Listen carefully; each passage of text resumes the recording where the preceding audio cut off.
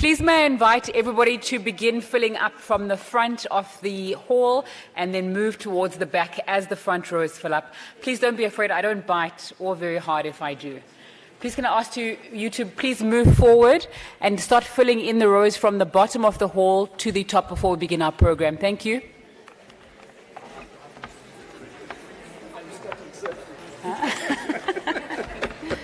We have to get the logo in the back. Yes. The Saco in the Okay, back. so let me. I'm trying to. No, you were fine. I was. Oh no, I see. Yeah. Oh yeah, that's easy. We want the logo at the back. There is this on the back of your, and maybe that's Just something don't we can fall. just say.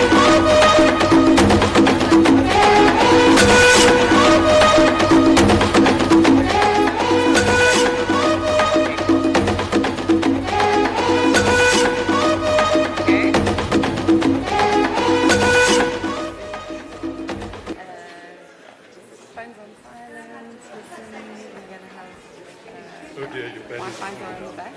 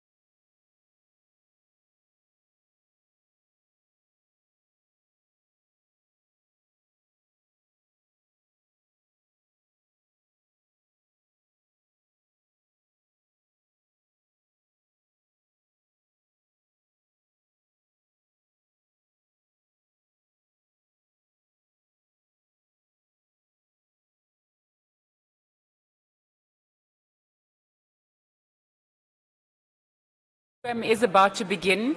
Please may I ask our invited guests to make their way to the stage as we begin our program.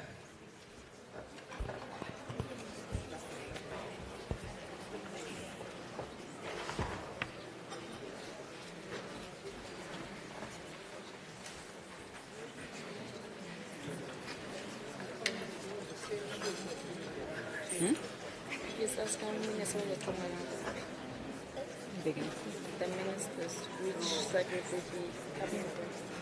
They're here.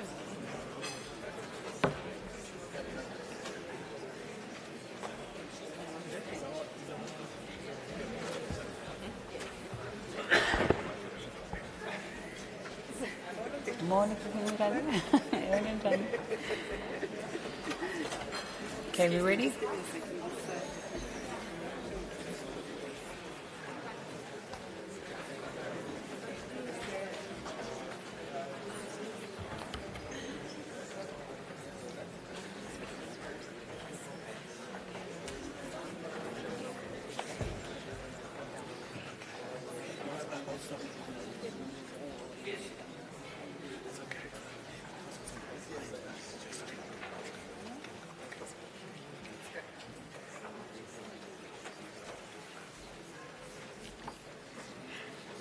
The Honourable Deputy Minister of Sport, Arts and Culture, Ms. Nokawe Mafu, Saki Zamkaka, who is the CEO of the Gauteng Enterprise Propeller, the Deputy Vice-Chancellor, Research, Innovation and Internationalization at Nelson Mandela University, Dr. Thandi Mkhwebi, the Executive Director of the South African Cultural Observatory, Ms. Unathi Luchaba, the Director of Creative Industries in the Gauteng Department of Sports, Arts and Culture, Boniface Mazila Zila, the Director of Tshwane Tourism, Mr. Sibulele Mbalo, world-renowned academics in the creative economy and distinguished guests, members of the creative sector, the business community, media, ladies, gentlemen, and gender non-conforming people, a very good morning and welcome to the 4th International Conference of the South African Cultural Observatory. My name is Nzinga Kunta, and it's such a privilege to be your program director today as we bring together participants from all over the world in this room and online and discuss and participate in the creative economy reset. What is the creative economy? What policy should inform and shape it? What potential does it have for shaping an African agenda and future? And who should play a part in it? These questions and a vast series of others will be answered over the next 2 days. The hashtags for today are SA, Saco, Conf 2022, and Saco 2022. You can see that at the back of your programs. If you'd like access to the Wi-Fi, please look behind your card that's on your lanyard and you will get that. Before we begin, the venue would like to give us a safety briefing. I'm going to please ask Morgan to come on stage and give that to us.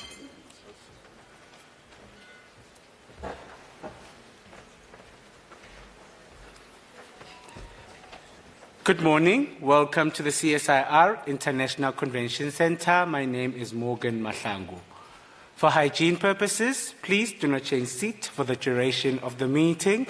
Sanitizing stations are located in the foyer and all around the building.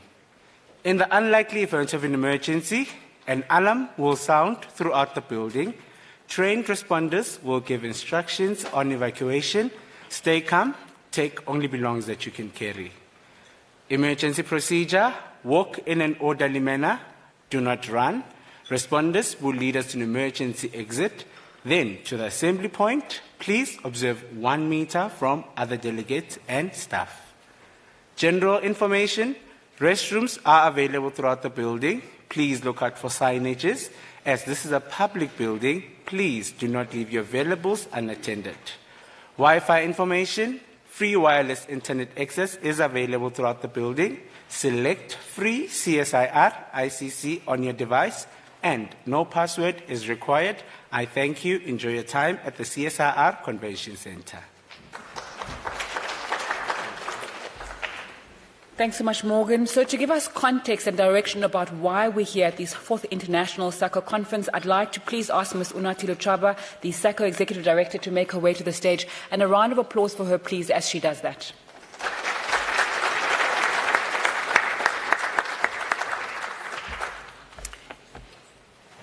Thank you, Program Director. Deputy Minister, Ms. Nakawa Mafu, Deputy Director General, Mama Stella Khumalo. Yesterday I was corrected. We seem to be using the other name so often, and yesterday she actually said the preferred name is Dr. Stella Khumalo. The acting DVC, Research, Internalization and Innovation, or representative from the Nelson Mandela University, Professor Richard Haynes, Mr. Zake Zamkaka from the Gauteng province, our international delegates, business, government, the practitioners. I would like to all welcome you here at our Saco conference. This conference takes place concurrently with the climate summit in Egypt, where sustainability issues are being discussed. And coincidentally, we are here today to also come and have a conversation about how we could reset the creative economy, a creative economy that is inclusive and that is sustainable. It's really good to see you here. I'm really looking forward to meeting all our old friends. Our last conference was in Gqeberha in 2018, and I'm also looking forward to meeting so many new friends. It's wonderful being together finally here, both virtually and physically. The COVID-19 pandemic caused political, economic, and social disruptions, and the lockdowns have fundamentally changed the environment in which we operate. The traditional context for decision-making by government, by business, and creatives has changed immensely. The inadequacies of the cultural and creative ecosystem have been exposed now more than ever. We've become more aware of particularly how vulnerable the CCI enterprises and workers are to catastrophes, even if they are only black swans events that we may only experience every century. Across the world, and especially in South Africa, societies, leaders, be they political, business, labor, or civil society leaders, they find themselves at an historic crossroads.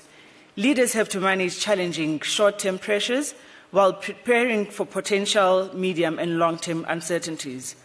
Uncertainties always bring opportunities. As we emerge from the pandemic, we have a unique opportunity, a brief window, not only to shape the recovery, but to lay a solid foundation for improving the sector. So there is an urgent need for global stakeholders to cooperate in simultaneously managing the sector. There's an urgent need for global stakeholders to assist in directing the consequences of the COVID-19 crisis. This conference, ladies and gentlemen, will contribute to a deeper understanding of where we as a sector were before the crisis and how the crisis has impacted us.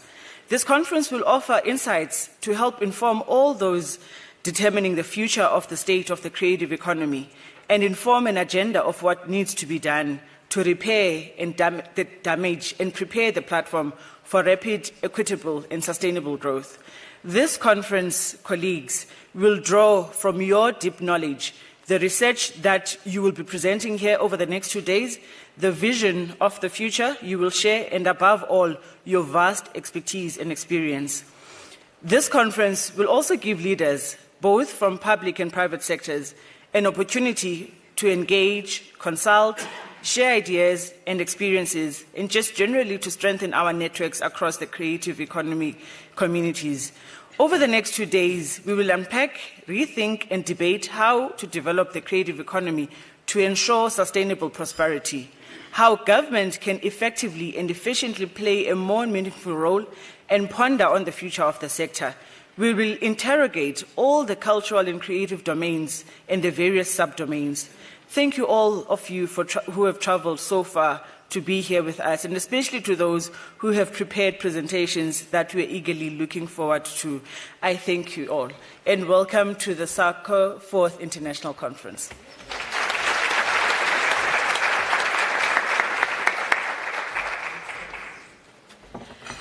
Thank you, Ms. Luchaba, for that context. Just a reminder that in this room that we're in, the Diamond Room, this session and all sessions will be live streamed on Saco and the Department of Sports, Arts and Culture websites, Facebook, as well as YouTube.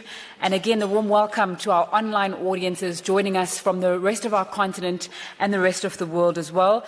Please, as we are recording, can I implore that we place our phones on silent? Any messages or phone calls that we have, please may you put them on silent. Now, I would like to ask Professor Richard Haynes to make his way to the stage for a note from the Nelson Mandela University.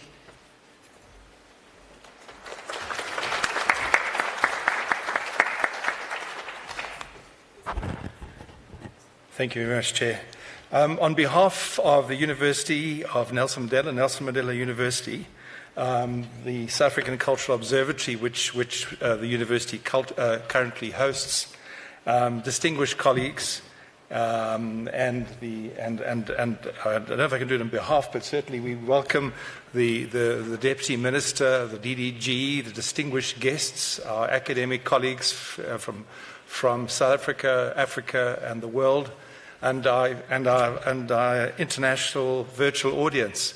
It's a wonderful privilege to be here, and our university is most honoured and privileged to be in the position to have hosted the observatory since its foundation in 2015. It constituted an inter-university partnership, the first iteration, and that was Nelson Mandela's university as a lead agent, and Rhodes University and University of Fort Hare. The second iteration included those partners, but it added the University of KwaZulu-Natal, and we have representatives from these institutions attending, or either directly or virtually. So it is, and it hopefully can continue to be an interinstitutional partnership. But it's actually more than that.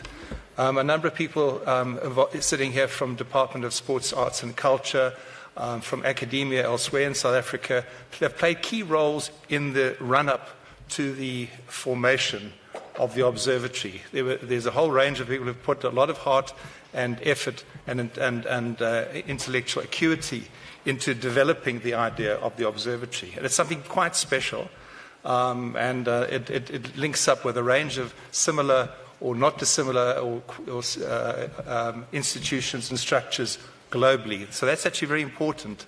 And it's part of an expanding set of structures, private-public partnerships, hybrid organizations worldwide looking at this amazing phenomena. It's shifting, growing, and given the title of the creative economy. So we're very privileged to be part of that, both as a university, colleagues, our international colleagues and guests, in understanding, trying to grasp, understand, and be part of the process. And it's not just only an academic conference. This is actually a conference where we're involving practitioners, where we're involving academics, where we're involving government, state, business, and a whole range of interested parties. So it's in that particular spirit that I think we are destined for a particularly interesting and significant conference. And I have no doubt that the proceedings and the discourses and the international perspectives will actually enrich us all. And that's what, ladies and gentlemen, what a conference about the creative economy is. And it's fitting too that an observatory, which is actually not just a single focus gaze, but it's an orbital 360 vision, and that we're hoping that we can bring into the proceedings, and that we build new friendships, new networks, and this is part not of just only something happening in a CSIR in Pretoria or South Africa or even Africa, but that we see this as a collegial interaction, and we hope that this will actually stimulate other kinds of work and link up with other exciting events that are happening globally. Thank you very much.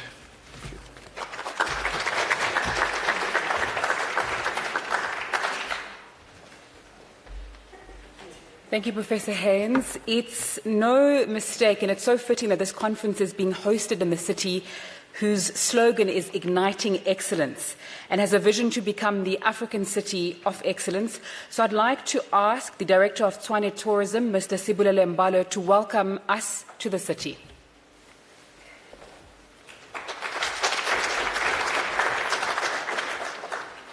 Thanks so much, Program Director. I understand that there's a video clip that we had submitted. Probably I would allow it to. Discover the warmth of South Africa's capital city. A destination like no other. A world in one. Meet our Big Five family. Immerse yourself in our cultural diversity. Trace the steps of our walk to freedom. Experience our spirit of adventure. Feel our township energy. Discover our boundless entertainment. The city of Tshwane is the representation of South Africa's tapestry of diversity. Our attractions embrace South Africa's rich cultural heritage and the histories of all its people.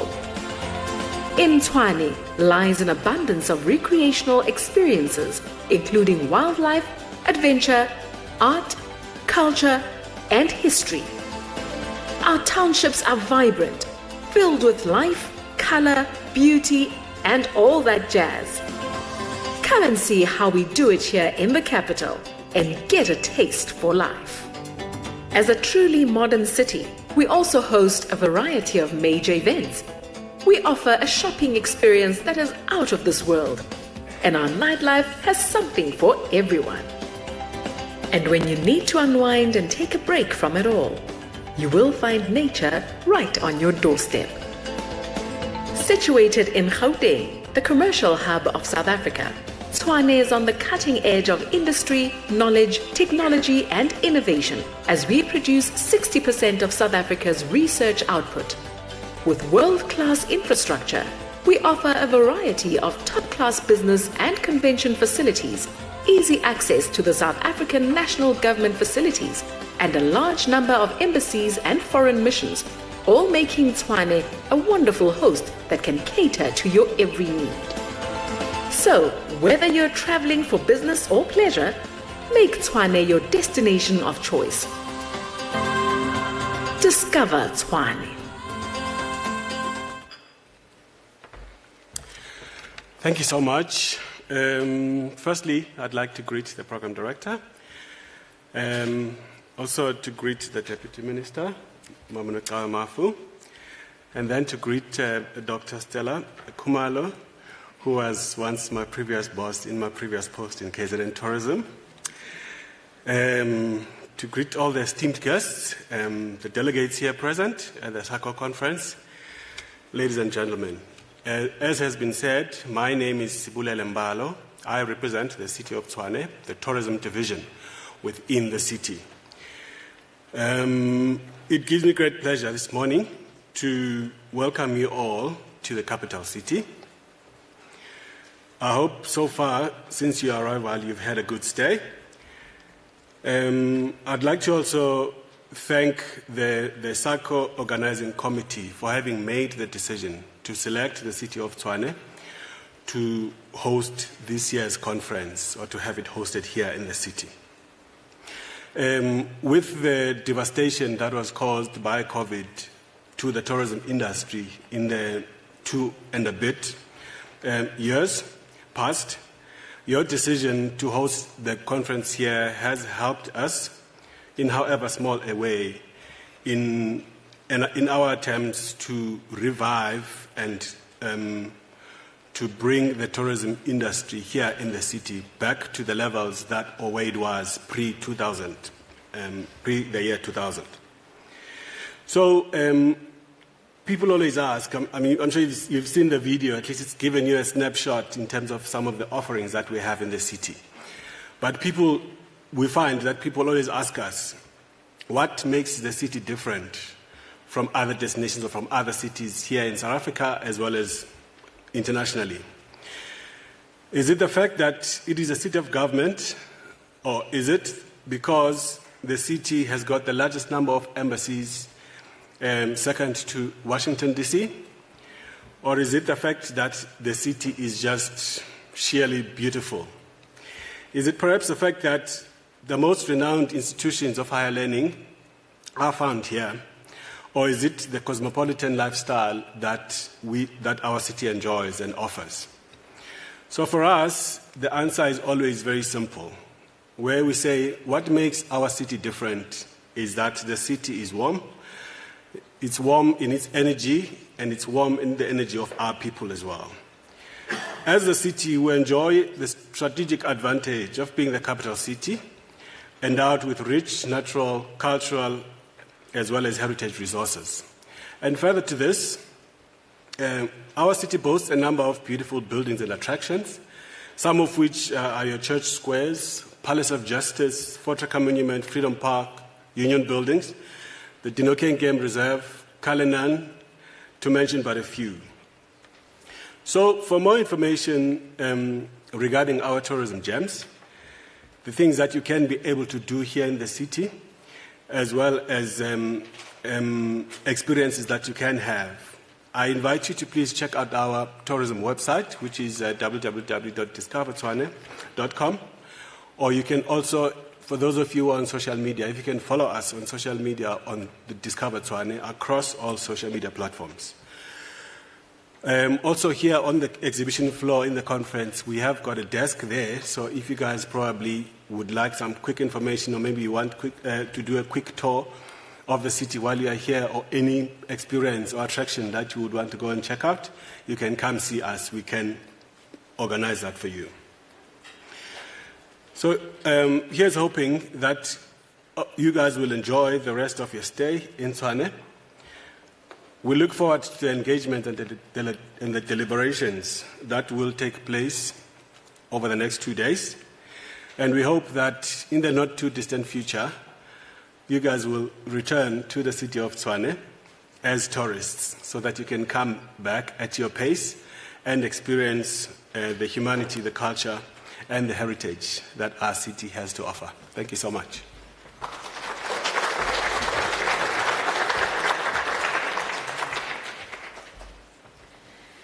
Thank you very much. Now, Tshwane Tourism is offering a tour for all guests. You can sign up on the conference site under the special events if you would like to explore Tshwane more. This conference is being held in the wealthiest province in South Africa. It's a place where people come to realize their ambition to find literal and metaphorical gold. It's a province of unity and diversity, and to welcome us to that province and speak more about it, please may I ask Mr. Saki Zamtlaka from the Gauteng Enterprise Propeller to give us a few words.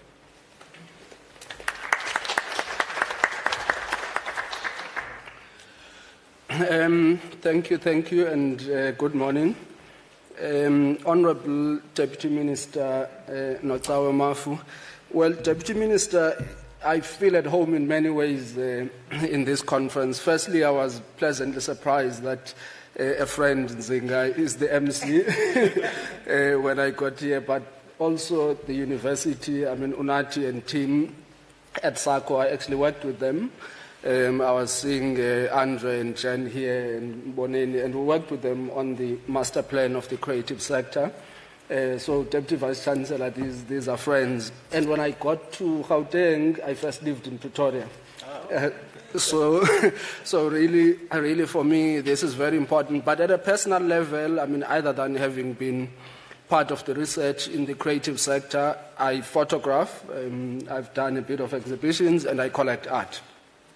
So the creative economy for me is not just important at a conceptual level. It actually is one of the things that I've been living as an individual. And Saco has done a lot of research in actually quantifying what the contribution of the sector is to the economy. But I think even that research, because it often then categorizes certain things, in terms of either UN definitions. But generally, if you look at any city that is big in the world, it's mostly culture that drives it. So when you talk about, Joburg as a city, and talk about Pretoria He tells us about the warmth. It's, it's a city of government. Gauteng is the place of gold. So that energy, culture, and drive is often what brings people together. So for me, the fact that, we have this fourth conference here in Gauteng, it's an honor. And yes, Nzinga, Gauteng accounts for more than a third of the country's GDP.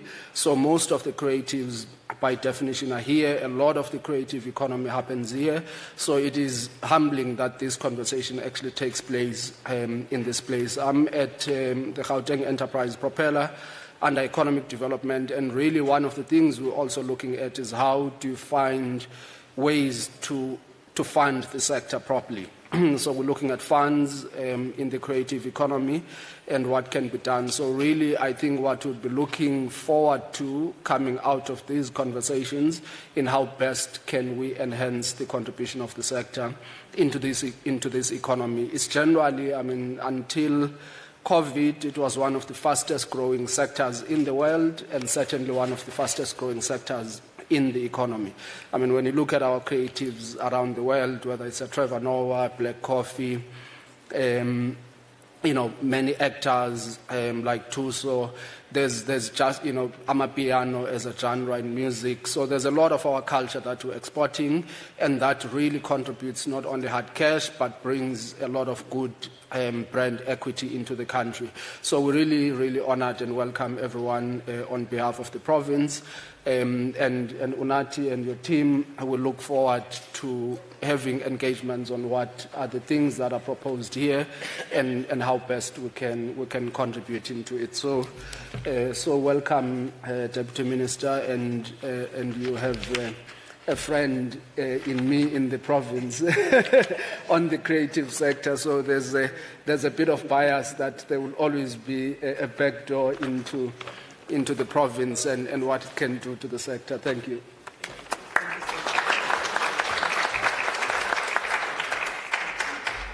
Thank you. Speaking of exhibitions, there is a fantastic exhibition just outside in the foyer here. Please browse the work by emerging creatives and contribute towards this cultural economy that we're going to be spending the next 2 days speaking about. Let's now hear from the department responsible for transforming the delivery of sport, arts and culture by ensuring equitable access, development and excellence at all levels and harnessing the socioeconomic contributions of the power of culture. Please may I ask the Deputy Minister of Sport, Arts and Culture, Ms. Nokawe Mafu, to make her way to the podium.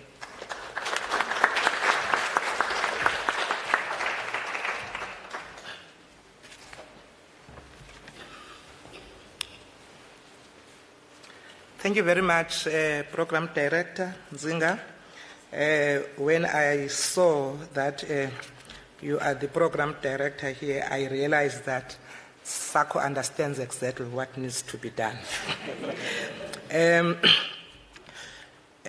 I'm going to be greeting those that are in the room and those that are in the virtual platform, so don't get confused. His Excellency, the Ambassador of the State of Eritrea, and the Dean of the Diplomatic Corps, Ms. Sally Omar Abdu, the representatives from the other departments that are here, DDG from the Department of Sport, Arts and Culture, Dr. Stella Kumalo, the CEOs from entities that we might not have heard about that are here, but particularly the CEO that has just left the podium, Mr. Zamklaka from the Gauteng Enterprise Propeller, members of the diplomatic corps that are here, including the representatives from the UN, the UNTAC, the UNESCO, the OECD, the representative of the cultural section of the Chinese Embassy in South Africa, Ping Shu, Professor Haynes, thank you very much, from Nelson Mandela University, and from the Tshwane Tourism Division, Mr. Mbalo, who has welcomed us so well here. Thank you so much. Senior officials, distinguished guests, members of the media, ladies and gentlemen. Sanbonan. Molweni? Oh, okay. We gather here today in this important conference to discuss what we as government consider to be a very important sector in our country, namely the cultural and creative sector. Maybe before even I get into the details, Let me offer the apology from the Minister of Sport, Arts and Culture, Minister Nathi Mthethwa, who would have been here to open this conference.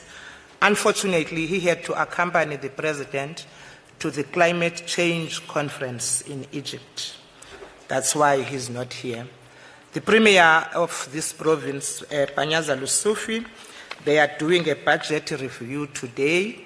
He actually sent his personal apology. Now, I'm reminded of an insightful quote by an Algerian-born French philosopher, Albert Camus, who once said, and I quote, "Without culture and the relative freedom it implies, society, even when perfect, is but a jungle. This is why any authentic creation is a gift to the future." Close quote.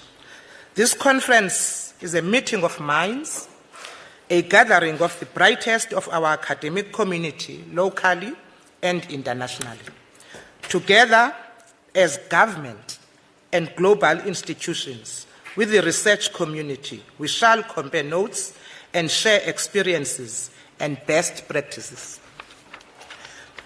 Most importantly, we are here to analyze and scrutinize, to give inputs, and hopefully provide direction on the road we are traveling on and how best to arrive at the destination of sustained and inclusive cultural, social, and economic development.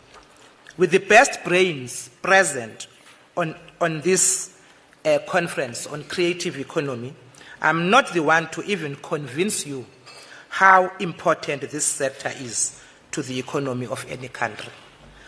You all may have followed the Brazilian elections and the impromptu speech by the incoming and returning President Lula da Silva as he thanked his supporters. Of the many issues he pledged as he returns to the presidency is how he will prioritize culture as one of the key elements that Brazil needs to focus on. He was absolutely right, because even our government and the department that I represent has put culture and the creative economy as among the most important pillars of our economy. The significance of cultural expressions to societies and nations is widely documented in various literatures. Most of us would readily admit that cultural expressions and practices have far-reaching benefits, both tangible and intangible, for countries and their citizens. Often, we do not think of these as economic, but with thorough analysis, it is undeniable that this is a critical economic industry with considerable economic value. Even as early as 1948, scholars from the Frankfurt School, such as Theodor Adorno and Max Horkheimer, termed the creative industry as the creation, industrial reproduction, and mass distribution of cultural works. Behind this creative industry and the creative economy are the creatives, who through their artistic talent, which Albert Camus declared it as a gift to the nation, are involved in the production of visual arts, crafts, music, performing arts, literature, making films or video, and even creating computer games, to name but a few. Their works, these products of cultural production, create and power the creative economy. Through cultural and artistic expressions, we find meaning in unity and together grow our identity. But we also become more tolerant of diversity, and we build confidence in our own capacities. This is where the work of the South African Cultural Observatory, which is led by Ms. Unathi Luchaba, who is the executive director, which is the research vehicle working with the Department of Sport, Arts and Culture, can make a difference in our developmental plans. Through the work done, we draw knowledge and concretize the type of interventions we need, whether it is new policy, frameworks, or legislation, or programs. From Saco's work, we have learned with appreciation that the cultural and creative industries make a significant contribution to our economy. The economic mapping of the cultural and creative industries in South Africa, conducted by Saco, reveals very interesting statistics about this sector's contribution to the economy. But I think UNATI can also, be very proud of herself, because they have also empowered me as the Deputy Minister to speak boldly about this sector, because I have learned from the research that they have done. Now, the 2022 mapping study shows the unexpected size of the CCIs relative to the South African economy. The sector is relatively larger than previously estimated. Given its size, the importance of its inputs to other sectors, and its ability to provide jobs, the sector needs to be fostered and developed and be supported by government. Using the rebased 2015 GDP data, the total gross value add of the CCIs was 161 billion in 2020. 161 billion. I'm talking about South Africa. This represents just under 3% of South Africa's total economic production in 2020, and makes the sector approximately the same size as agriculture in terms of GDP contribution. But does it get the same support as agriculture? That's the question. Yet, this sector does not receive the level subsidies received by others. As found in previous mapping studies and in the international literature, the creative economy grows quickly when the economy is doing well, but tends to decline more quicker than other sectors when economic growth slows down. The CCIs generally grew faster in 2017 than the South African economy overall. However, the growth rate for the sector slowed down relative to the South African economy from 2018. The impact of the slowdown in the economy during the 2019 and the COVID-19 lockdowns have resulted in all domains showing some decline over time, and it has taken time to show recovery. Government interventions such as our COVID relief funds and more recently the Presidential Economic Stimulus Package have provided safety nets and funding injections towards economic recovery. The 2022 mapping study shows that the largest domains in terms of contribution to output are design and creative services, which is about 51 billion in 2020, which is about 32% of the CCI contribution to the GDP. And audiovisual and interactive media was about 48.4 billion in 2020, which is about 30% of the CCI's contribution to GDP. The next largest domains are visual arts and crafts, which was about 23.4 billion in 2020, which talks about 15%, and books and press, which most of us, we don't like to read, was about 13%, which is 21.5 billion to the contribution. These are followed by smaller domains of performance and celebrations, which was 6%, and cultural and natural heritage, which was 4%. In South Africa, our creative economy employs 6% of our people, which translates into just under 1 million jobs. These figures enable us to build a case for more investment and support for the CCIs, as we know which areas are doing well, which need more support, and in some cases, how to deliver that support.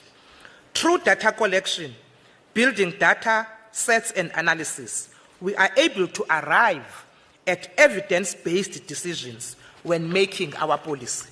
Therefore, this conference is very important to us as government and to the country as a whole because it touches on the very core of our mandate. The theme of the conference, creative economy research, structuring the cultural and creative industries for a sustainable and inclusive future, is aligned to the fundamentals in the revised white paper on arts, culture, and heritage. The central thrust of this white paper is to establish a more integrated national dispensation for the arts, culture, and heritage. It therefore underscores the interdependence and mutually supportive relations between the various art disciplines, emphasizing their multiple properties, including their intrinsic, social, educational, and economic values and capacities. This integrated approach will assist in multiplying the range and impact of the creative and economic capacities of arts, culture, and heritage in their distinct and combined modalities. With the focus on research in today's discussions, I am eagerly awaiting some of the learnings we will hear from the plenary and the recommendations coming from the panel discussions on a wide range of issues on how we'll bring this sector back to its heyday and beyond. The Creative Economy Master Plan, recently passed by our cabinet, is one policy direction that this government is proud of. I'm sure in your deliberations, you will also be guided by it as to how we reset this very important creative economy. In recent years, we have looked towards building a more coordinated state response to cultural policy. There is still a long way to go, but our points of emphasis include the following fundamentals. 1, linking social cohesion more directly to cluster work and intra-governmental cooperation. Efforts to link social capital, social cohesion, and nation building with cultural work and cultural economic activity are expanding. 2, the reimagining of industrial strategy has seen, among others, a closer working relationship between the TIC and the department that I represent on the question of the creative industries in particular. Thirdly, the emergence of the district development model enables increased collaboration around the creative economy at grassroots level. Fourthly, we need to look out of the box in order to promote CCIs. Of particular interest is to explore the potential of special economic zones to promote CCIs-oriented businesses. The South African Cultural Observatory has done some research in this regard. SEZ are also demonstrating their potential as a kind of bridge between the levels of government in the promotion of CCI sector, with development at Kucha, for example, showing great promise in this regard. A further encouraging development is the increasing collaboration of government with universities and emerging CCI businesses, including collaborative international partnerships. As South Africa, we can only benefit from ongoing cross-border and cross-continental collaborations on policy work and best practice, as well as dedicated national scholarly research in pursuit of a sustainable and diverse creative economy and developing practical ecosystems for this important pillar of our national life and the national economy. Yet, we also recognize that COVID-19 has changed our world. In a way, it has been a great leveler and truly a common experience. but it has also exposed fault lines and led to huge inequalities that continue to grow. Some industries and sectors have thrived, especially the digital sectors, and those that could embrace remote and digital-enabled work. And we need to find ways to make sure that, as CCIs, we use this to our own benefit. Amid slowing economic activity, COVID-19 led to a surge in e-commerce and accelerated digital information. The move is going digital has continued. Move more goods and services purchased online, raising e-commerce's share of global retail trade from 14% in 2019 to about 17% in 2020, a trend which has continued to grow in 2021 and 2022. As South Africa, we believe in multilateralism and in the good work done by international institutions. Together, we need to ensure that globalization must be directed towards ending inequality and poverty. We are committed in demonstrating that developing economies can make a huge difference in closing the gap between the rich and the poor. We believe that our country and that this African continent as a whole on which we live are also rich in cultural wealth. Through working together, we can grow the creative economy, protect our cultural artifacts and goods, and create more market access for our cultural and creative work. In welcoming you today, I also wish you well in your deliberations at this conference. And I leave you with these words from the Pan-African intellectual, Amilcar Cabral. His words still ring true today. And he wrote, and I quote, "Just as happens with the flower in a plant, in culture there lies the capacity or the responsibility for forming and fertilizing the seedling which will assure the continuity of history. At the same time, assuring the prospects for evolution and progress of the society in question." Close quote. Now, let us get down to work in producing these cultural seeds that can revolutionize the creative economy. I wish you well in your deliberations in this conference. Thank you very much.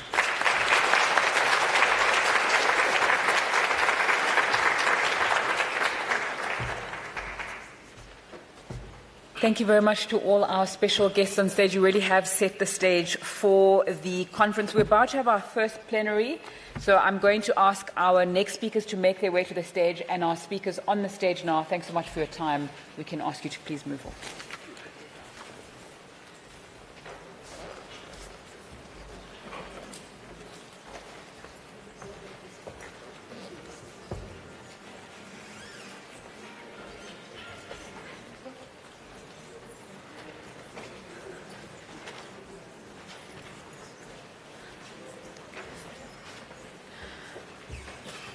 Our first plenary is taking place here in the Diamond Room. It's titled Cultural Policy in Transition and the Cartography of the New Creative Economy. I'd just like to offer an apology from Professor Leandro Valiati, who is unable to present his paper because of an emergency. We will try and catch up with him another time.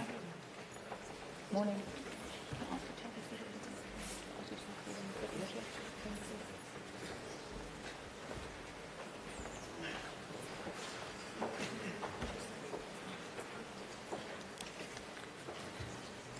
Our discussants in this plenary will be Professor Justin O'Connor, Professor Stuart Cunningham, Dr. Marisa Henderson, and Professor Jen Snowball. All right, we can begin then. Please may I ask Professor Justin O'Connor from UNESCO to come and present his topic, From Creative Economy to Sustainable Prosperity.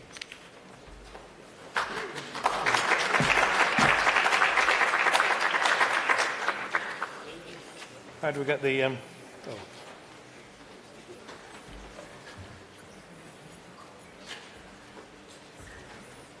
Well, Are you? I just want to have a go up there. Okay. Do it for you here, and then here's your Okay. your forward, and Yeah. then your pointer. Okay. Okay, good morning, everybody. Great to be here. I'm going to get to it because we've not got much time. I'm going to give it's a first world kind of talk, but I want you to think of it as a response to the crisis, the global crisis we're in at the moment, that people are talking about in Egypt at the moment, but mine is a real kind of response to that. And let me start off by talking about Mondial Cult, another big conference that happened recently in September. And there, the UNESCO, with the UN backing, of course, spoke about the contemporary global landscape. And I'm not going to read this through, but it's about that it's marked by multiple, protracted and multidimensional crises linked in particular to climate change, biodiversity loss, etc., etc. We're facing some real issues, and I don't think I need to expand on that. But at the end of it, they said, these challenges, and I quote, call more than ever for reinvesting in the transformative role of culture in public policies for the full exercise of fundamental human rights. So culture is being asked to step up and make a contribution to these global challenges. The conference also called for a cultural goal in the SDGs and a new kind of slogan, if you like, culture as a global public good. And what I want to argue is that culture is in a very, very bad position to be able to make that kind of contribution. The United Nations, at the end of last year, did a new agenda, our common agenda, in which it tried to lay out these global challenges.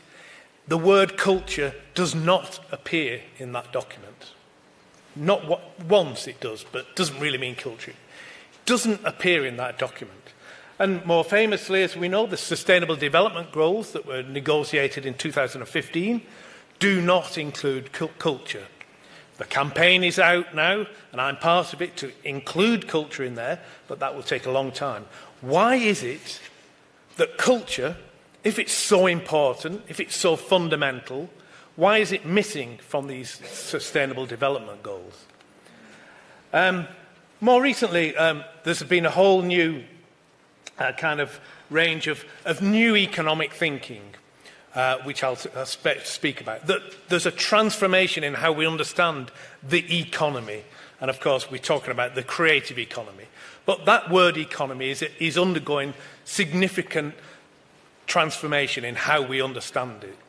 And Kate Raworth, just as an example, talked about donut economics. We've got to rethink economics to provide for the social foundations, the very basis of a livable society, but we must do so within the ecological ceiling. That's her donut. Great, that's good. And those essential things, those things we absolutely need to call ourselves a decent society, those things are derived from the SDGs. Culture is not mentioned in there. In the whole book, art and culture are not mentioned. This is a New York Times bestseller. Kate Raworth herself, very pleasant kind of person. I'm sure she goes to the cinema, reads books, goes to the opera or goes to gigs. She does not feel it necessary to mention art and culture in there. We've got, as we all know, we've got now a whole series of new transformative economies.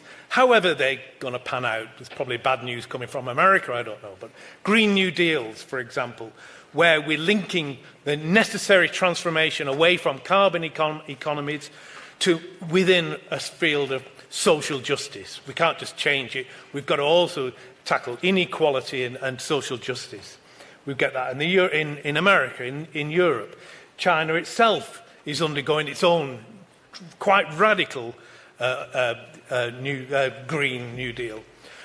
More recently, this is Mariana Mazzucato, we've got calls for the entrepreneurial state, that the state is absolutely crucial. So for 40 years, we've been told the state is a bad thing, reduce it, get out of the way, let the private sector do it.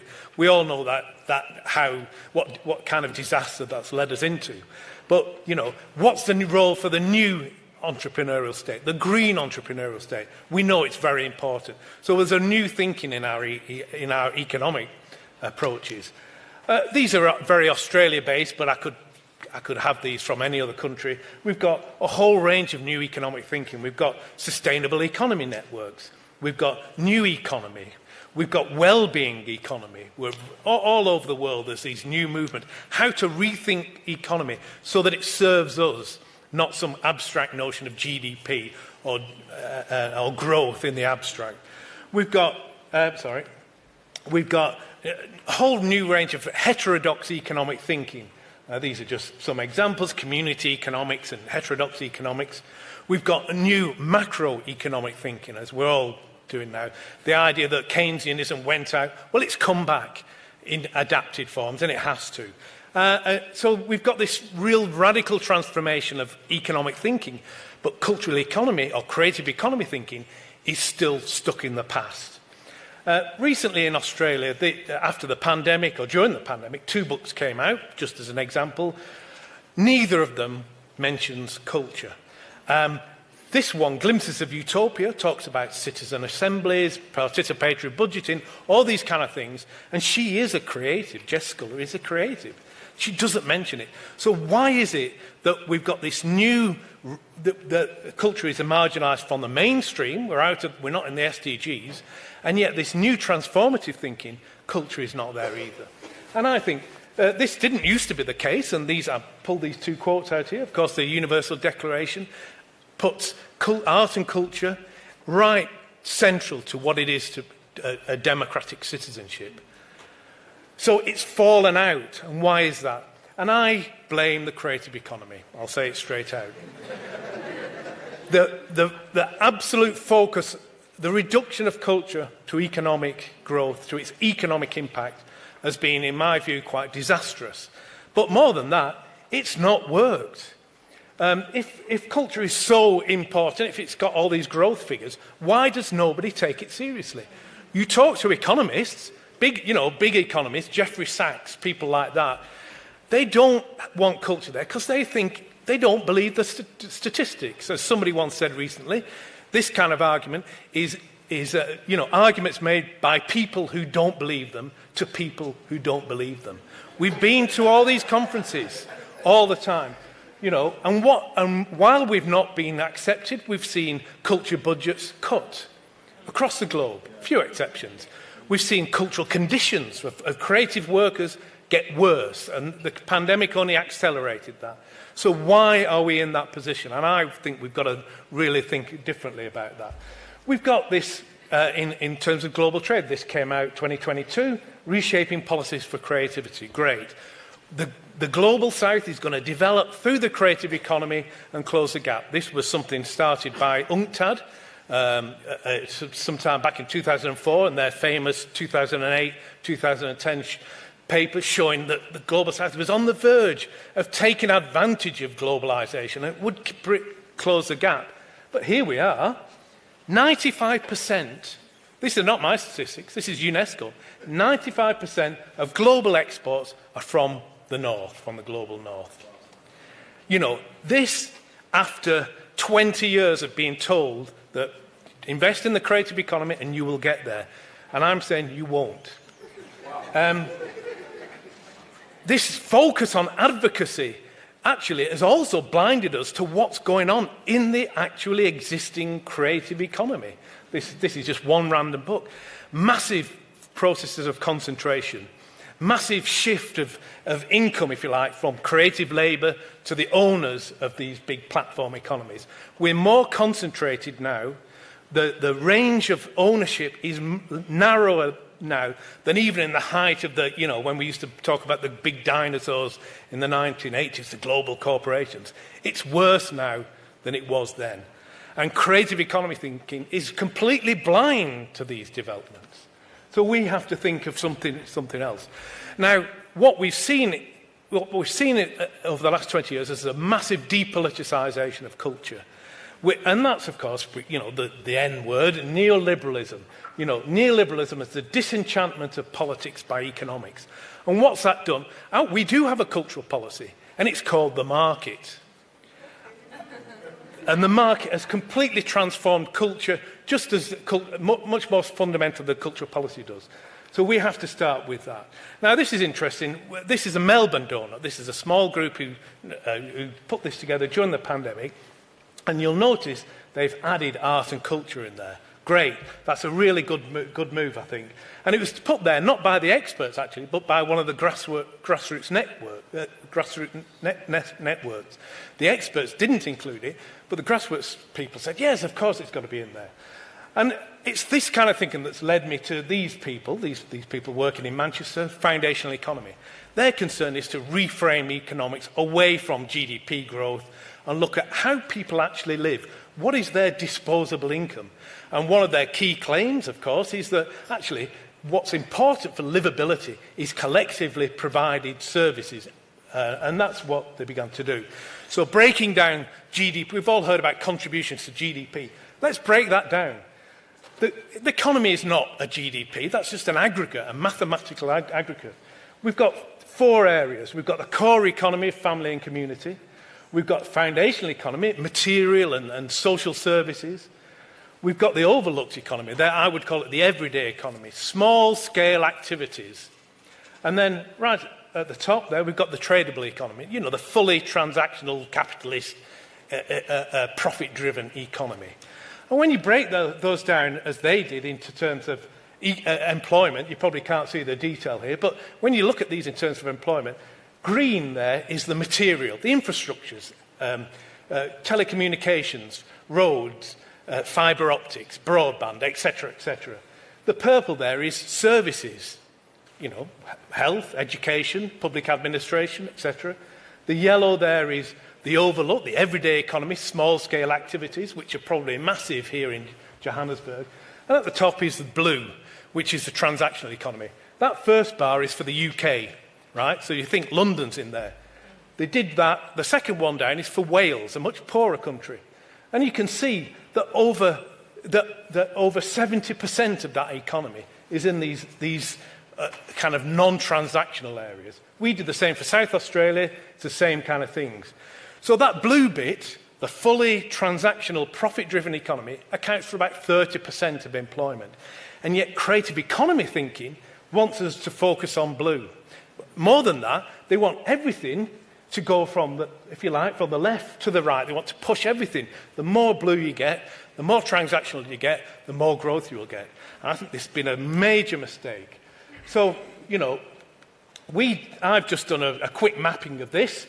What does culture look like when it's mapped, not as an economic sector, an industrial sector, but as a real set of activities across it? So we've got material, communications, fibre optics. We've got the service sector, whole list of things. And again, these are first world things, I don't know. Public art, community centres, performing arts centres, etc., that are financed by the state in some ways. But then you've got the everyday economy, which is small scale. There's some money, perhaps some state money involved, but it's record shops, independent cinemas, local radio, these kind of things. The things that make a city livable. We hear about tourism, come to Johannesburg, come to Melbourne, wherever. You come for these things, the everyday economy, and they're very small scale, often gift economies, often done free, especially for creatives. You do it, you hardly get paid for some of these things. You do it because you love it. And at the top, at the end there, you've got transactional economy, the blue stuff, big, massive cinema chains, etc. You can read them for yourself. Games industries. The idea of creative economy is to move everything into that blue. And I'm saying we need to rethink the economy of culture to move it away from blue and start talking about acknowledging the full extent of that economy, if you like. We need a new way of things. So I would think we need a new deal for cultural economy. This is back to the 1930s. And it's beginning to happen. People are talking about UBI for artists, universal basic income, or basic income for artists, job guarantee schemes. We've heard of UBS, universal basic services, that we should start putting in basic services in there. Universal basic infrastructure, much more collective and socially grounded approaches to the economy. Collectives, co-ops, community wealth buildings, new urban politics, Barcelona, bits of Scotland, parts of the UK. Growth of unions, all that idea of, we're all entrepreneurs pulling ourselves up by our bootstrings. Well, actually, we're not. We're also workers, and we need to band together to demand these things. So there's a whole shift, and I think culture has got to get in there. Again, there's this by Stefano Harney, a great writer. He talks about the possibilities of culture, and we would all agree with that, I think. Culture is not just Beethoven, it's also art, it's culture, it's music, it's everyday culture, it's fashion, it's leisure, all those kind of things. And yet, we've let that culture be privatised. We all know about privatisation of energy and water and all these things. The privatisation of culture over the last 40 years has been absolutely astonishing. And I think it's about time we started pushing back about that. Why? Should we do that? Well,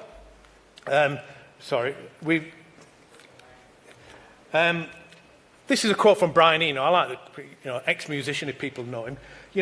And he's saying, well, I'm starting to think of culture now as a kind of collective ritual, a set of collective rituals. It's not about GDP or anything like that, he says. The most important thing is that we've been here together. That it doesn't just mean artists, it means everyone. It means all the people actually involved in the community.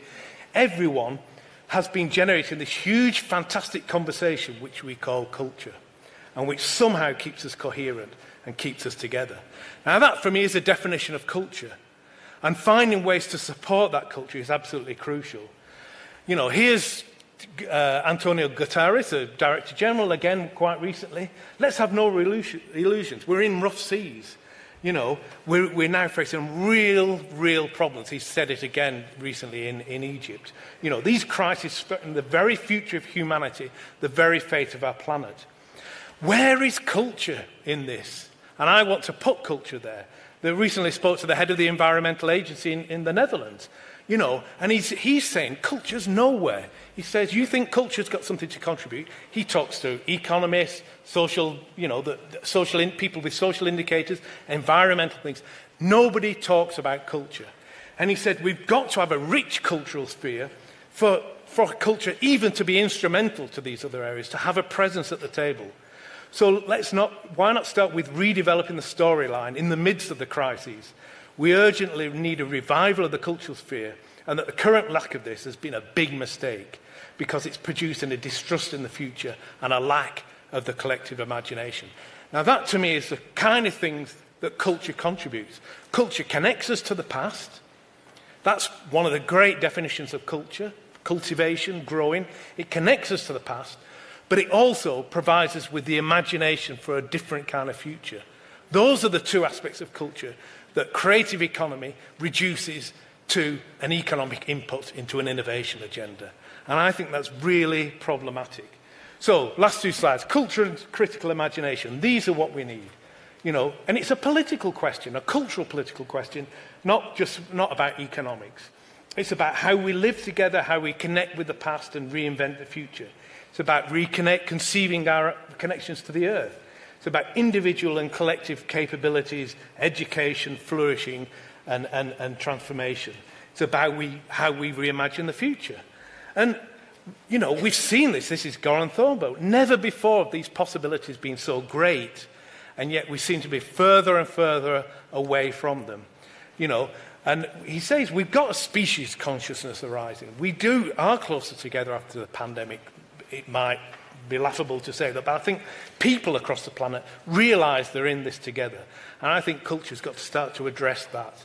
And I think this is the task for culture, and finding a way to sustain culture as part of our social foundations that's crucial. And I'd rather do that task than think of a different way that the creative economy can contribute to Industry 4.0 or something like that. We have to think about a new world, not adding a few extra growth points to a GDP stat. Okay, thank you.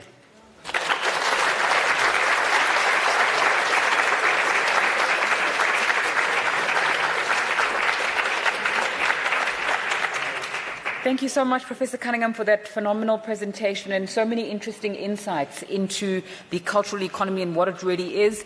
Please may I ask the United Nations Conference on Trade and Developments, Dr. Marisa Henderson, to come to talk to us about the UNCTAD Creative Economy Outlook and Report 2022.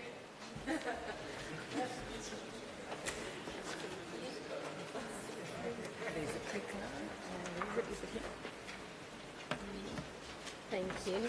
So where do I go? Can someone help me there? Where? Thank you. Oh, there we go. So these go up and down? Okay. So, And then you can come your comfort monitor instead of this screen. so I go up here? No. Down. Okay. So thank you very much. It's very hard to follow this presentation. Coming from UNCTAD, being an economist, and being the chief of creative industry in the United Nations Conference on Trade and Development. So I will try to do my best to tell you what we're doing. I took over this. I've been working in the UN for over 20 years, 25 years. But I took over a few years ago to work on creative economy. And when I took over, I saw many of the things that Justin was mentioning about how difficult it is for us to comprehend this complex sector. So I've been trying to bring up today many of the definitions, many of the concepts, and trying to shed some light on the understanding of creative economy and culture and creative industries. So I will do my best. And today I'm going to tell you a little bit about the book which has published, which is called The UNCTAD Creative Economy Outlook 2022. At the end, don't worry, I will provide this presentation, and at the end you will have the links on where to access all this information for free. So let's start. As you know, there are many, many definitions on creative economy and culture and creative industries. And I just want to say from the outset that in the UN, we look at the creative industries from different angles. So we classify the information in different ways to understand it. But we're talking about the same thing from different angles. In the United Nations, for example, my organization deals with trade. UNCTAD, which is the United Nations Conference on Trade and Development, focuses mainly on trade and development. And we are the custodians of the database that with the WTO and International Trade Center, where all the figures on trade in creating goods and services are provided. So we get the information from member states and we compile it together. Our database is, so we share, UNESCO is using the same figures that we are using. This is our database, but we classify the information in different way according to the mandate that every organization has. In our case, it's trade. So we divide, in a way, to the creative industries into creative goods and creative services. So a book is a creative good, and so we focus on how a book is, how many books are exported and to where and who are the main importers. But not just books, there are also services. And I'm just telling you from the outset that I do agree with at least one thing that Justin mentioned, and this the importance of services. And this is something that we need from developing countries. We really need to work, because I don't think creative services from developing countries are really captured in the trade statistics fully. UNESCO looks at the information from the culture. They look at culture, education, and science. And WIPO, so they use the same, our database, but they have more, the definition is different, but we have more or less the same codes. What is more, the United Nations is currently working, all the agencies together, to revise the different goods and services at the UN level in New York and the world. And we are working together to update this. So our next report hopefully will have even more clarifications and more modern approach to creative economy. Now, I do agree with many things about, another thing I agree with Justin, is about the GDP. UNCTAD wrote a policy brief on GDP, and I mean, you can access this on the website, and why maybe it's not adequate. But what will happen now is that there are a lot of things that you can do at the national level that you cannot, to measure creative industries and to understand the creative industries, but at the international level, this is the information we have now. Countries report information in a certain way. So the United Nations reports back with what received from countries. So I truly believe we need to work on improving that. At the moment, we have this. And so we carried out a survey. UNCTAD carried out a survey on creative industries. It is in the book. I welcome you to, I encourage you to look at this. This is very revealing. And just to give you an idea in terms of GDP, Mexico, for example, did you know that in Mexico the audiovisual media, which services, accounted for almost 40% of the creative sector output, which is not negligible. And we also report figures on women and youth and how countries reported. Just another thing interesting here is that some countries reported on this survey at the regional level. The case in point is Belgium, where they actually really work on cities or on regions. So Belgium, for example, reported on Brussels. The survey as well has very compilation of latest studies by countries, particularly developing countries. So you can access all the links. If you are interested in a particular country, you can check the latest official study that has been done by the country on creative industries. In case of South Africa, the report, and Professor Jen Snowball participated in this publication. It's truly excellent partnership. So I would just simply mention that the report has a case study, of South Africa. We're very, very happy with this contribution. And we as the Vice Minister mentioned, provided this is the GDP,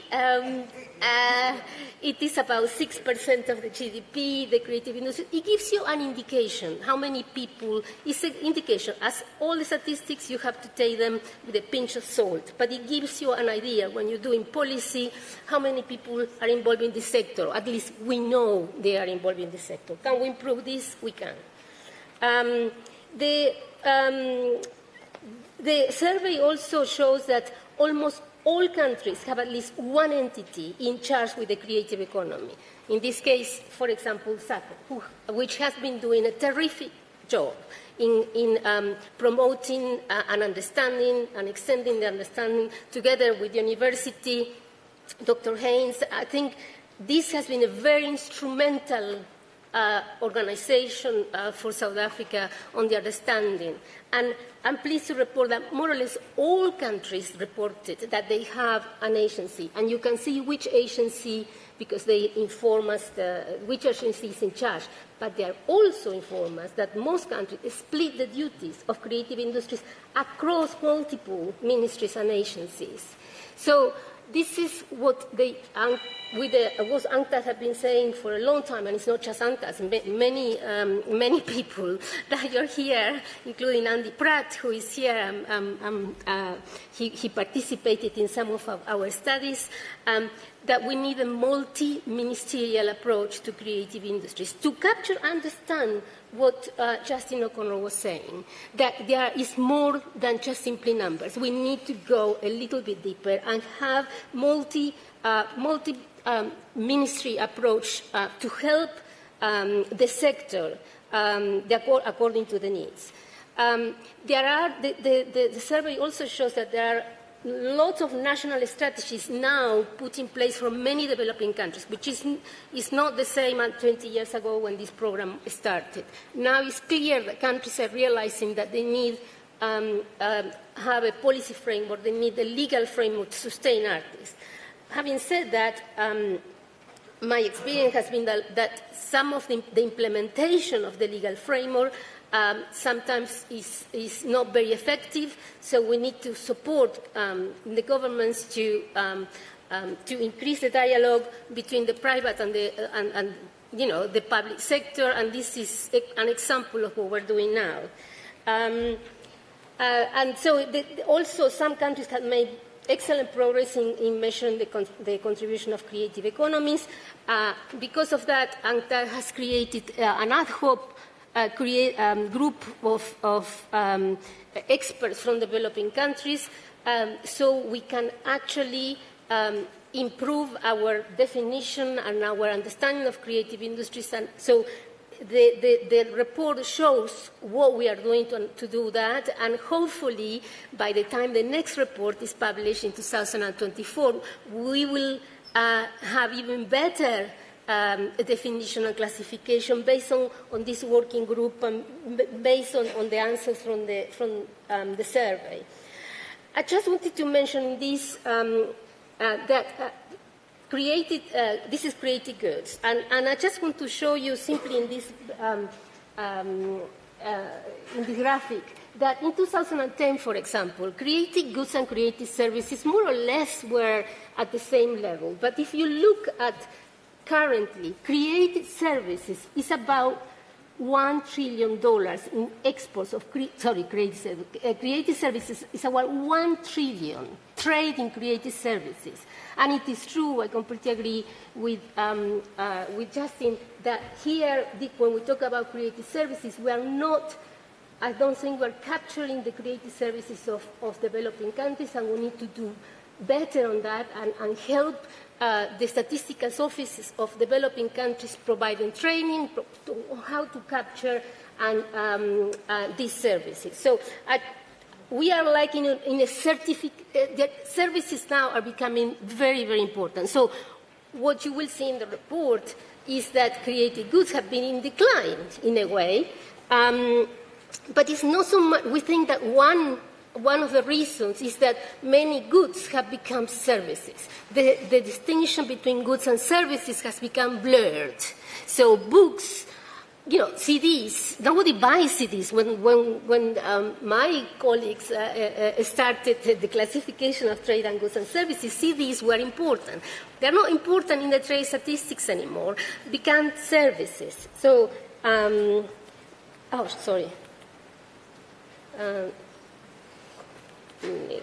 here, sorry. So continue with creative exports. I would like you to focus on the figure on the right, the top 10 exporters. This is only creative goods, and it's only exports.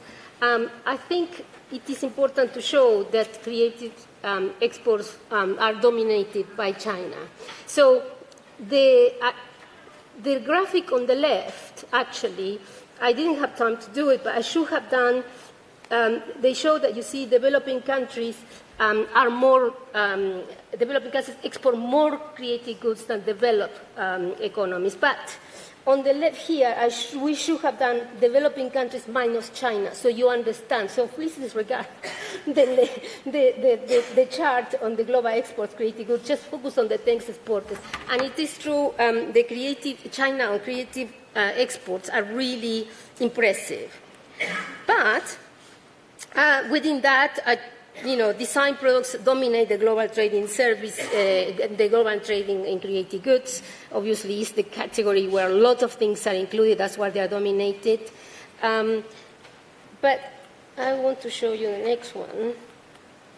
the South Africa, and I'm sure Jen will talk about this a bit in more detail.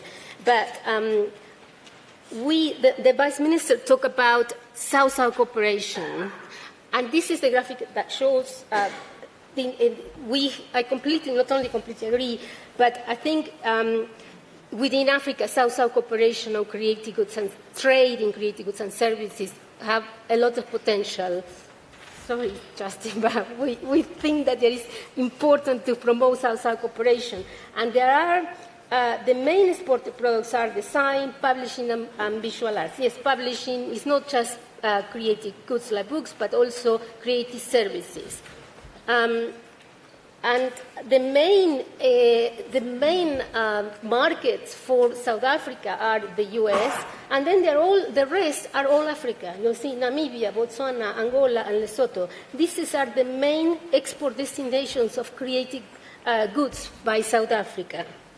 So South-South cooperation is very important, and removing trade barriers or non-tariff barriers are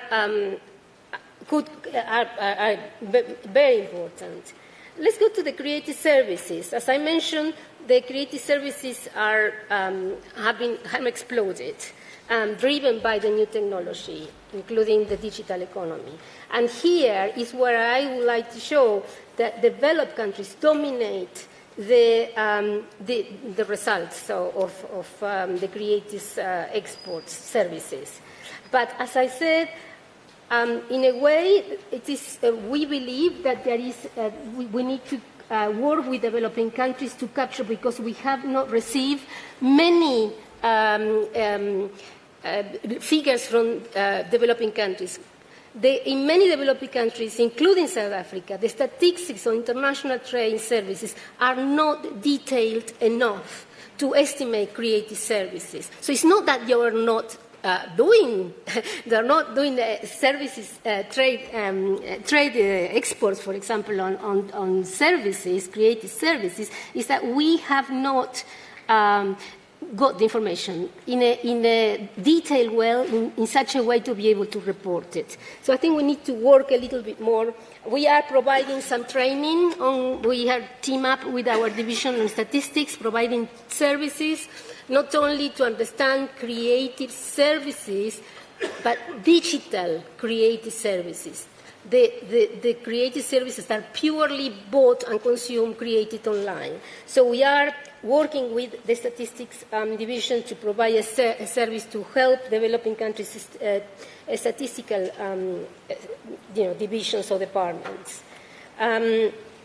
Obviously, when we talk about trading creative services, software and research and development are the most important categories.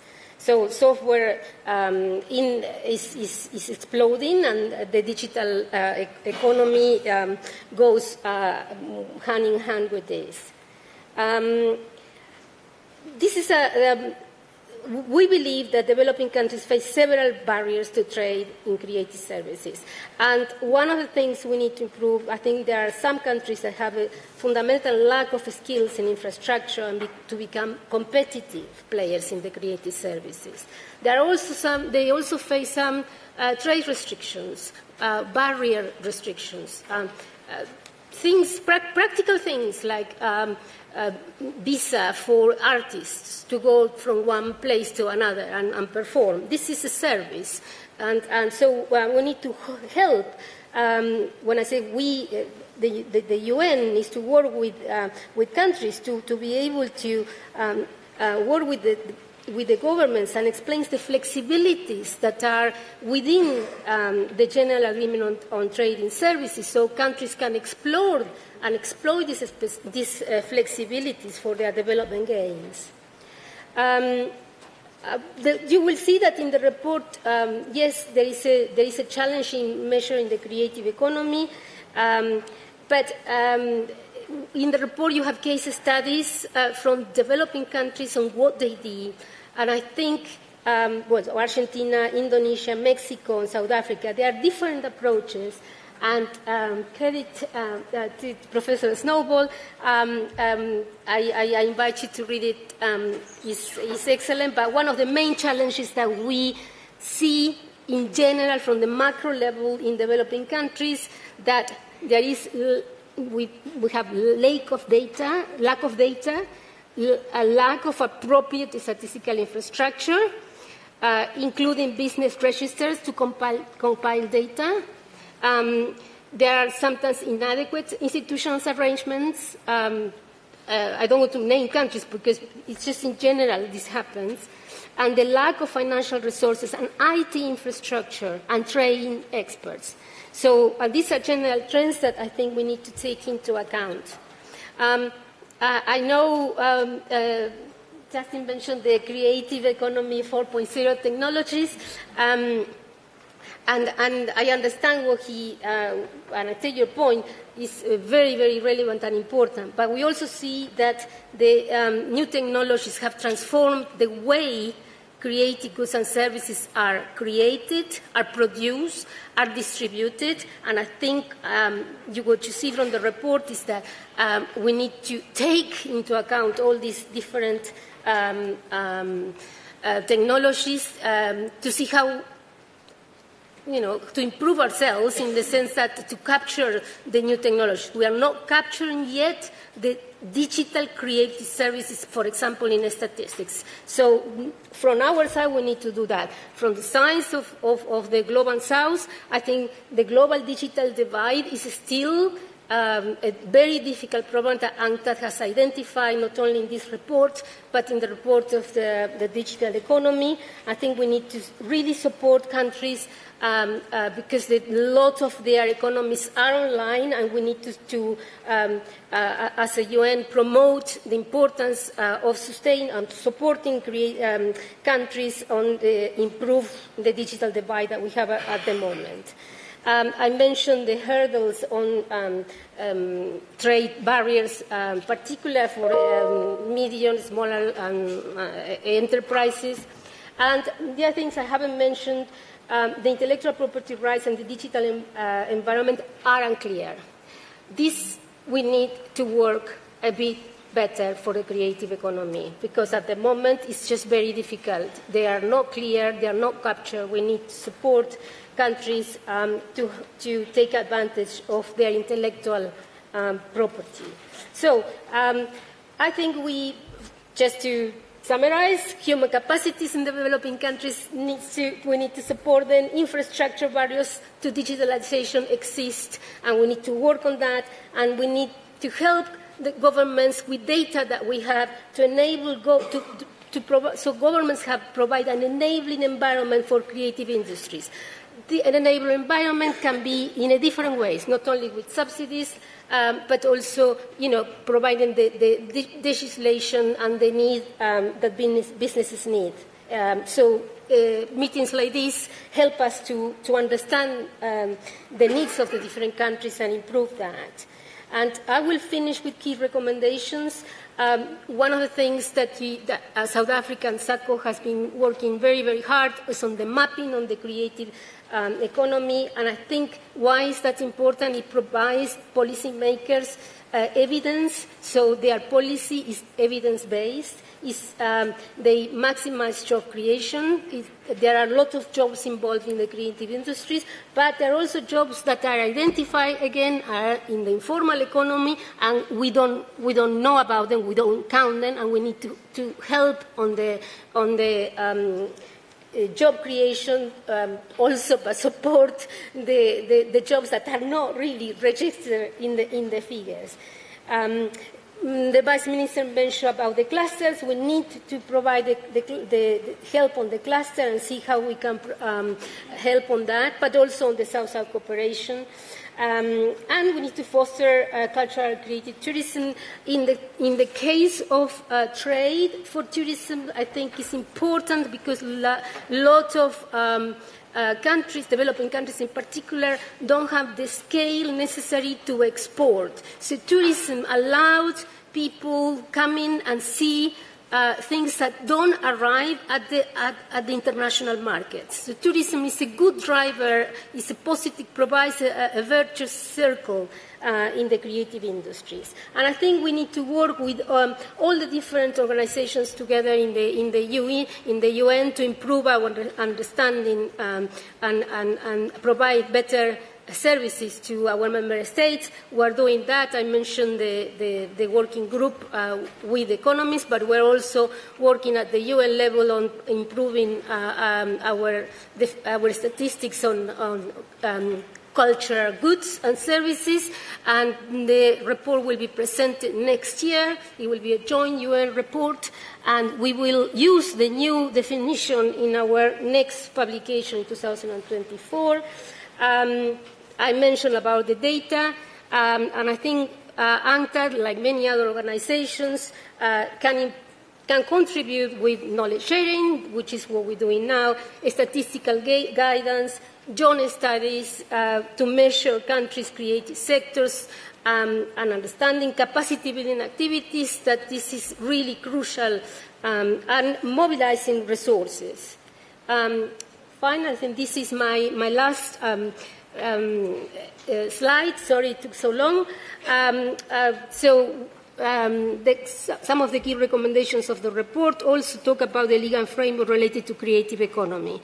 So there are some countries that have done important work, but there are some other countries that they don't have the necessary legislation, and the ones who have implemented, sometimes we need to help to improve the implementation so the knowledge arrives to the artists. Sometimes there is a disconnect between the legislation and who needs to use it. So we also need to strengthen the institutional capacities and address all the barriers that deal with help entrepreneurs if there are barriers to trade or to participate in the digitally delivered services, particularly in developing countries. Also, to copyright regime, we need to work to make this regime a bit more beneficial for developing countries, and improve the developing country service providers on access to creative services. And we have in UNCTAD an excellent division that works on digital economy, and I'll also like to invite you to check out that report, which is also very, very good. Finally, I finish here. So you can download two things for free.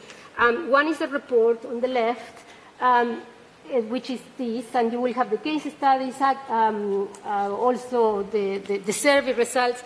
But also on the right, we have updated our database on international trade in creative goods and services on the website. So you go there and you can check by country yourself what countries have actually reported to us. So this is information that the WTO, UNCTAD, and ITC put together, and you can select your country, know more about the countries you are interested.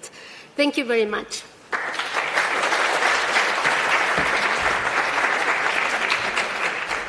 Thank you, Dr. Marissa Henderson, for such a rich presentation, so full of data and information. We're now going to go online. Professor Stuart Cunningham, who's a distinguished Emeritus Professor of Communications and Media Studies at the Queensland University of Technology, will be joining us online, just so that the people who are watching us online as well are not too left out. We know that we are running a little bit behind schedule, but I promise you by the end of the day we will have made up time, and we're going to have a tea break shortly. Professor Cunningham, it's over to you.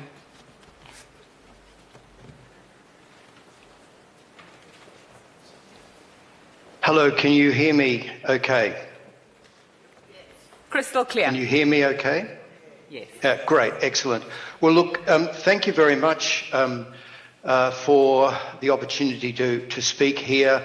I'm speaking 8 hours ahead of you on the east coast of Australia. I wish you the very best for a very rich day and a couple of days of deliberations. And I'd like to thank Amy and Tumi and all the team at Saco. I wish that I could be there in person, but your excellent organisational skills in the weeks leading up to this and today has made it as if I was there in a lot of ways.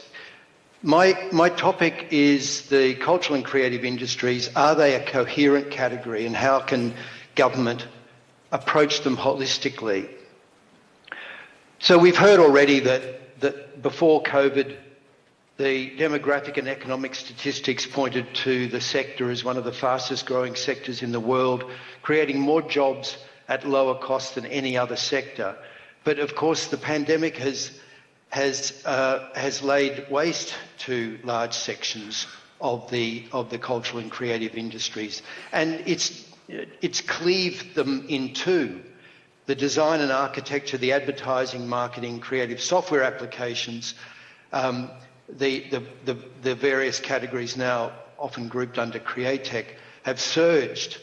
As we've heard earlier this morning, while print media and the live arts have been savagely hit. So the question is it a coherent category, and if so, how can government approach it holistically?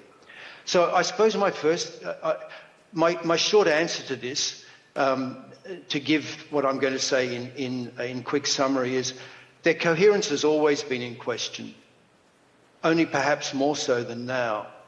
But the need for action of government support and understanding of the sector is also more urgent. The answer I'm going to offer is that government is faced always with a range of reasons to intervene in, to regulate, to support, to promote different parts of economy and society. Governments face unlimited wants with scarce resources, and must allocate based on democratic mandate, strategic direction, prioritisation of need. The cultural and creative industries are lumpy, especially after COVID and ongoing digital impacts that are changing the shape-shifting the sector so rapidly. The question of defining cultural and creative industries is valuable from a governmental and policy point of view for measurement and statistical clarity. The saying, what can't be measured doesn't count, obviously continues to count for government. And I've spent 20 years on this necessity and have made a number of contributions to new ways of measuring the creative economy. So I take that question very, very seriously. But government is ultimately more interested in what I said before, the unlimited wants, the scarce resources, and allocation based on democratic mandate, strategic direction, and prioritisation of need. It's more interested in that than a perfectly formed sectoral entity from a measurement point of view. And after all, the sector is shape-shifting all the time. Whatever measurements we do are inevitably outdated. So I emphasise in this presentation that I'm offering a range or a menu of rationales for government action in relation to this sector based on governmental logics. So let's take a very quick lantern slide tour through some of the models of how the creative industries are to be understood. And these models, and I apologise for this, are taken from the UK, Australia and Europe. It's an index of my limitations that I am giving you models from the global north. And of course we're hearing in this panel from those better versed than me in global south models. So the first is the very influential model from David Throsby, the concentric circles model. David Throsby, very well-known Australian cultural economist, calls the core creative arts the locus of origin of creative ideas. The model here is that art's influence and input radiates outwards to other spheres. This is a pre-cultural and creative industries model. The question of creative industries are called related industries in this model. But the spherical model that David developed has proved enduring and influential. It was updated by the Work Foundation in the mid-2000s. The core for the Work Foundation is all forms of original production, which are also commercial, and the outer rings emphasise distributional and industrial scale. It also recognises the rest of the economy very usefully in its relationship to the CCIs, and that whole question of the relationship of the CCIs to the rest of the economy, particularly through the notion of embedded creatives, I've done a lot of work on over the last couple of decades. The Nesta model, the UK's organisation Nesta, proposed this model, and this is no longer a concentric circles model, even though it is a set of circles. It's basically an overlapping complex Venn diagram based on the business models that animate the CCIs. So it begins to express a more dynamic sense of the way the sectors interact. And I note as well that our fellow panellist, Justin O'Connor, spoke 10 years ago in his contribution to conceptualising the CCIs of a higher order segmentation into art, media and design. Justin said this dispenses with the topography of concentric circles. Each is an industry sector, each mix cultural and social value, and each deals with tensions between intrinsic and instrumental value. They differ in his account on degrees of functionality. There's also the UNESCO model, which is both more inclusive than these these other models, but also more complicated. It addresses more explicitly the relations between public, commercial and third sector.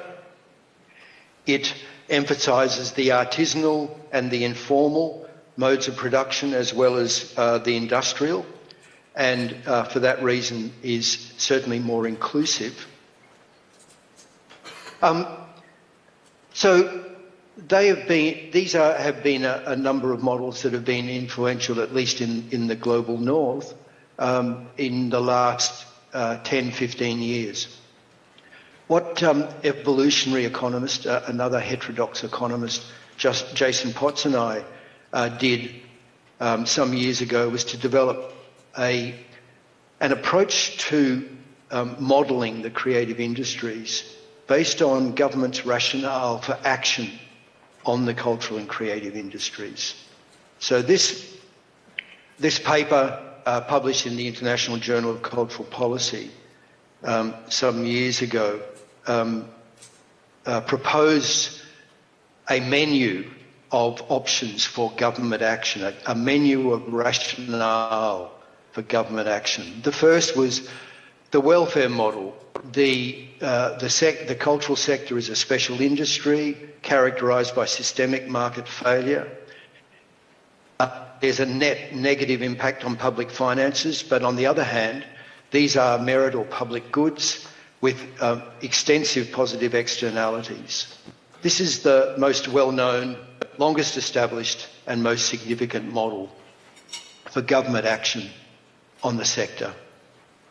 The second model we proposed was the competitive model, a model for established industries, the larger industries, the publishing industry, print, broadcasting, film, where many of these are mature industries, their growth rates are comparable to other sectors.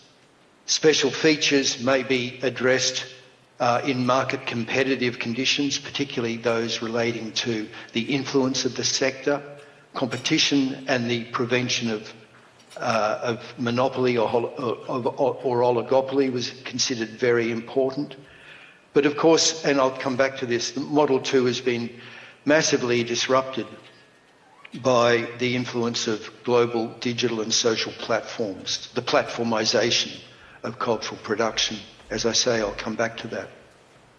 The third model is the growth model, where creative industries is considered a driver of economic growth, taking its place to some extent in that succession of dominant economic sectors over time, over centuries really, agriculture, then manufacturing, then ICT, then the so-called culturalisation of the economy.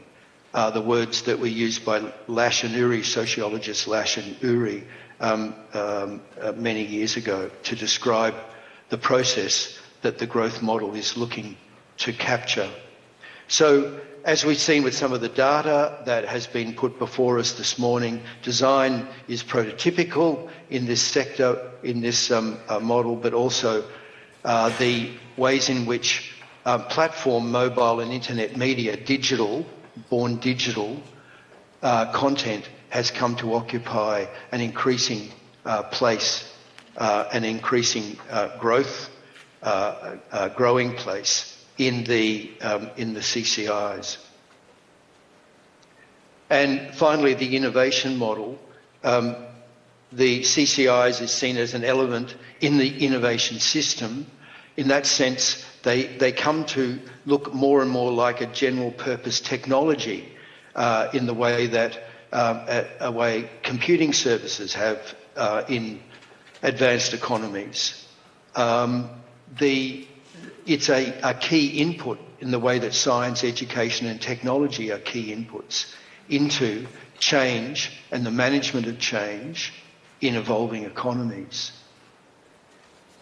So the CCIs might be seen as a sort of switching yard between the commercial and the social, between the emergent and the established. And I'll come back to that in partial response to some of the things that Justin said earlier.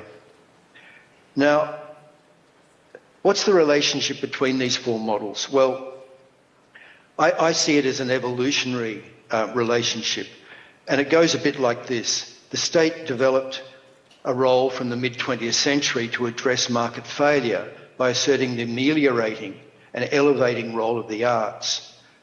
The values expressed in the arts can never finally be reconciled with those of the market. That was the assumption. It then engaged the state then engaged in regulation and support for what came to be dubbed the cultural industries, where popular cultural value was significantly embodied in the products and services of these industries, but they needed support against the market's levelling of cultural value to market value.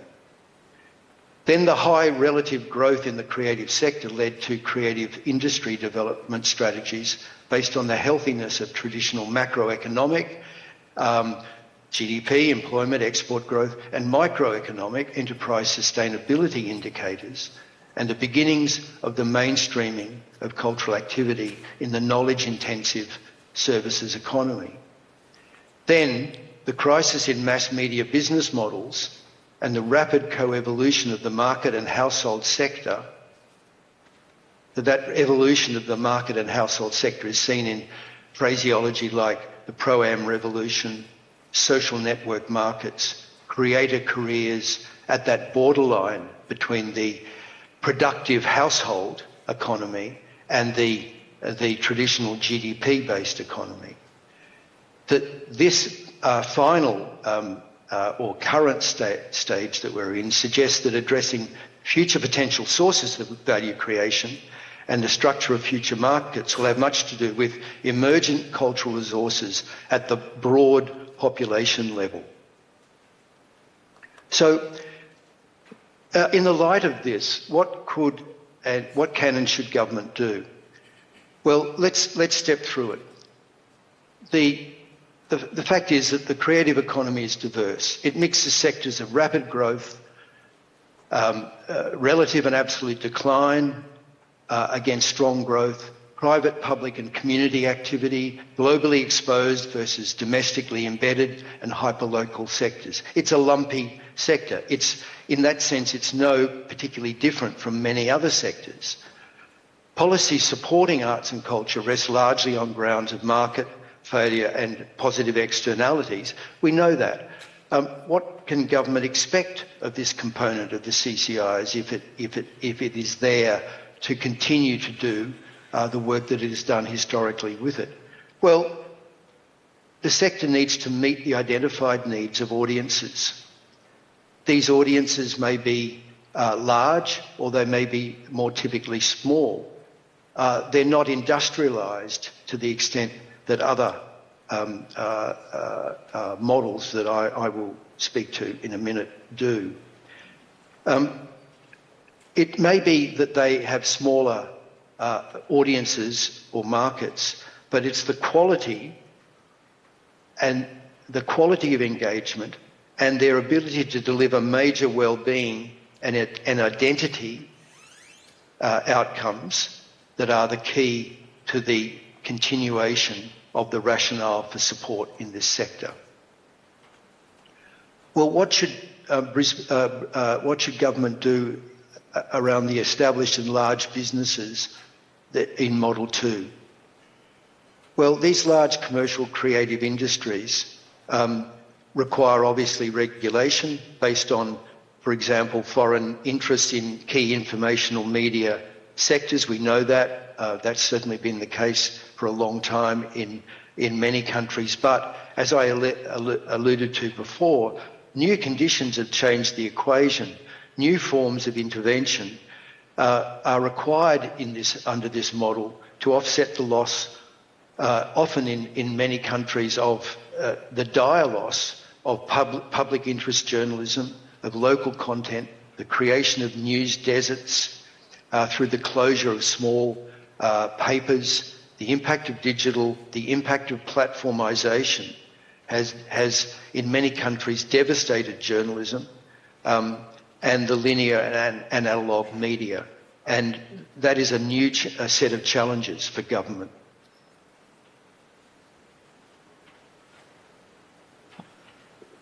The third model, the small business enterprise model, of course, the sector is mostly composed in almost all countries of small and micro businesses which need specific visibility against the influence and lobbying power of big business, but also of big culture.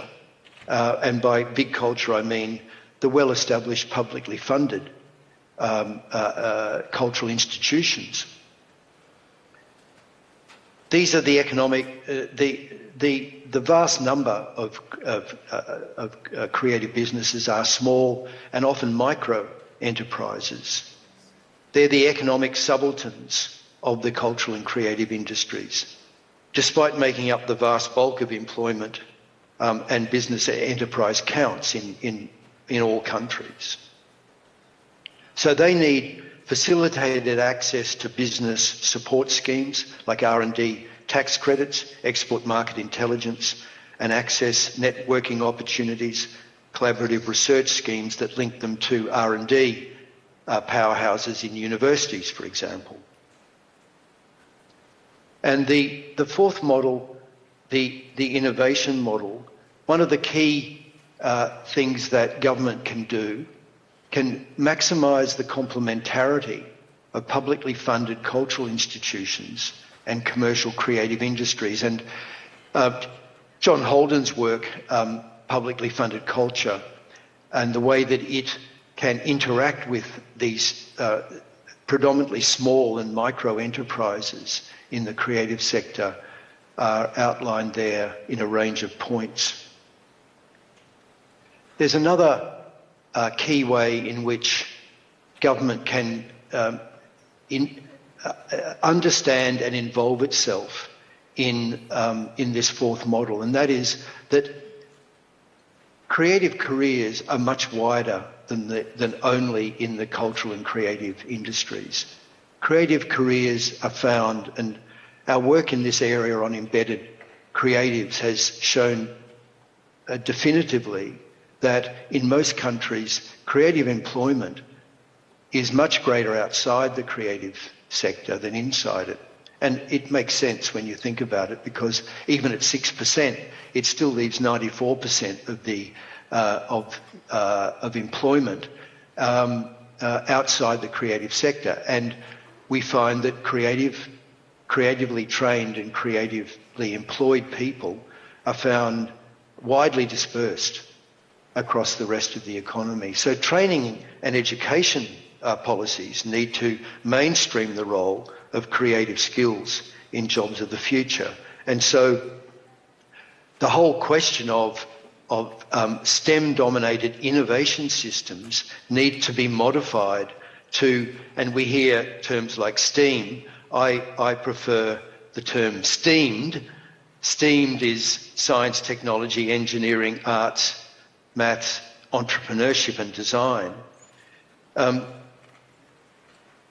Innovation policies need to be much more synergistic of the contribution of the creative sector in its synergies with STEM. These are big challenges for governments, which are often locked into a STEM-centric mode of talk about innovation.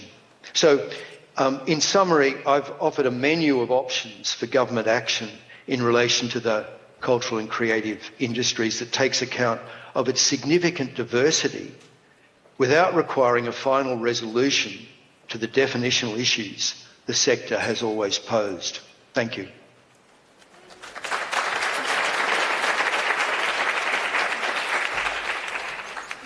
Thank you very much, Professor Cunningham. Our final speaker in this session is Professor Jen Snowball, who's got the unenviable task of standing between us and our tea and coffee break.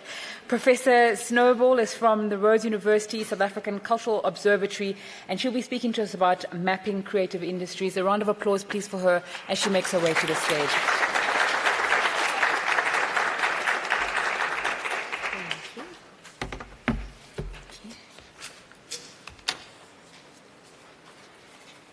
Great. Well, good morning, everybody. It's always great when there's some debate on these kind of panels. I'm not sure that I've, thank you, that I've ever been standing between such distinguished speakers, but I'll do my best to sort of bring it all together. So what I want to talk about today is the mapping study, but you'll be pleased to hear not in terms of reporting the results, but in terms of thinking about how the results can be used in different ways. Before I start that, I'd just like to acknowledge my co-authors and the team that spent nearly a year putting the mapping study together. Dr. Andre Goos is here. He was the main macroeconomic modeler. Ms. Nikki Cataneo led on the trade report. Mr. Serge Hadisi was our lead on the employment part.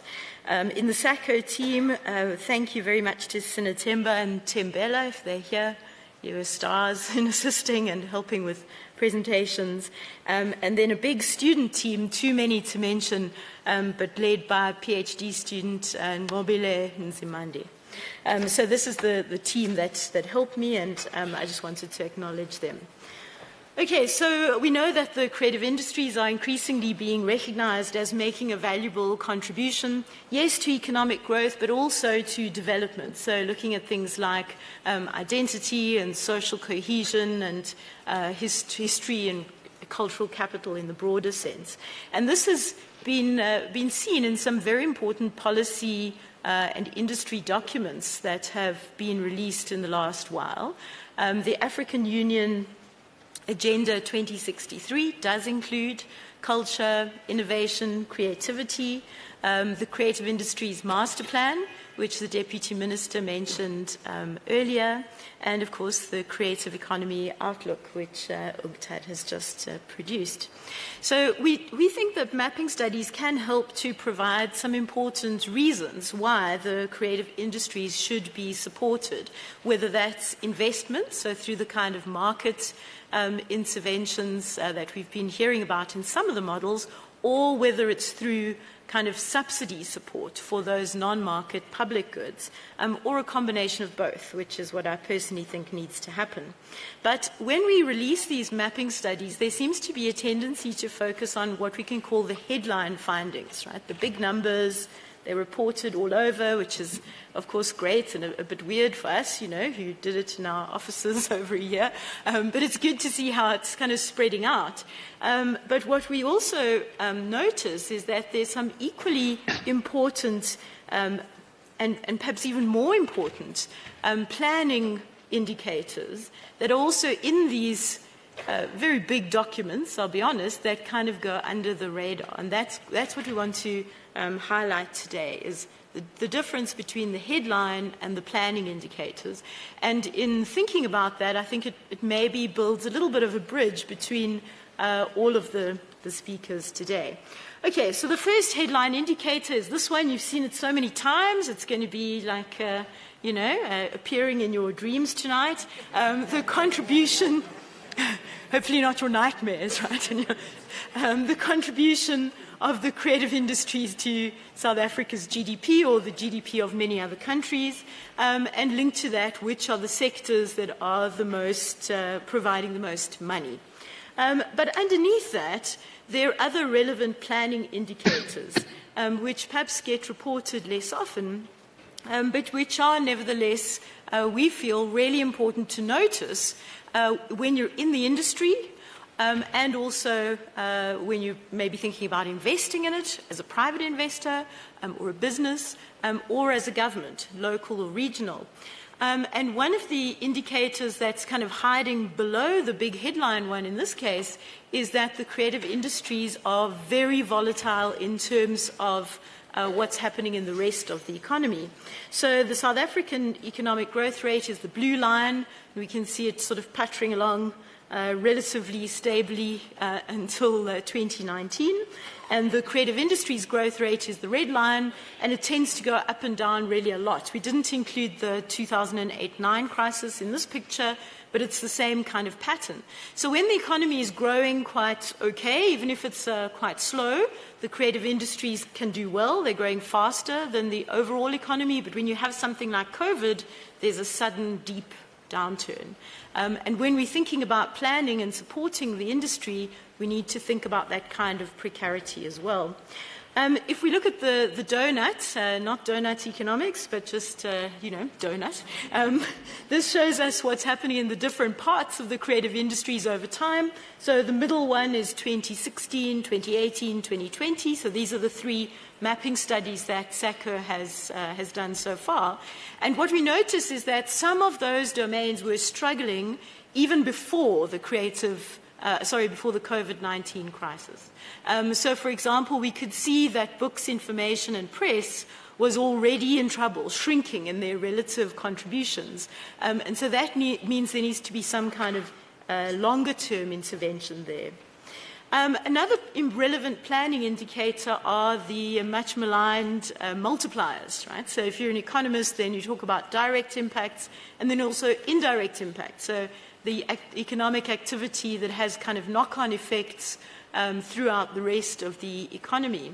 And the reason this is worth noticing is that maybe some of the smallest sectors in terms of their GDP or their economic output actually have really big value chain kind of impacts on what's happening in the rest of the economy. And this is not something that was really reported on much in the mapping study. And the other thing that's really important for planning is where are the clusters, right? So there's quite a lot written about clusters in the creative industries. But one of the interesting things for us has been seeing Gauteng province, where we are, beginning to own their identity as the cultural and creative hub of South Africa. Right? So in the minds of a lot of South Africans, Gauteng province is what? Like an industrial hub, right? A government hub. It's linked to a lot of mining activities, but not really seeing it as somewhere where the cultural and creative industries are thriving, when in fact they are, right? So this is a really important part of what this province does and needs to be in regional plans as well. Here's an interesting one, and this links to what Justin was talking about. This is so the Gini coefficient is used to measure different kinds of inequality. In this case, we're measuring inequality of consumption. So we arrange households from poorest to wealthiest, and then we can use our model to see how are they spending on different kinds of cultural goods and services. And the interesting thing here is that some sectors have more activity at lower income levels than others. And so we can talk about the inequality in this case of access to cultural goods and services. But, and here's the interesting thing, this is the formal market-related part of things. So, in other words, that last little bar that you were looking at in Professor O'Connor's slides, right? We also have information on participation. So we can look at how South Africans are engaged in cultural participation that doesn't necessarily leave any kind of market trace. So this could be you're a member of a book club, you sing in a choir, you take photographs. So those kinds of participatory activities completely change this picture. And so there's some things that we know and that the data can tell us, and there's some things that we don't know and where we need to look for other sources of data in order to plan efficiently.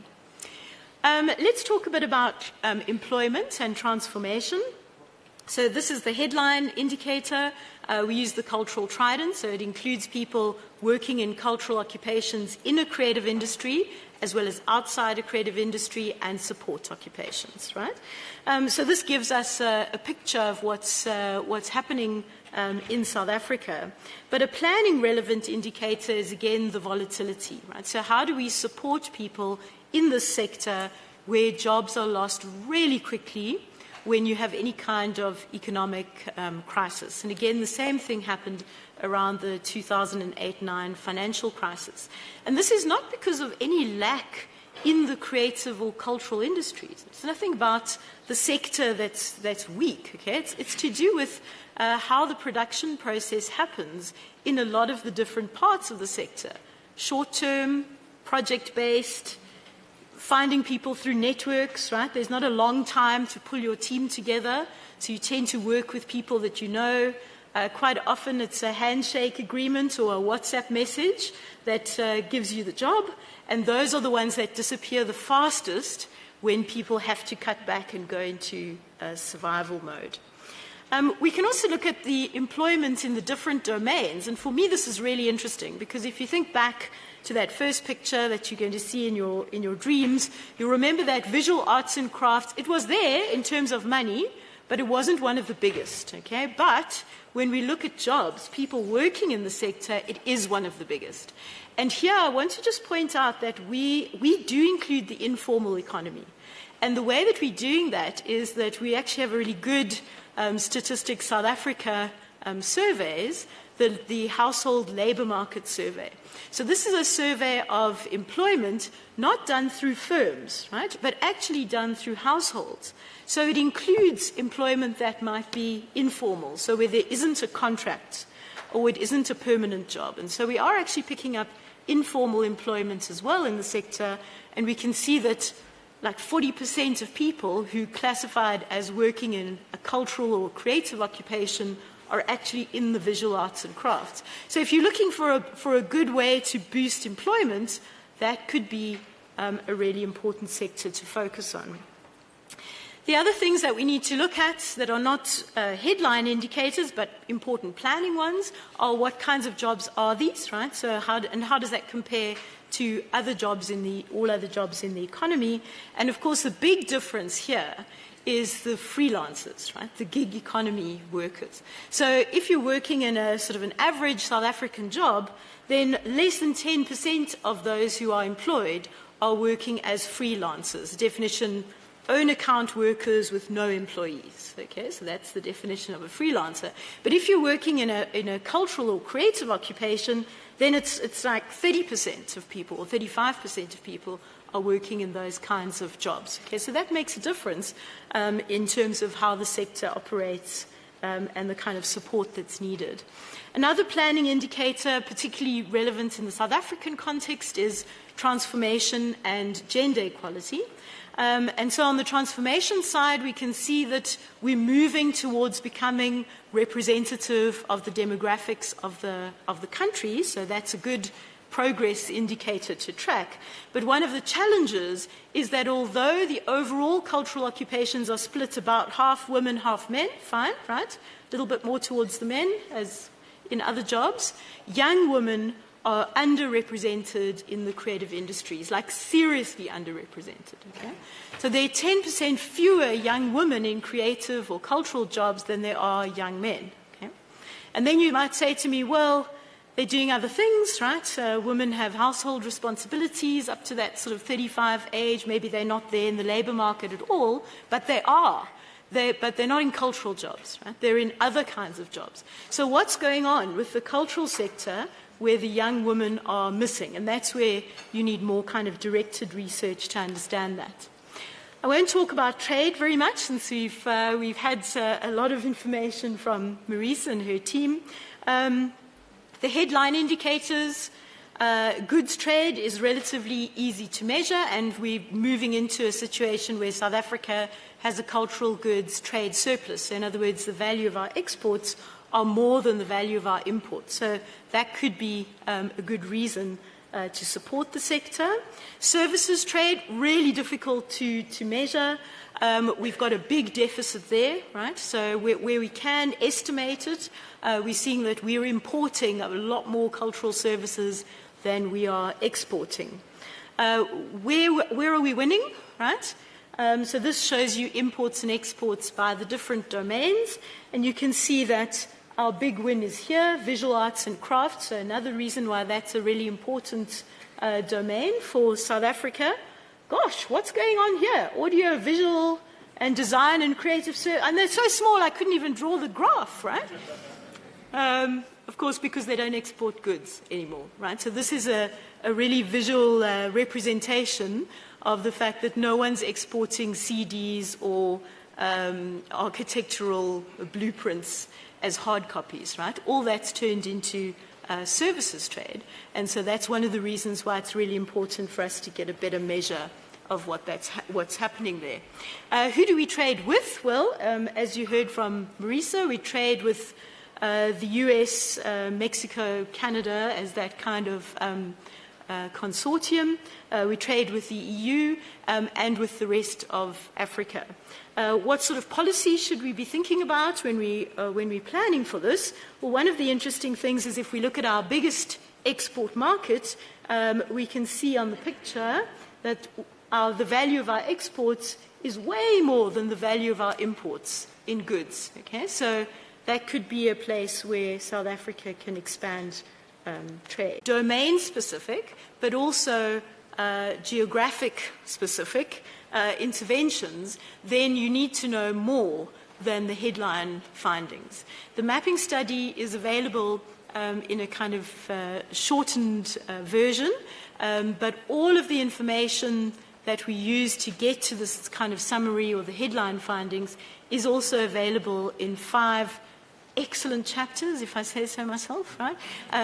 We didn't hide anything. We put everything out there, how we calculated things, how we defined things, and we really encourage you to dig into that part of the work as well. Thank you very much.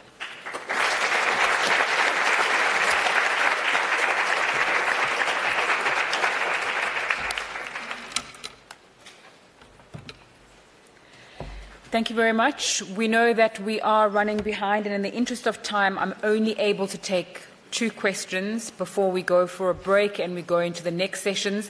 Please may I ask that when you ask the questions, you keep them very short, very brief, no commentary. Let us know who they're addressed to.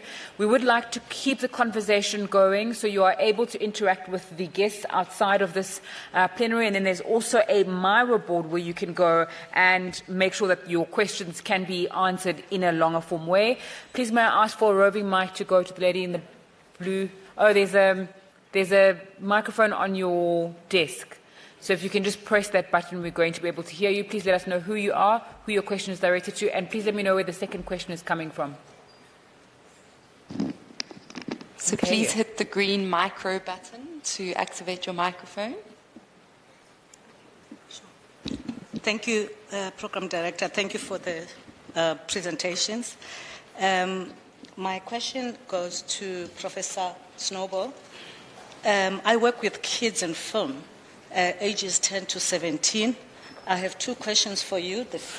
My apologies for interrupting. Please may I ask that you condense the questions into one so that we can take one last question and wrap up. Okay. And my really apologies for that. Thank you. All right.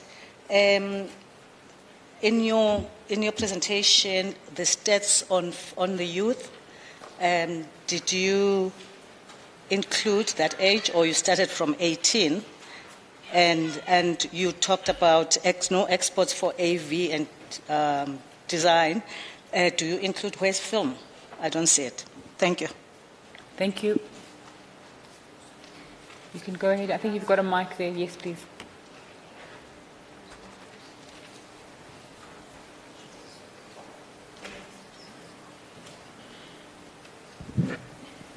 I think that one is on already. The one that Dr. Henderson is holding is on already. I can hear as she picked it up. Great, thank you very much for your question.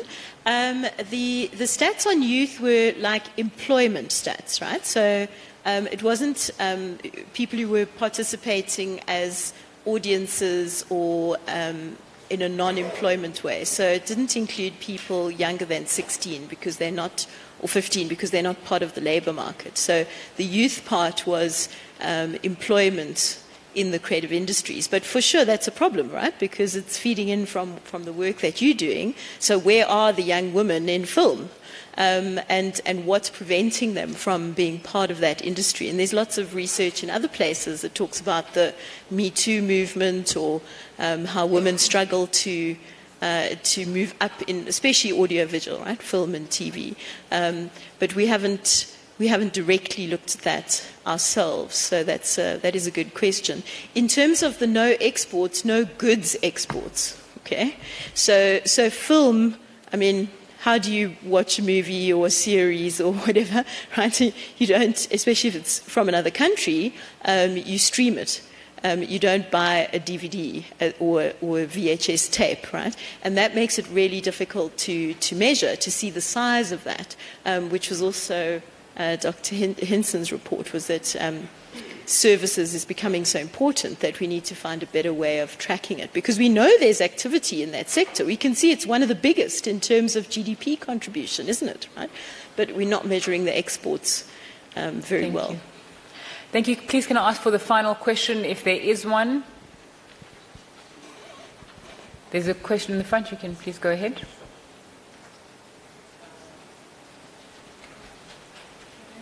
I think there's a green button.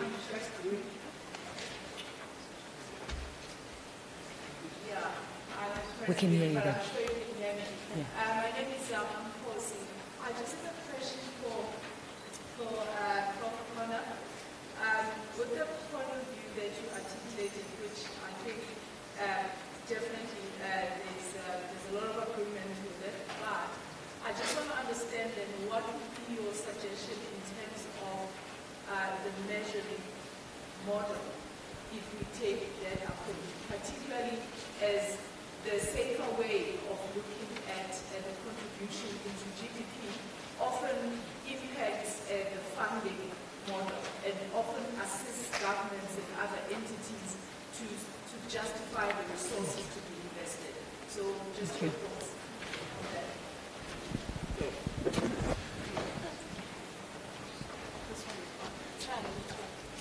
Hello? Is this on? No. Yeah, my first answer would be, why are we so wrapped up in measuring? And the idea that governments respond to things because somebody presents them with a clear statistical definition is not true. Governments act for all sorts of reasons, and they certainly don't. They don't respond, you know, just because you come in with a killer statistic. Oh, right, we'll invest. That's not how government works. Otherwise, we'd have a very, very different world.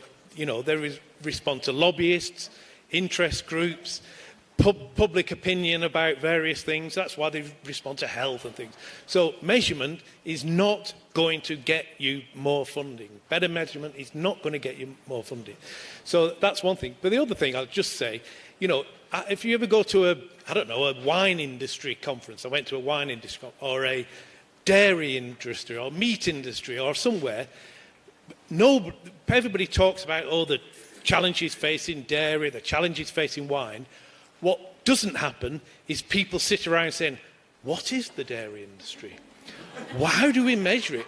What is wine? Is it the cultural sector is the only one where still, after 20 years, we sat around and said, what is it? Is it this? Is it that? And that's got to say there's something deeply wrong in the way we're approaching it, which is basically trying to force culture into some kind of glass slipper of an economic sector into which it does not fit. So we have to rethink from the beginning and go back to the beginning. So thank you. All right, that's where we leave it for now as we continue with our programs. The next programs are going to start in the next 10 minutes. At about 5 minutes past 12, you can check your program for the various plenary sessions that you can go to. Please go grab some tea, some snacks, get a little bit of sugar in your system before we go. Just a reminder of the British Council Mixer at Javet tomorrow. You can sign up under special events on the conference website, and the tourism as well. I'll remind you of that throughout the course of the day. Good morning.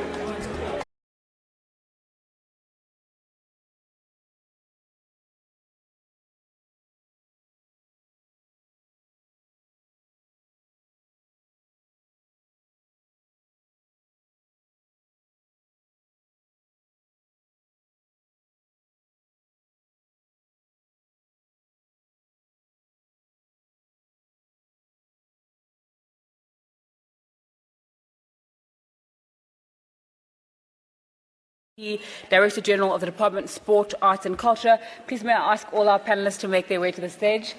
It's over to you, Doctor.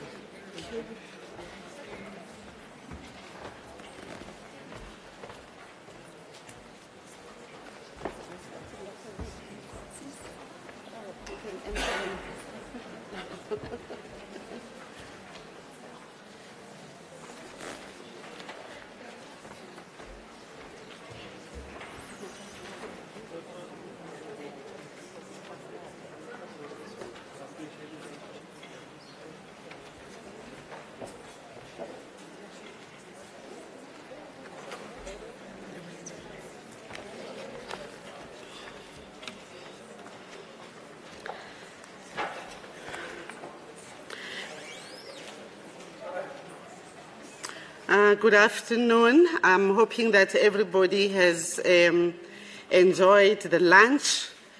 I am Dr. Stella Khumalo, the Deputy Director General in the Department of Sport, Arts and Culture. Myself and my co-chair, Flavia, would be chairing this session. Inviting those that haven't settled down to please do so. But we are going to go on with our program as indicated. The session that we are going into deals with issues of trends, tensions, and other global perspectives of the creative economy. So, without any further waste of time, I want to call upon Dr. Hubert Eskyth, who's waiting for us. He is going to address us and talk to us and indicate to us how we can go towards a new globalized creative economy. Hubert is a former chief statistician, World Trade Organization, and an UNTAD consultant. Hubert, you are welcome. Over to you. We are waiting to hear from you through your address. Over to you, Hubert.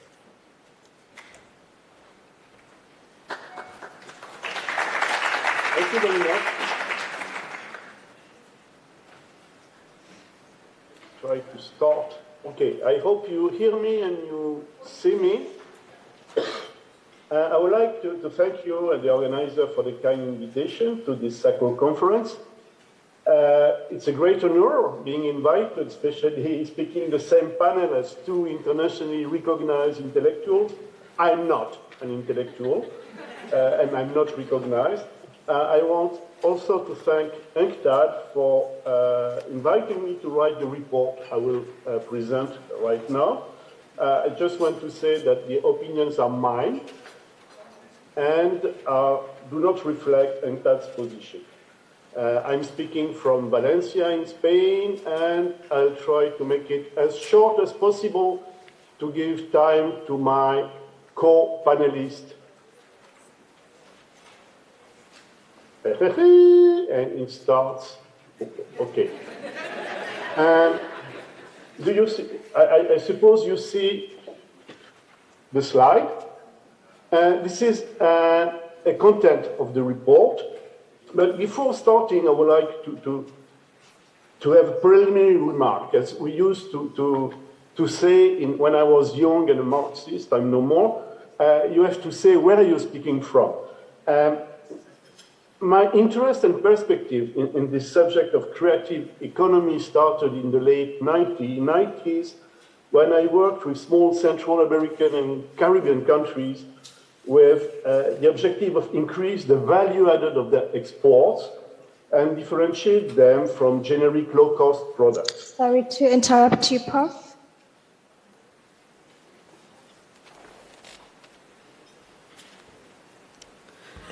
Can we be assisted? Can somebody check for us? We seem to apologize for that, colleague. Yeah. This is your problem. You're inviting old people to speak, you know? Let me see. Share screen, okay? Blah, blah, blah. Yeah. And no. And now you tell me. Is it okay?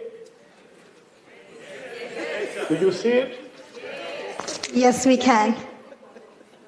Thanks. So I said, well, everything started in the Caribbean, you know, trying to increase the value added of exports, non-traditional exports, traditional exports. After that, I moved to a topic at the World Trade Organization on global value chain, and I became very much interested in the role of intangibles in determining value added in industrial processes. And when I refer to industrial processes, I include also individual small firms' production. As a statistician by training, I was also interested in the challenge of measuring all that.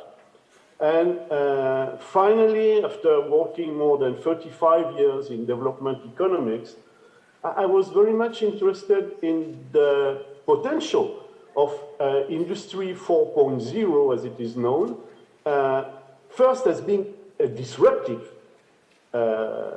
change. So it may threaten the means of existence of many creative workers, but I was also interested in the potential of Industry 4.0 to change advanced technology into what we used to refer in the 70s as appropriate technology, you know, for rural development, etc. So it's basically the interest of in this topic. I will speak, in the report there's a lot of data on the economic weight. Those are mainly numbers you will find in the literature. Well, those are misleading. So don't believe me, or don't believe them, or take them with a pinch of salt. Because, as I mentioned in the report, and it has been already mentioned in this morning, there's a lot of non-market value in the creative economy. You know, heritage, culture are public goods. They are not measured in market transaction. The qualitative dimension of the creative economy is probably more important than the quantitative one. even from an economic perspective, because we have what we mention as spillovers. Spillovers are dramatically difficult to measure, and this is the statistician speaking. You have knowledge spillovers, so one you discover in industry may be used by another one. The product spillovers, when some designers in 3D invent new games, people in the electronic industry have to create the electronics needed for that. The network spillovers, and when you have many creative workers being together, you have what's called agglomeration economy, and well, you have many articles in the academia on the so-called creative city. You have training spillovers. When you train people in one industry, they can move to another one, and when they are trained in using advanced technologies and creative methods, my own interest, because I work in rural development during many years, it's the bottom of the pyramid. You know, many handicraft people in developing countries are informal workers. Those people are not counted. They are not counted.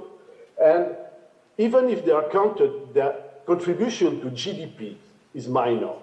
Nevertheless, if you are able to increase their daily income by $1, for them it makes a lot of difference, even if for the GDP it doesn't make a lot of difference. So, as I said, the report presents those data. Okay, it's important to have them, but it's not really important from a conceptual perspective. From a conceptual perspective, I think that many of the papers I reviewed miss something important, is the role of demand in this thing. You know, demand for creative goods, first it's sizable, it's a lot of money, but more importantly, from an economic perspective, those are called superior goods. You know, demand for this type of products, and when I say products, it's goods and services, they tend to increase with income.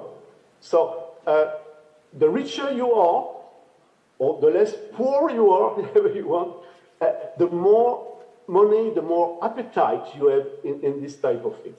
On top of that, and at the difference of other goods like a refrigerator, a car, or something like that, buying one is not just satisfying your demand, because once you start being interested in cultural products, going to theater, even if you're rich enough, buying paintings, you grow your appetite. It's called the collector tab. So it's, in the end, the creative economy is quite a promising sector from an economic perspective.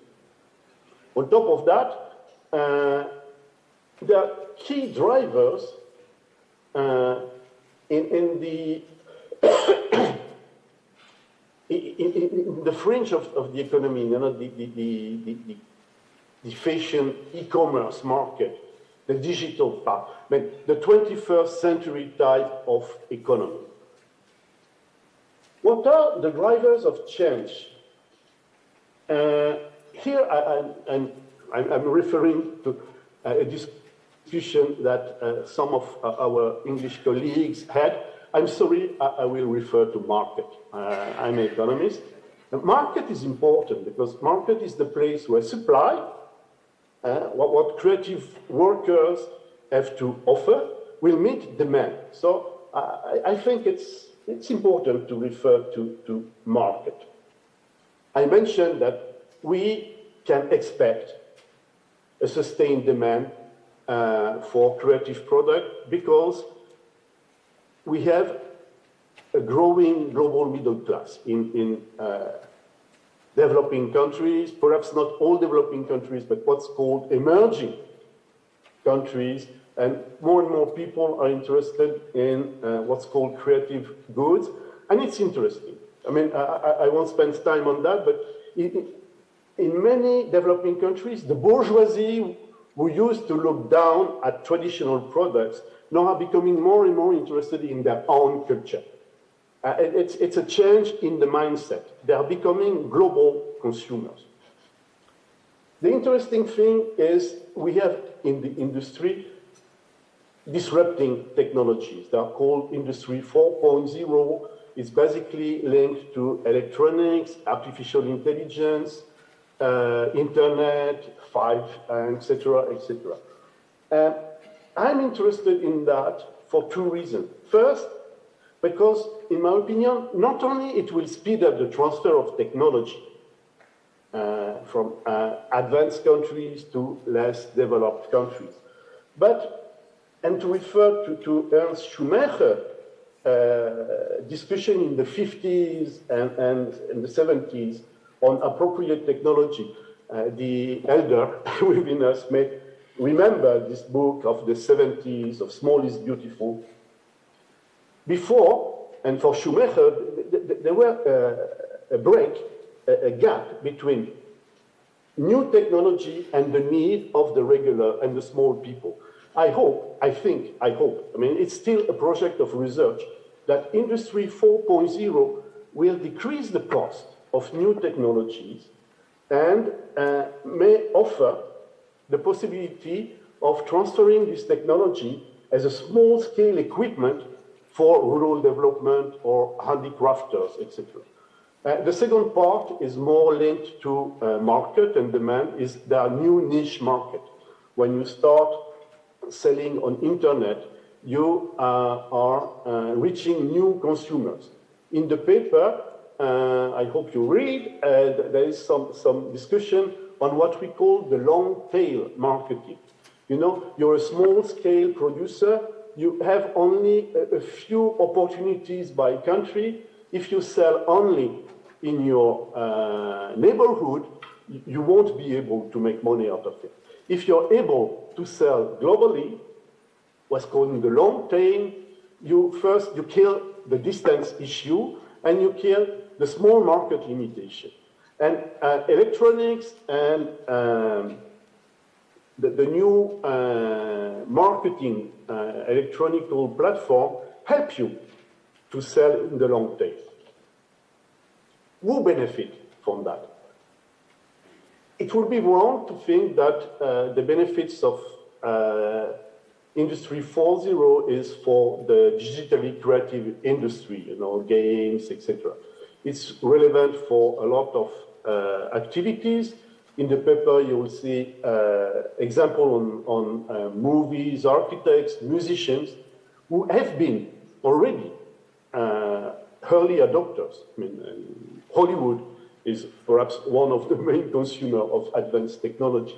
But art dealers, fashion designers, for example, during the COVID-19, some African fashion designer, I guess, remember is Annie Fay, she's from Congola. She had a virtual fashion show with virtual mannequins just because she could not present it in the regular way. Also, well, I already mentioned on the cheaper tools for micro producer. You can use blockchain in order to certify the authenticity and traceability of your goods, which is very important for artists, but also for handicrafters. Top of that, the digitalized platforms, like I won't mention Amazon, but everybody speaks about Amazon. They have also additional tools to help producers to do their accounting, to prepare their website, etc. So there are some kind of universe. Obviously, on the benefits, you have the global consumer, but I won't mention a lot of that. But for me, I'm one of the people benefiting from that. And for example, I'm able to speak to you thanks to that. So this is the potential. Obviously, we cannot think only in terms of positive things. I'm a statistician by training, so I'm pessimistic. There are many issues. Well, we know the market power of the platforms I mentioned. But I will say that we should not overestimate the issues. Some people, and I will close on that, say, oh, well, you know, the digital platforms, they take 30% of your benefits, of your cost. Okay, when I was young and working in the field, the middlemen, they used to take 100% markup. So, I mean, we have to compare what's comparable. And this is my concluding slide, and thank you for your patience. The benefits of Industry 4.0 for the creative workers, especially, and this is my main interest, the handicrafter, the people in the rural area, the people, let's say, micro workers. Those benefits remain conditional to what the public policy can do for them. And, well, it was mentioned in the morning, so I won't repeat it, that first, it's part of an ecosystem. I mean, of education, fiscal incentive, financial arms. I mean, you need money to develop your business, and when you're a small producer, in creative sector, it means that you don't have an history of success. It's very difficult to get it. The competition regime, for the government, it's very difficult to design programs because you don't know exactly who is a creative worker. I mean, the discussion about the definition is important on that. If you don't identify who, what, how can you monitor the effectiveness of your policy? For developing countries and least developed countries in particular, the big issue is to close the digital divide. And lots of paper have been written on that, and we'll just conclude on one thing. In my opinion, for having worked in rural area, I think there is a close correlation between what we see now in creative economy 4.0 for handicrafters and poor people, it's a marginal people, and what we could see in agricultural development in the 70s. We need not only the input, not only the infrastructure, we need an important program. They were called agricultural extensions in the 60s and 70s. They must be called Creative Economy 4.4. Not only to bring the techniques to the people, but to teach them how to use them and to organize them in order to benefit from them. And with that, Madam Chair, I finished. I hope I have spoken in the limit. Thank you very much.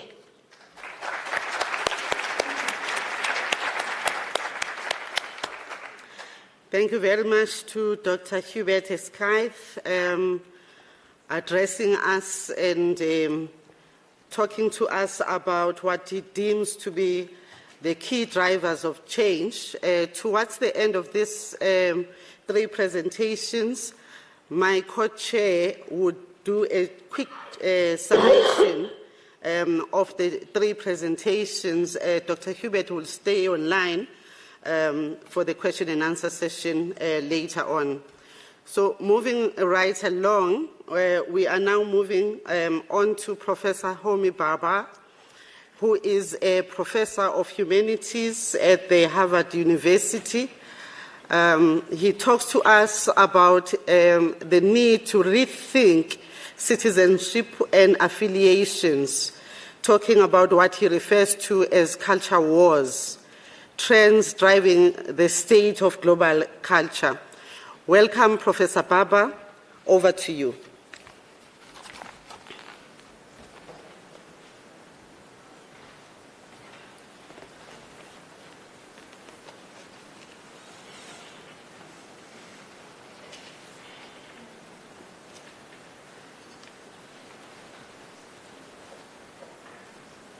Can you hear me now?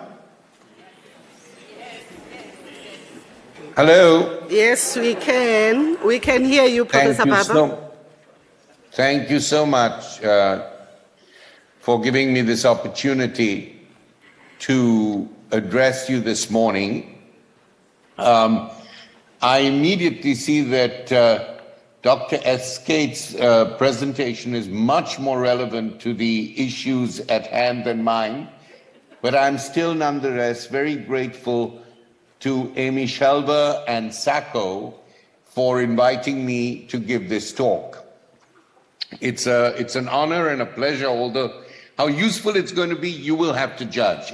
I'm a professor of literature and culture, and it's a very different tone, but I just hope that it's useful to you. I'm assuming you can hear and see me at this point, because I'm, of course, driving blind here. Is everything okay? Very much okay, Professor Baba. Thank you. Thank you, ma'am. Thank you very much. So let me start my lecture. I was asked to give a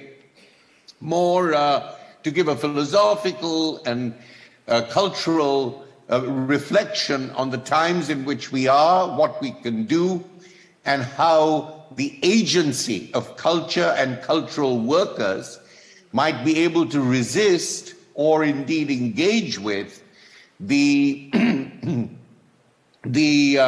neoliberal and ethno-nationalist, in particular,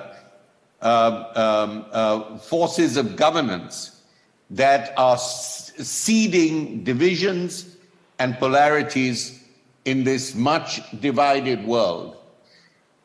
Let me then start by giving you the good news that might have reached you, at least good news for me, that the Republican wave that was supposed to crash and thrash against Congress has become something of a stream, not a wave. So I would love to have my South African friends and colleagues applaud this situation in the United States. Let me start with a writer and a thinker who has very much inspired me over the pandemic and on whose work I am writing at the moment, James Baldwin.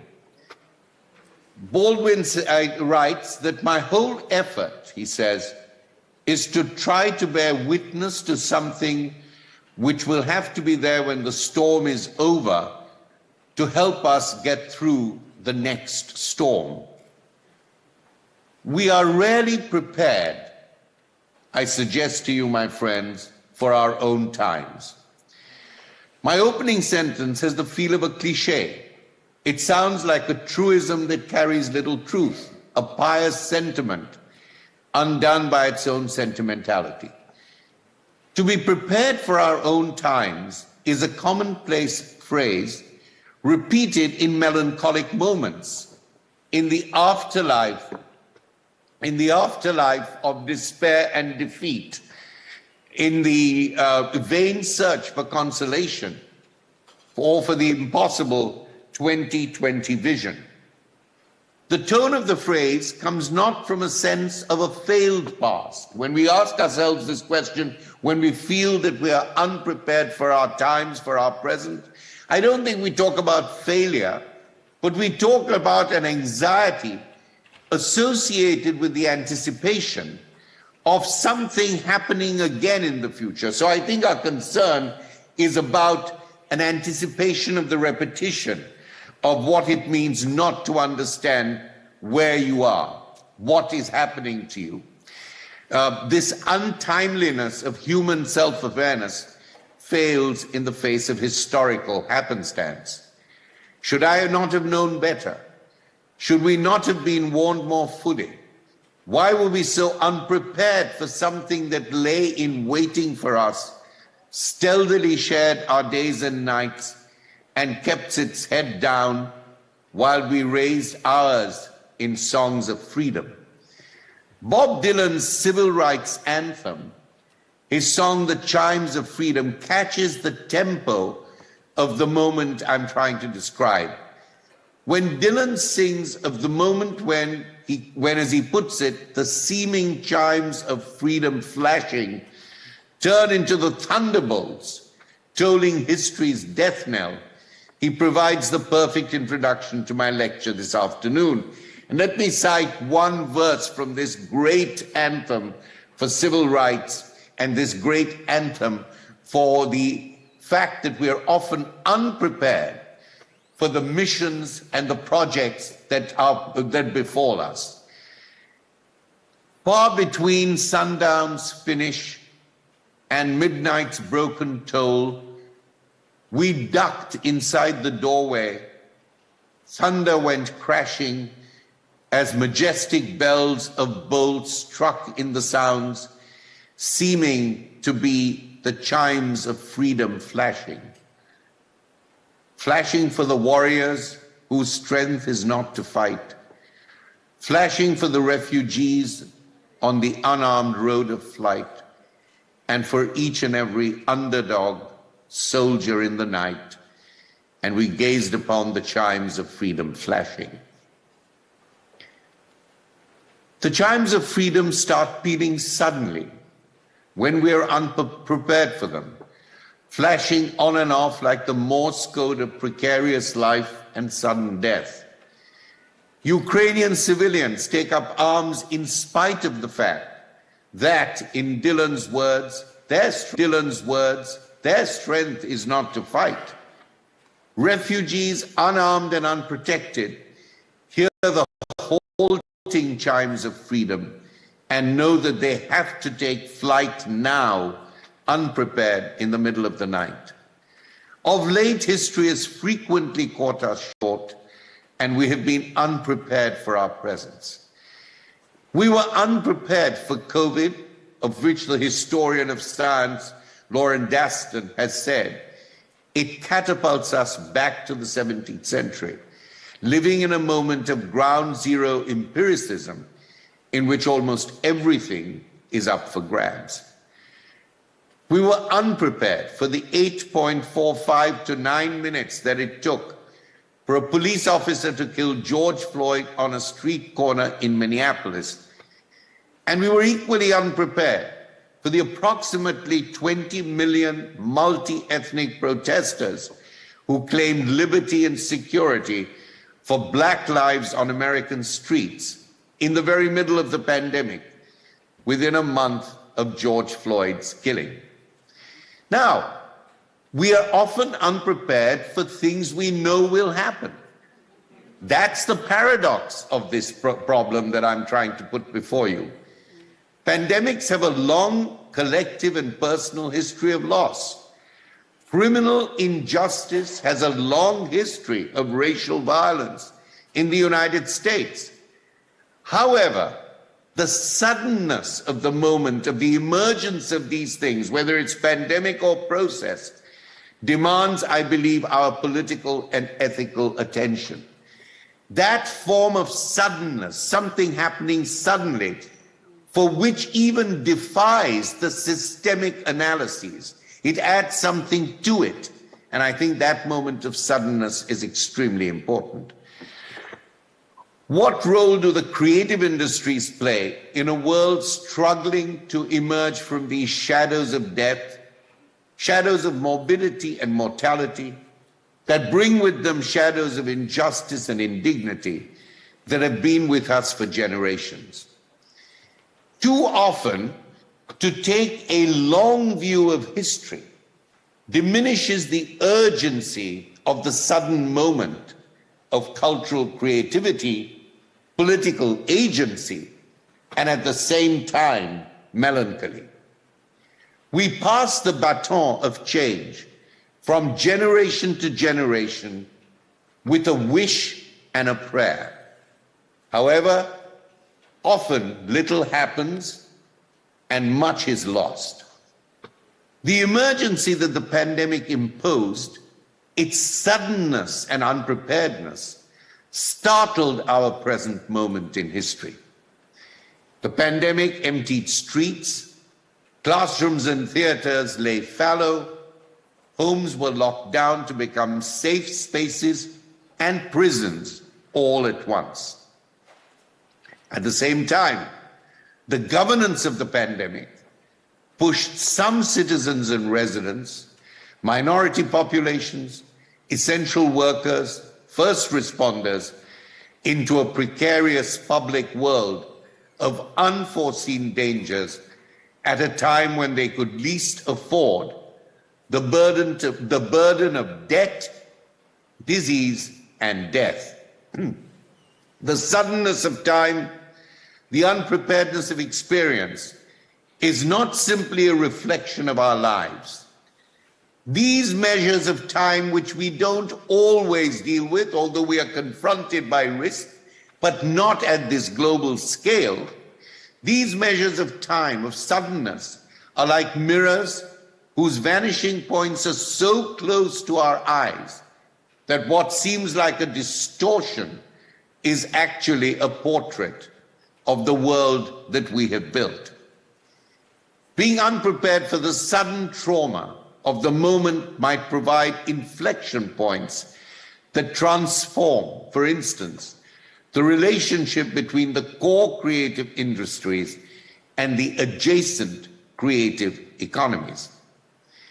An excellent essay, The Creative Economy in Africa and the Diaspora, prepared by Brooks, Moyo, Tapscott, and Shelver on behalf of the South African Cultural Observatory, speaks, I believe, to my point. They write, and I quote them, "A neat categorization is that the creative industries produce work that can be protected by copyright, and the cultural industries produce symbolic meaning. The creative industries use some of what the core producers create to develop marketable products and services. Their outputs are not necessarily symbolically meaningful, but they do generate intellectual property. Arguments for their support are thus around job creation and economic growth potential." And that's from this excellent report and essay.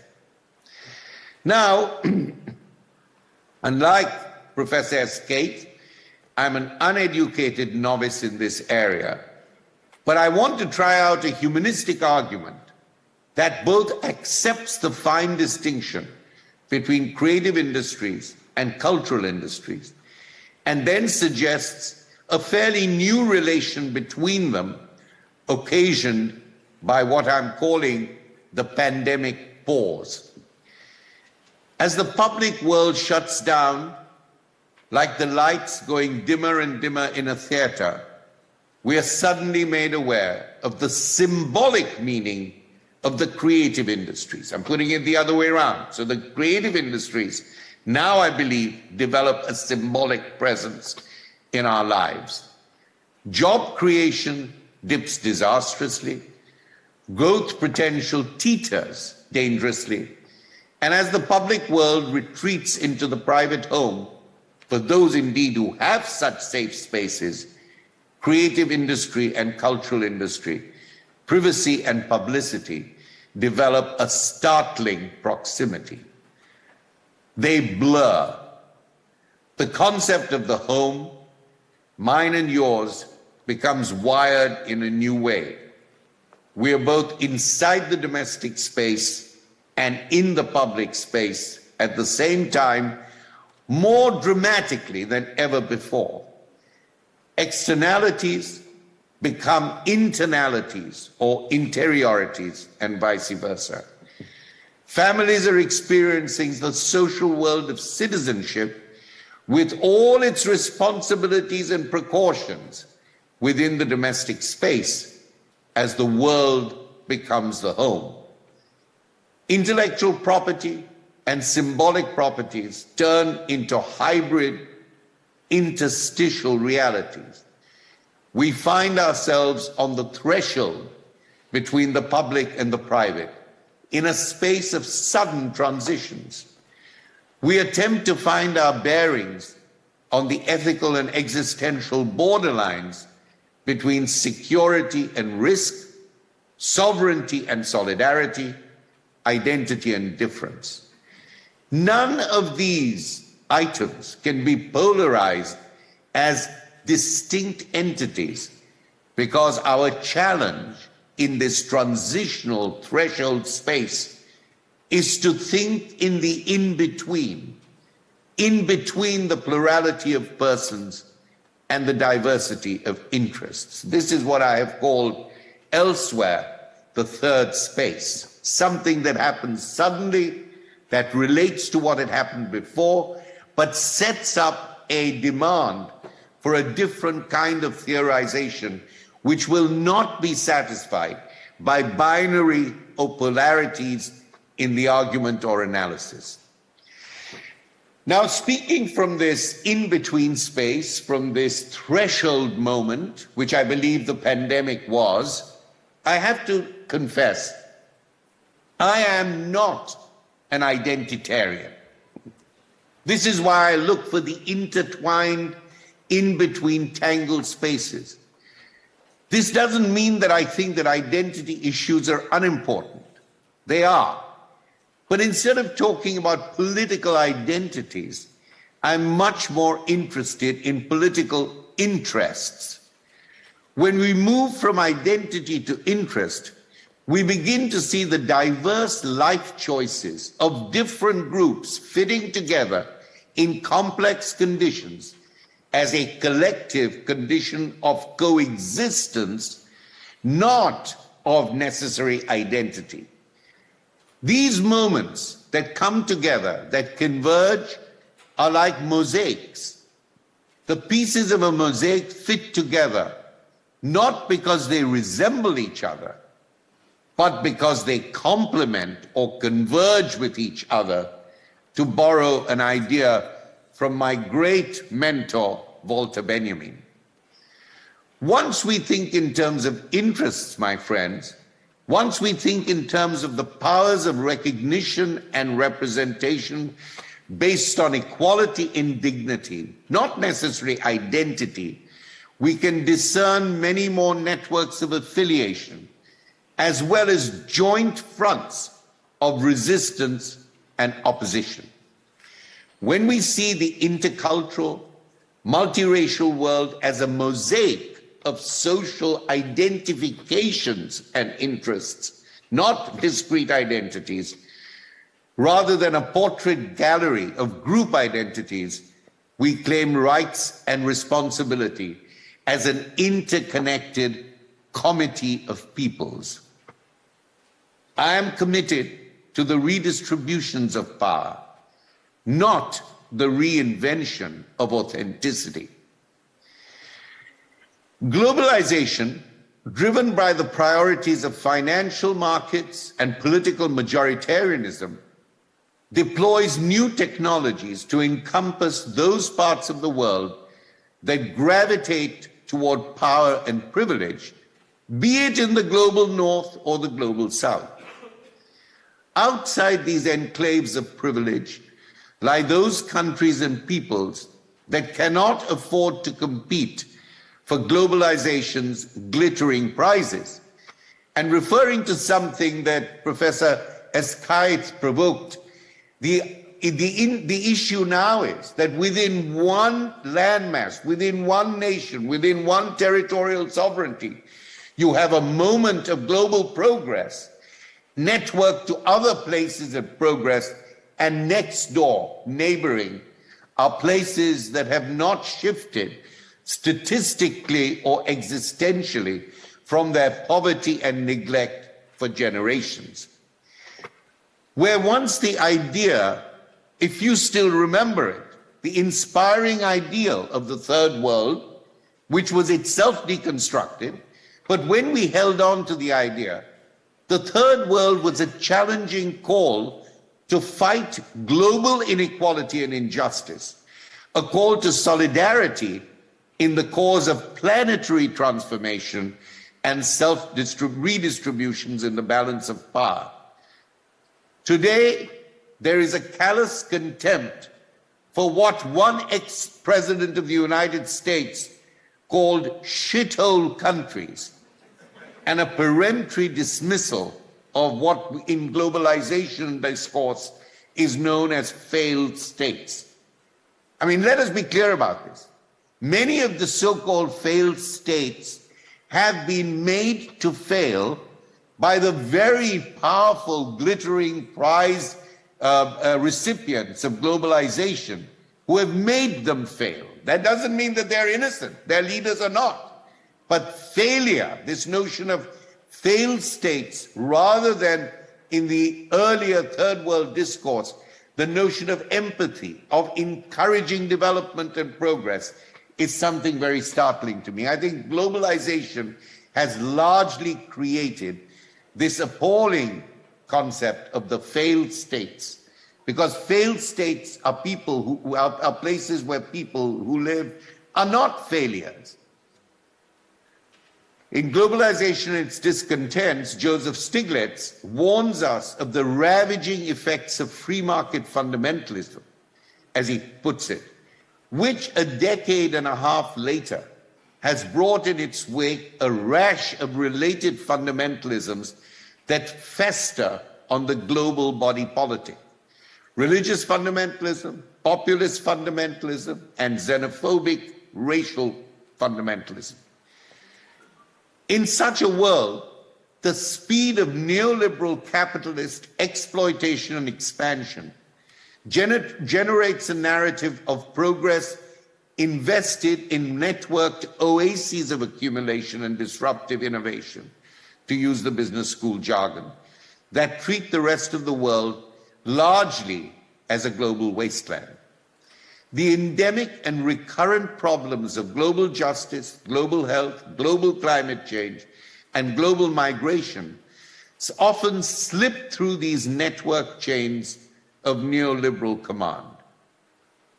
These problems are looked upon with a slight disdain as anachronistic works in progress left over from another time, places and peoples, communities that have not caught up with the speed of globalization as they should have.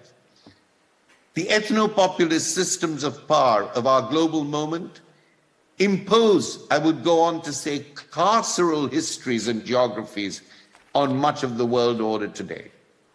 Minorities barred from citizenship, refugees barred from borders, public speech barred from the right to opinion, dissidents barred from public demonstrations, protesters barred from the park or the Maidan, black lives barred from protection.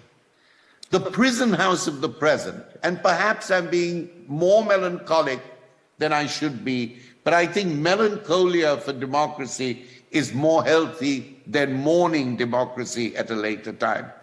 So the prison house of the present, which exists in more places than we care to name, is an attempt to build walls of exclusion and interdiction where there should be a free and equal passage across the thresholds of public life. Let me just say something very basic here, which I believe in deeply.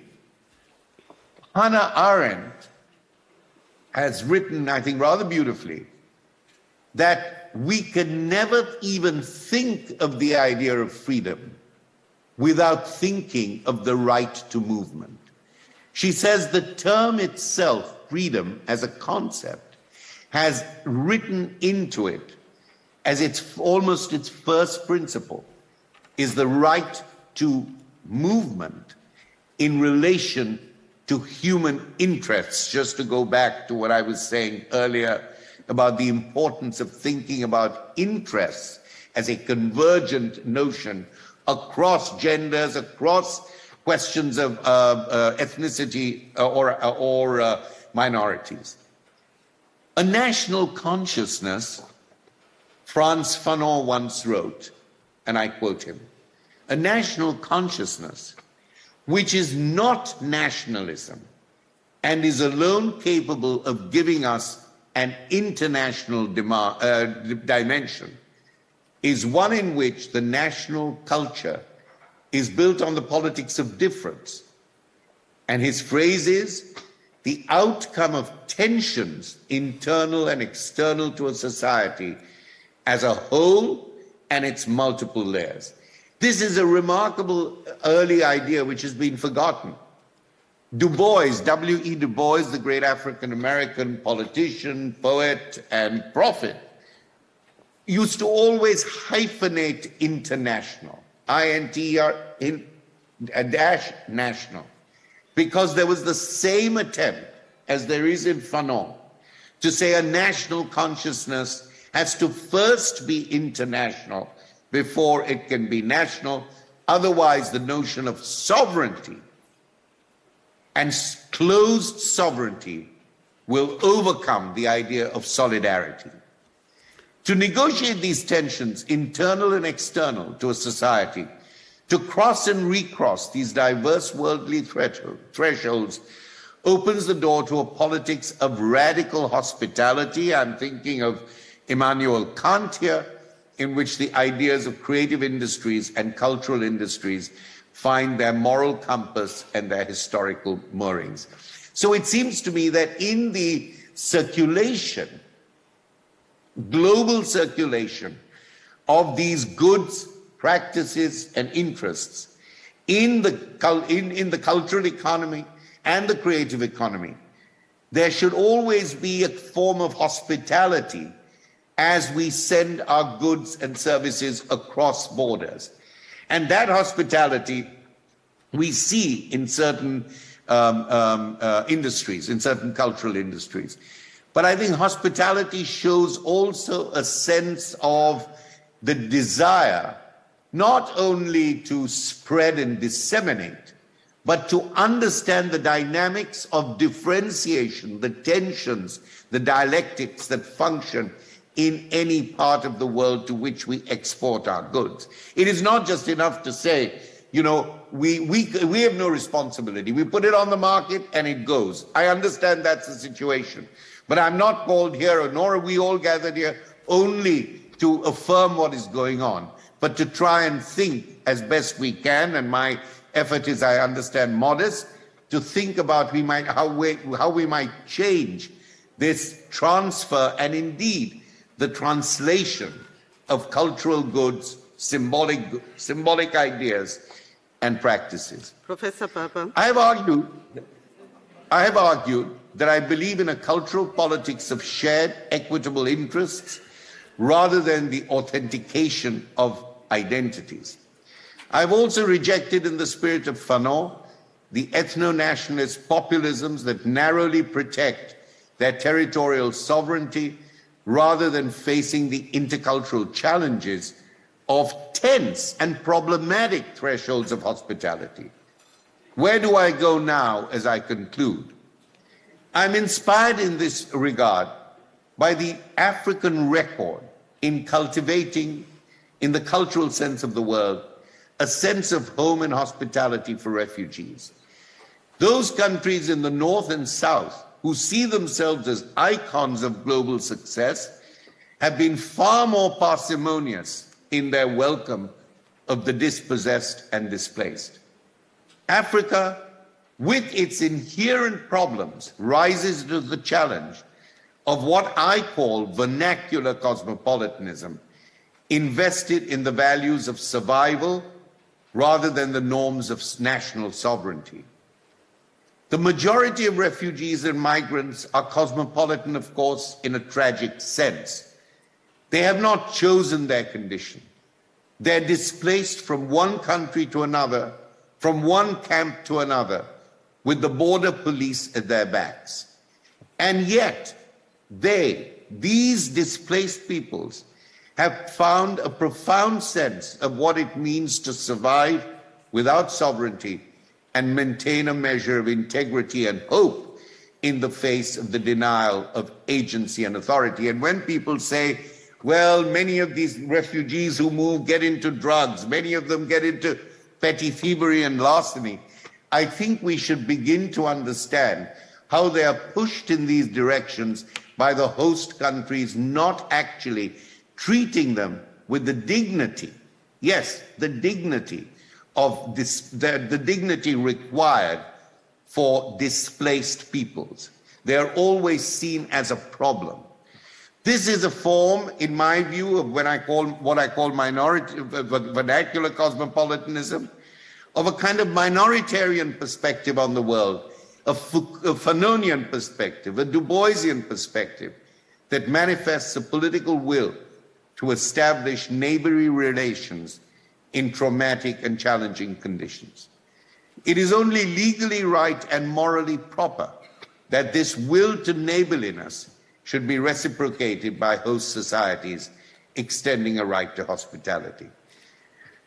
The binding element that increasingly fades from our view of hospitality and neighborliness is a representative sense of the common good. How, without the common good, can we actually provide these goods and services? Not a cohesive, assimilationist common good, but a binding element that creates opportunities for what I call the convergence of diverse interests and differential positions.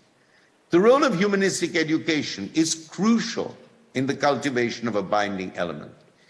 Now, I use the word convergence because it doesn't entail imposed order or enforced consensus. Convergence assumes that peoples and ideas have different origins, opinions that may have conflicting sources and beliefs, and may attach to plural perspectives, and communities that exist in life worlds of historical specificity. To converge around an agenda is to negotiate the politics for a shared and negotiated project over a certain length of time. This is not the speediness of the culture that we encounter these days. Too often, political principles are framed in universalist terms that everybody piously accepts, repeats, and then violates. The social experience of political change is often experienced as flux, as I said earlier, as suddenness, as transition, or as unpreparedness. Society that's engaged with differences do not homogenize an appropriate otherness. Toleration is commendable, but in my belief, modestly, it is an insufficient ethic of hospitality.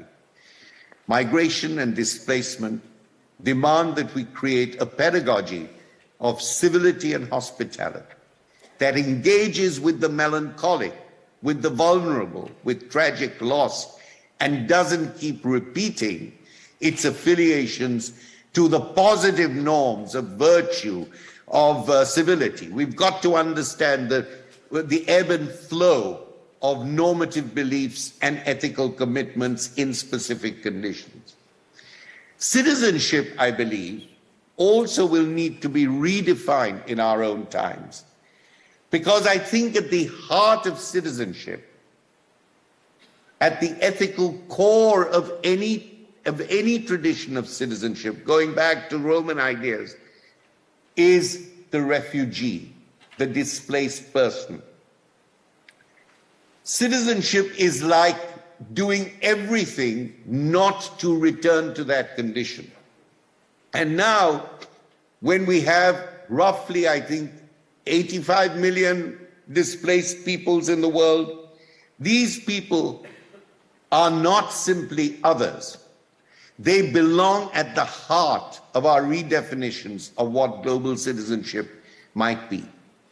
And I think that is most important to understand. If you read citizenship from its inside out, then all the forms of rights and representations are there in order not to return people to places of displacement. That the center of the onion of citizenship is indeed the displaced person and the refugee. I suggest we now rethink it the other way around. We think from the position of displacement and migration and diasporic xenophobia. We think outside of it to rethink what our moral norms might be. I'm not qualified to talk about the political norms and conventions. If the citizen has standing, the refugee is often left lying by the wayside or abject in the refugee camp. It is in these moments of indignity and inhospitality that we must listen carefully and listen suddenly for what Bob Dylan called the chimes of freedom flashing. Each citizen who lives today in peace and security is a neighbor to another who is neither. Each world citizen is in part a refugee, something of a migrant, living side by side with a family without a home, a child without an education, a society without the basic right of consent, all of which, in the cultural sphere, as indeed in the political sphere, has been thrown into a graphic highlight by the pandemic itself. Our experiments with truth, to cite Mahatma Gandhi's great work, must also be experiments with the difficulty of these daunting realities. Professor Baba, Yes, can I request that you conclude, please? I am. Thank you.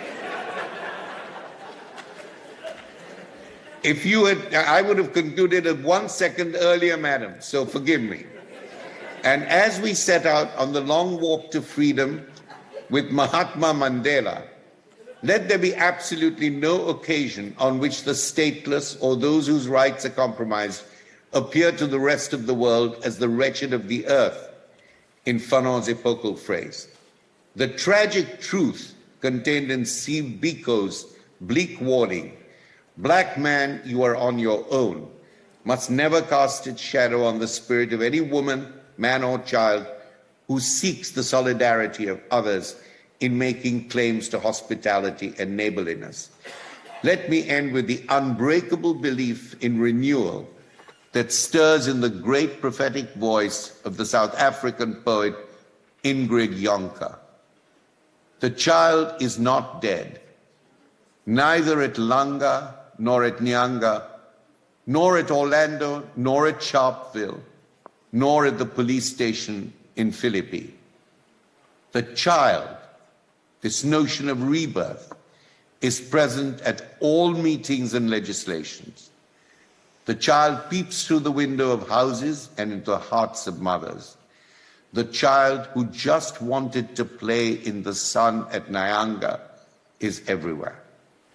Thank you very much. And I apologize for the length of my talk, but I tried to do what I could in the time I had and in the time I took from others. My apologies.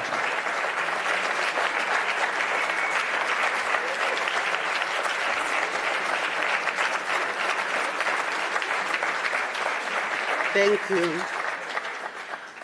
Very, very inspiring, Professor Baba. Apologies for interjecting there. I was supposed to stop you 10 minutes ago, but you kept us all fixated on the line of thought that you were sharing with us.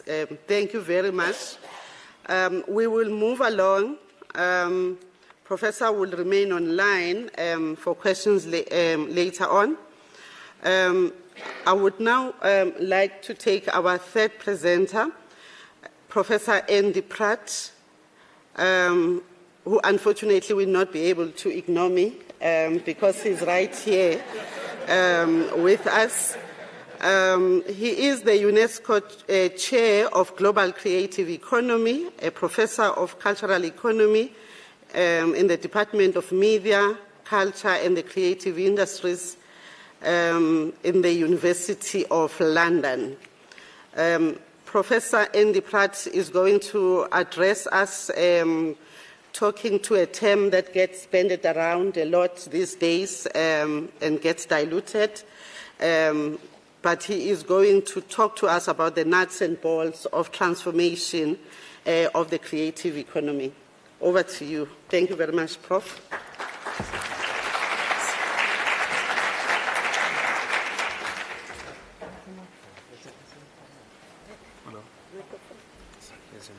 Can I use the one or the handout? Yeah. Okay. Thanks.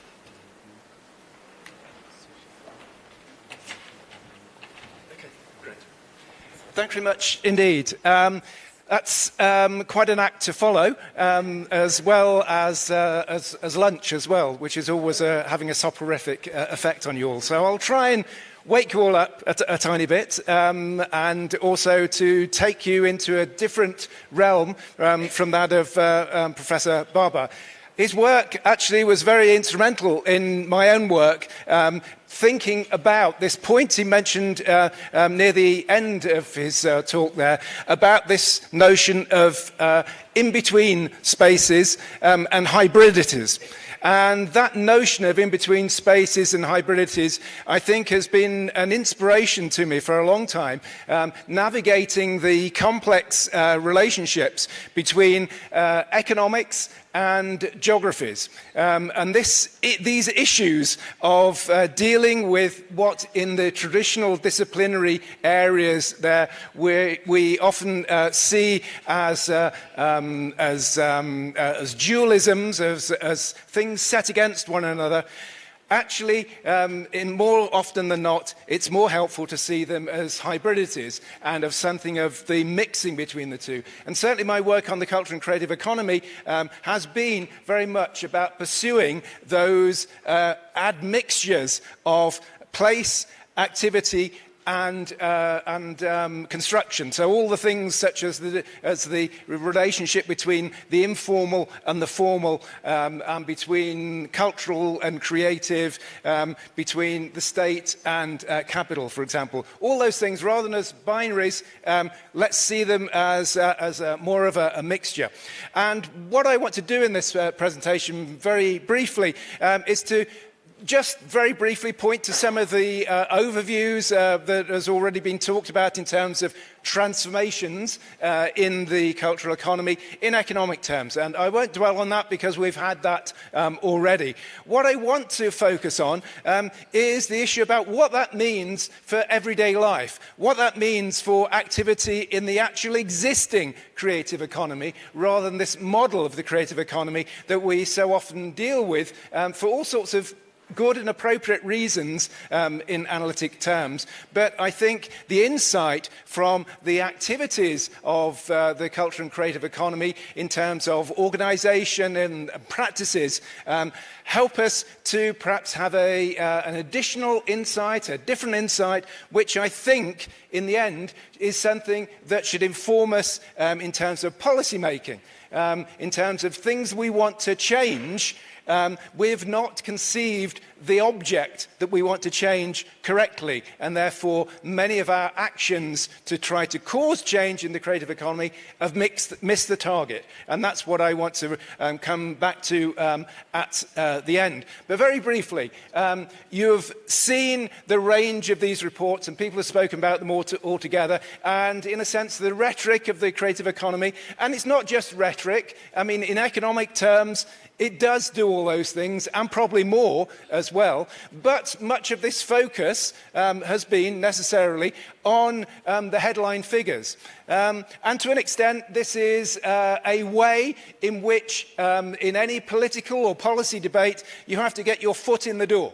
Yeah? You get the politicians to take notice.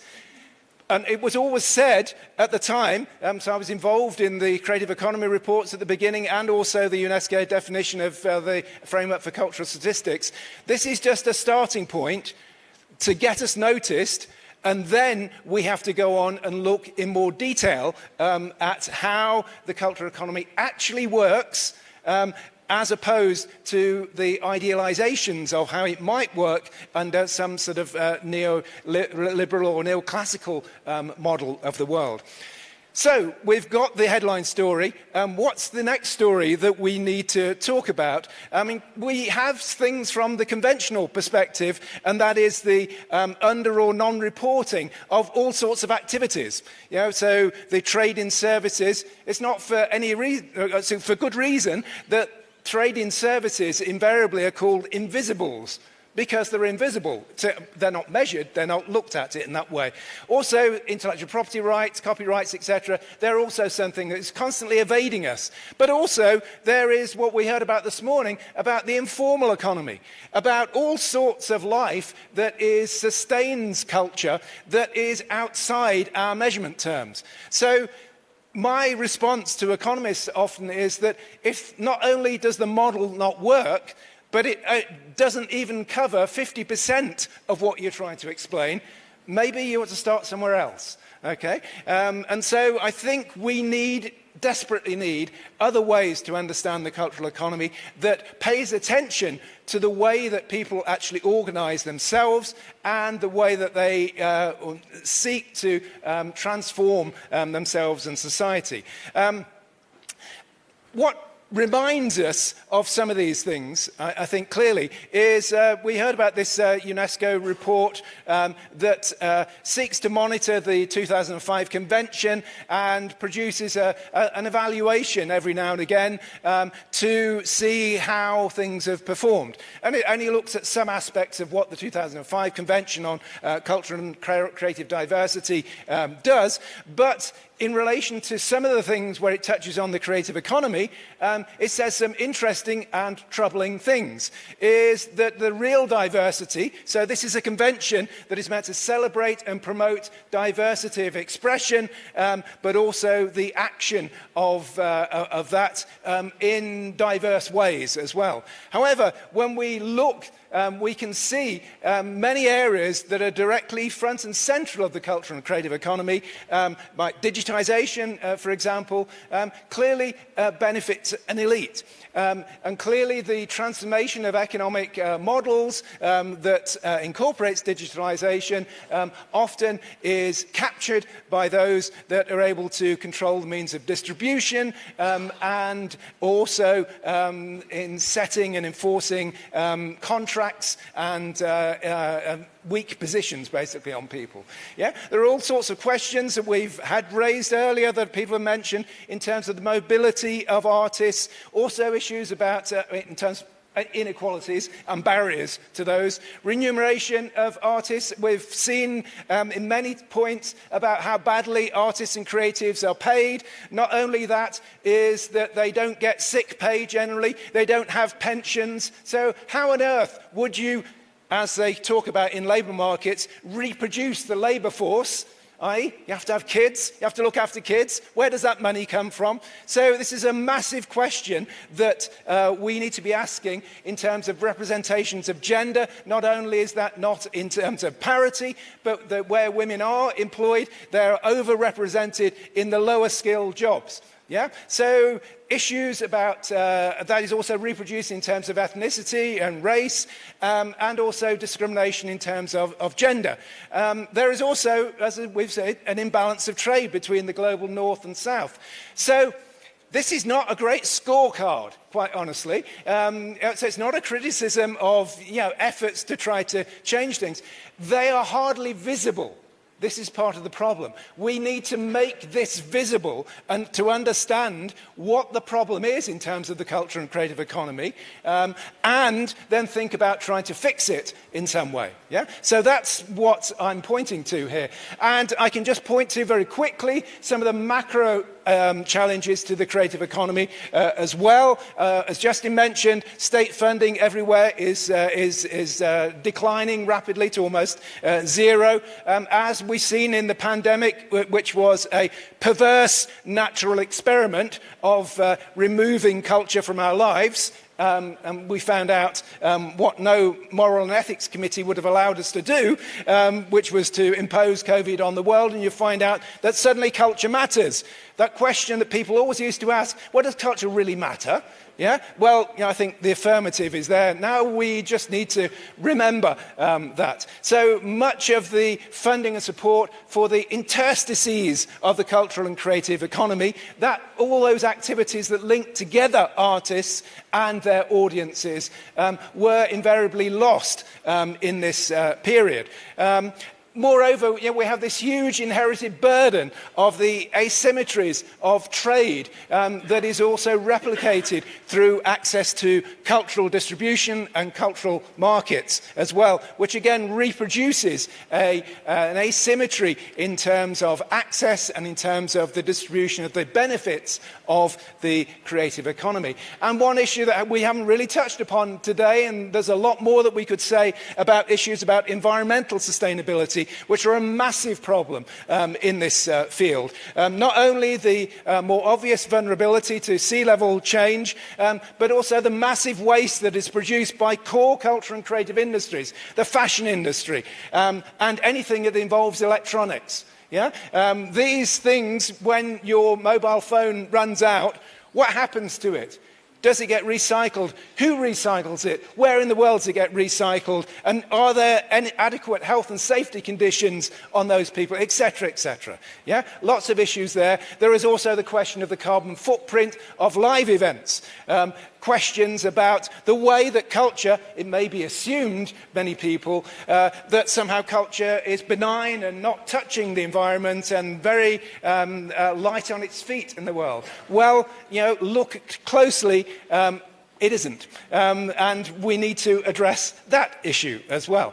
So I'm not going to provide you with solutions to that, but a way to a solution is to make visible these issues and actually be able to work on them. We've heard already several times about some of the traditional notions of the cultural and creative economy. And this model of what David Throsby had referred to as the concentric circles model, etc., what it represents is something far deeper. It's a far greater problem, which is a romantic ideal of the artist. Yeah? Where the artist is at the center of the world and it's almost separated from it. What it doesn't engage with properly is the way that artists and cultural activity are embedded in everyday life and in the world. And to accurately capture that, rather than what I think is often a rather disparaging notion of the wider cultural industries or the related industries, yeah, they're all central. Okay, the hierarchies of them are hierarchies of power and access we need to look at. So this issue is partly one of restricted vision. We have seen the cultural and creative industries through the lens of the artist. It's no wonder we can't see all the support people, all the people working behind the scenes doing the work that actually allows events like this to happen. Okay, so bringing those to the fore and recognize that they have a history, there's a reproduction involved in those skills, in those activities.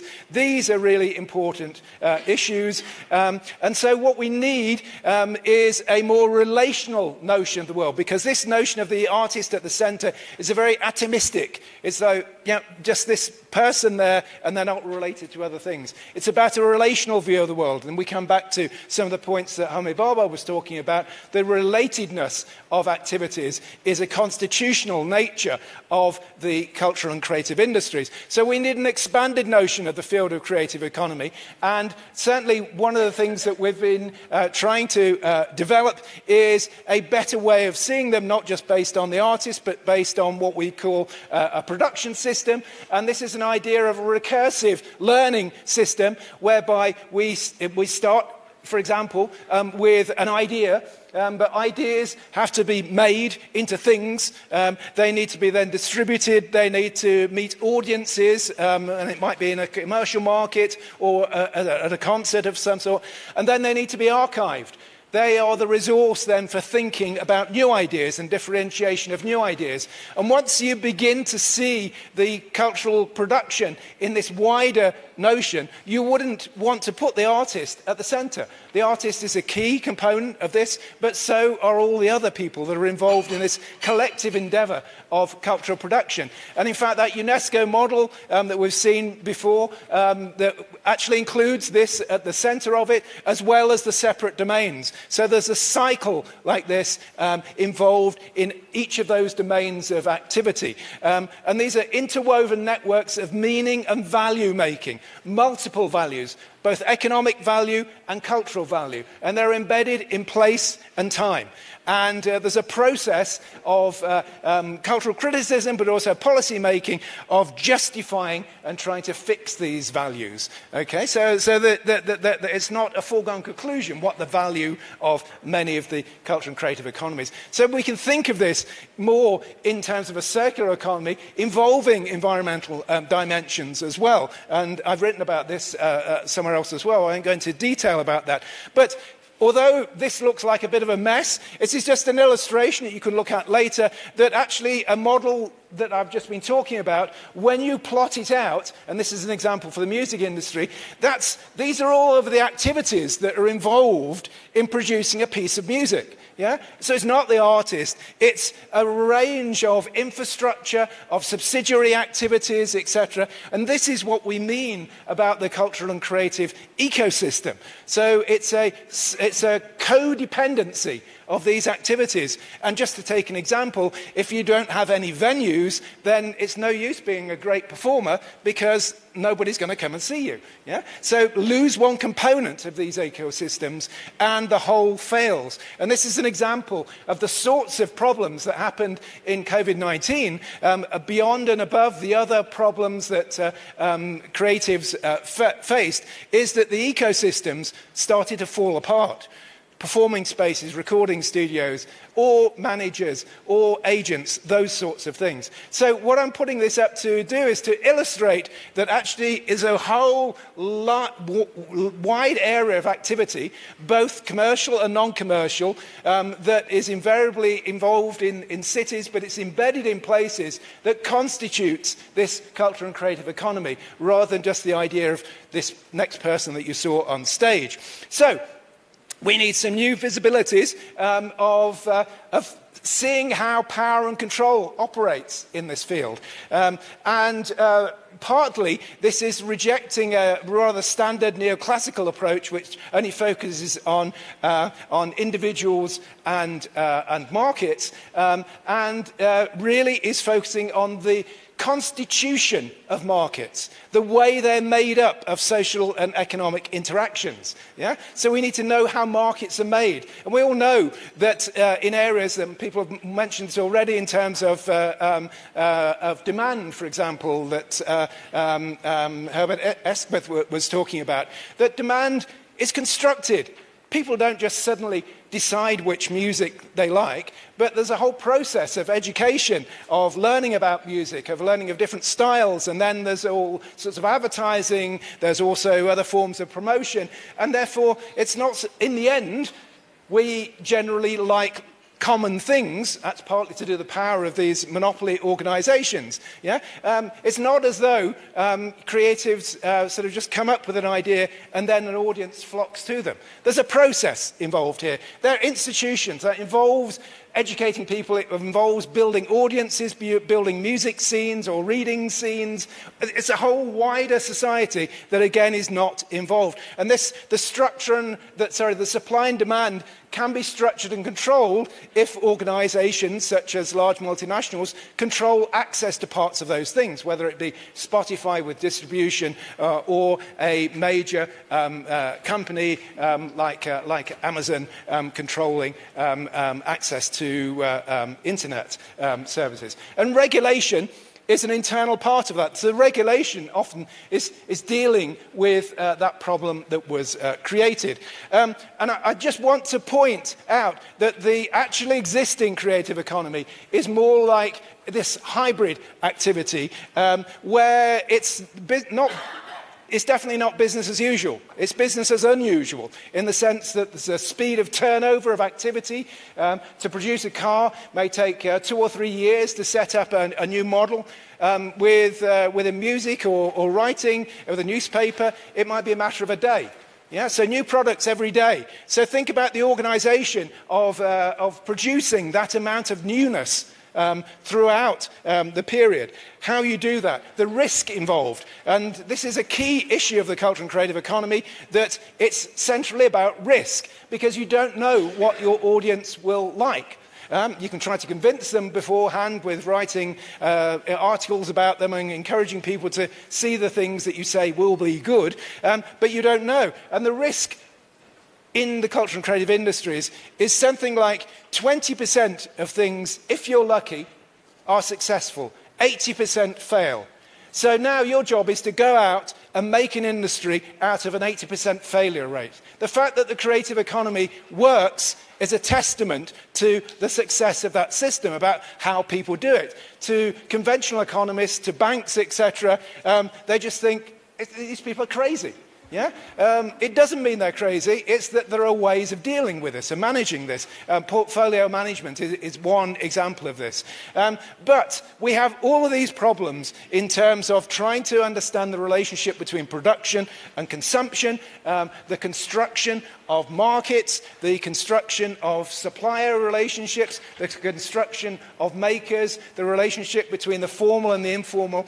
This is what the creative economy looks like. And it involves these. So again, just an immediate point here is that if you're focused either on the economic value or on the power of the state, then really you're only going to be touching something like 30 or 40% of this whole area.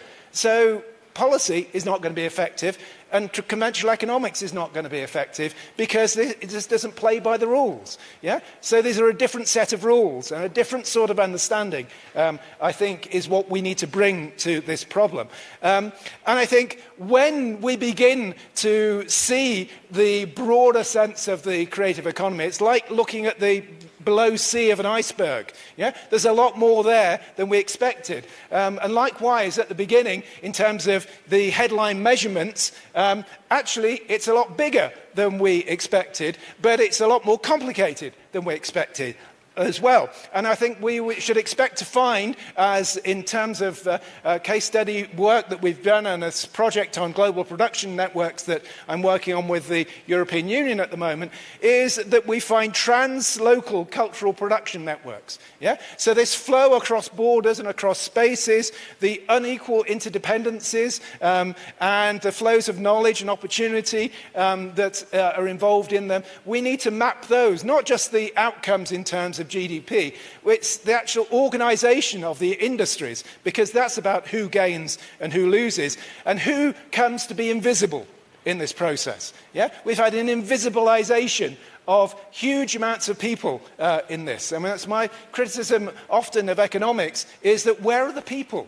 Yeah? It's about flows of economic values, but not about the people that actually make those things and do those things and distribute those things or suffer as a result of that. And likewise, the cultural and creative industries, it's the role of people involved in here and the way that our lenses that we've adopted in the past often make invisible things that we should see and actually many of the things that we should act upon. And so a further point there is about the embedding of activities in places and cultures, which is what gives them particular meaning. It's where values come from. Yeah? So the creation of particular values and their differentiation from other values is why we are interested in cultural diversity. Yeah? Because we're interested in that interplay and the questioning of different perspectives of the world. And therefore, we should be looking at the processes of how that happens and how it changes. And basically, there's a big problem with policy. And I've got 2 slides left, so I'm getting to the end, okay? I can see the warning coming. So, because people matter. Yeah, and we recognise people here. So we need to reject many of the normative approaches. They've only given us a limited perspective of what I would argue, we should be looking at. We need to be attentive to organisational patterns and social value as well as economic value and the networks and embedded institutions that constitute the everyday life of activities. Unfortunately, much public policy is built upon these rather strange institutions that divide the world up in these separate areas like silos. These are grain silos, yeah, in which everything happens in an up-down way. Lateral thinking is not allowed. And for goodness sake, what is creative thinking but lateral? Yeah? So, it's going against the very grain of activities. And basically, final slide, is that what we need is a sort of creation of new institutions for creative economy governance. The existing institutions will actually undermine or displace the activities that we're trying to support, and a new institutionalism that actually requires us to look more closely, make nuanced understanding of organisations and intermediation, and also things like capacity building. What stops people participating often is that they're not being supported to actually develop the skills, to develop the intermediation, intermediaries, etc. between these. I won't go into any more detail about this. You can look at the slides later. But my point is that the cultural and creative economy, we've only seen the tip of the iceberg, and the quantitative aspects of it gives a rather skewed perspective. We need a broader perspective, one that includes organisations and institutions. And in fact, one of the big things that cultural policy as state institutions can often do very effectively, rather than picking winners to give them grants, etc., is to support ecosystems and support systems which will then be a future a breeding ground for future ideas. Thanks very much indeed. Thank you.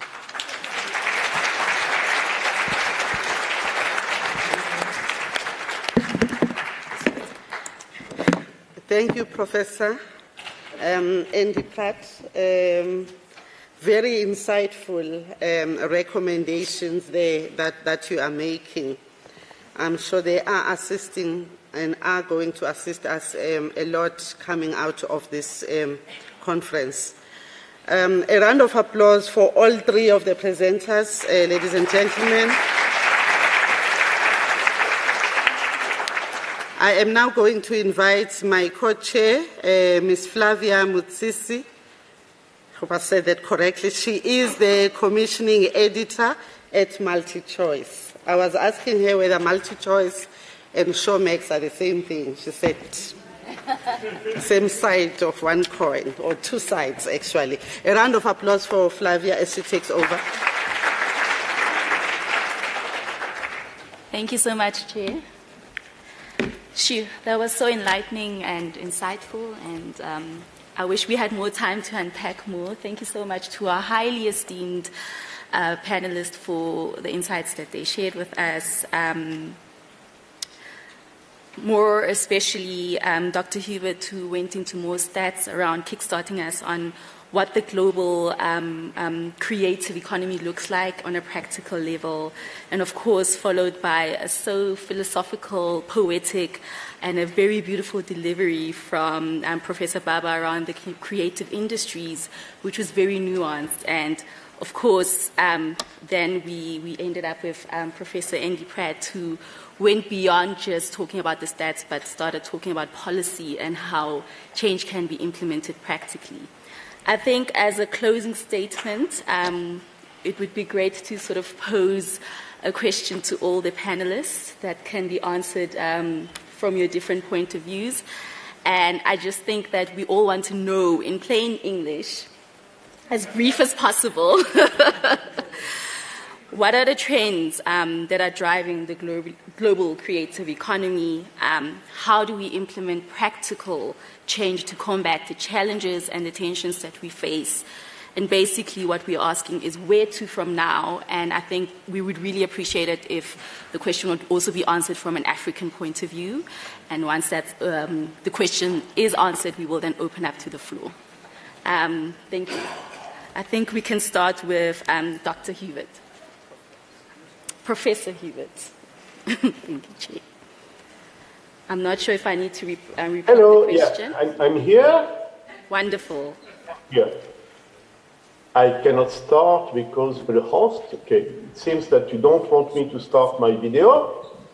No problem. First, thank you. I'm not a professor. So, and in my country, only medical MDs have the title of doctor. So, Hubert is perfect with me. I really don't know where we are going. If things, I mean, today, anybody telling you that he or she knows will be a liar. I'm a statistician, I'm a professional liar, but even that I will not say. Things are changing so quickly.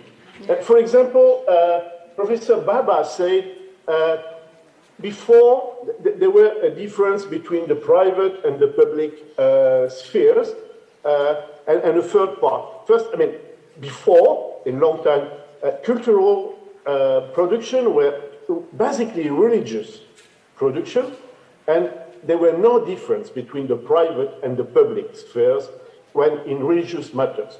We had a 100 years gap where individuals through neoclassical, enlightenment, liberal things, at least in Europe, were able to think and to have their own choice, which may differ from the public choice. I'm afraid that this is closing down. This window is closing down, and we won't have, I hope I'm wrong, but we may return to some kind of uniformity where we won't have anymore this global consumer, where someone from Africa could appreciate music from Asia, Bollywood, and someone from India may enjoy the movies from Nigeria, Nollywood. I'm afraid that, unfortunately, we are returning to this kind of regionalism where nations and regions closes down. But perhaps it's the bad influence of what's going on today, both in Ukraine and the return of geopolitics. But on that, I'm pretty pessimistic. Otherwise, the nice thing about new technologies is that everyone, and I will close on that, everyone, thanks to those cheap things, can invent, can create, and this is very nice. So I see the future as a fight between a return to bigotism, you know, the woke thing, and individual freedom. And this fight between the public pressure and the individual creativity will remain. Who win? I don't know. Thank you. Thank you so much, Dr. Hubert. Could you please clap hands for him? Thank you. Professor Baba, you so openly gave us a powerful line from Mr. Baldwin, rather, about we are really prepared for our new times. So what are those times looking like now from your point of view, and what are the trends? So thank you, first of all. Thank you very much. It's been really illuminating, and for me to be with the with my panelists, who I also want to thank. You know, I rather like Dr. Hubert Escates. I mean, I think it's very difficult it's very difficult to think about the present, but I think that's what I did for more time than I should have spoken. So I really don't know what I can add to that. I talked about a whole range of issues, and I'm very interested in, as I said, that there are systemic and structural issues, systemic racism, systemic discrimination in health economies for certain groups, etc. And yet, when things present themselves with what I'm calling as the suddenness of their presence, and this is not just my invention, what's very interesting is that throughout the George Floyd events, most black activists, artists, writers, thought about it as a moment. Many of them say, how do we think of a moment? We are trained to think in long lines of time, long temporalities. In fact, the longer the landscape of time, the more authoritative you sound, because you see the proportionalities, you see the averages, and I'm trying to disrupt that. And I think that really, if the question you asked me, you know, what does the world look like to you? I think I've already spoken a great deal about that. So I don't want to unnecessarily take the time from my colleague, and I have to say that I found Andy's presentation also very generative, and I thank him for his generosity in recognizing my work. Then let me just say two things in response, actually, to my panelists. First of all, in relation to Dr. Escape, you know, when I talked about the public and the private domains, I was tracking a history of about 300 years. Of course, and even in that period, it's complicated, because religion in itself is always, in my view, a hybrid of the individual and the institution, or the creed and the governing idea. So I think religion, in fact, is a very interesting way of thinking of the hybridization of public and private, even if you don't have individualism freedom, if you don't have individual freedom. And it is so interesting now that forms of politics, geopolitics, and biopolitics that that liberal Democrats find most difficult to take are the theocratic, theological, political movements in the world that we see. Because the whole notion of who is the individual, what is sacrifice, what is martyrdom, what is independence, what is autonomy, the politicization of those subjects in relation to the Western democratic mentality is very different. So I think that I want to make that point, that there was always a kind of tension between the religious and the secular, even if the secular was not recognized. Anyway, so I just want to make that point, and that's what I was trying to get at. And the other interesting point I'd like to relate to is Andy's notion of the concentric.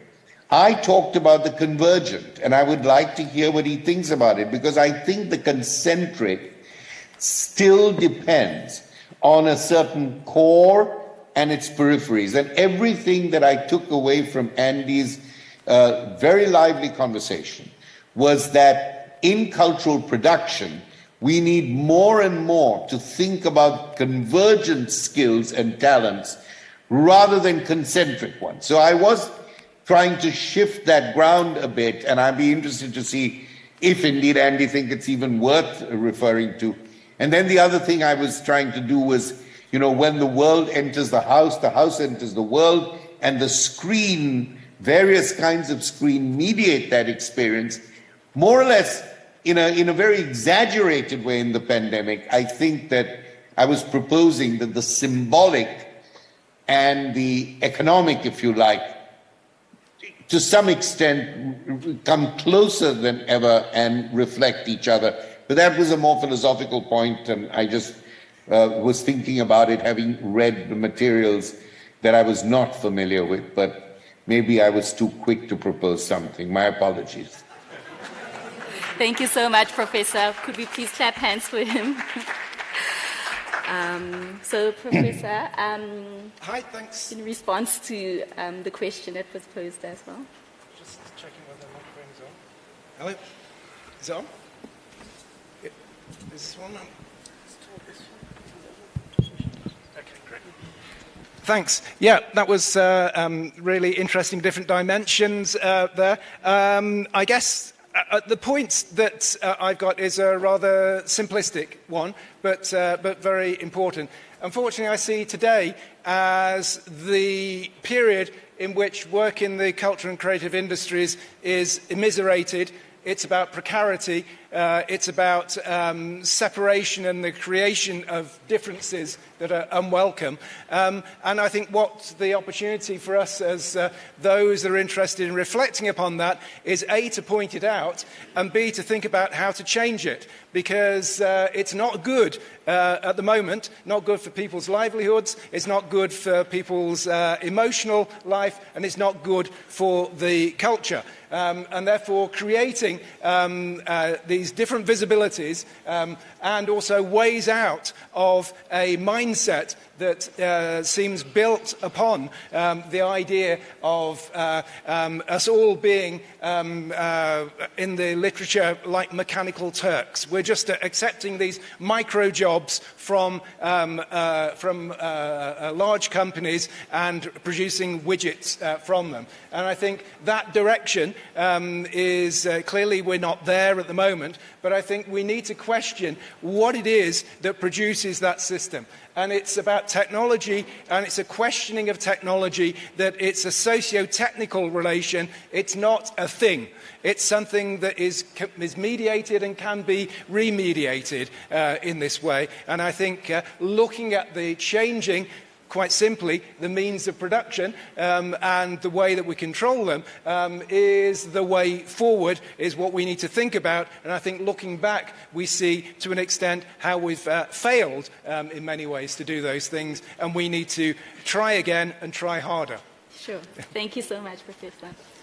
In lieu of time, Dr. Kumalo, I'd like to just open up to the floor for just one or two questions to our highly esteemed panelists, so we can conclude the conversation. Do we have any questions? Yes, there's a question right there. Do we have microphones that we can pass on, perhaps?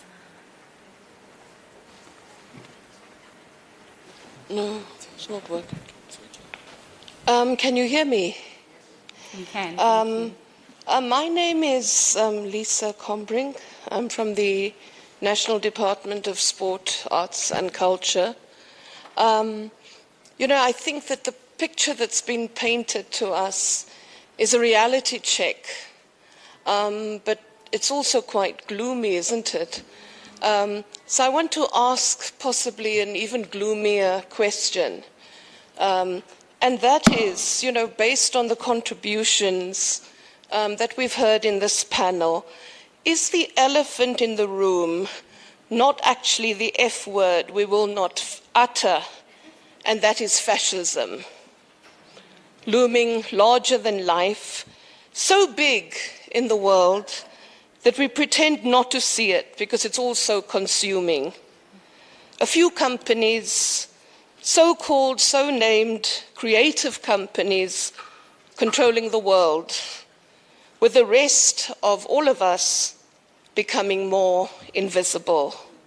A few governments, and then a few more companies appropriating the works of universities on research and vaccine development, profiting from publicly funded initiatives.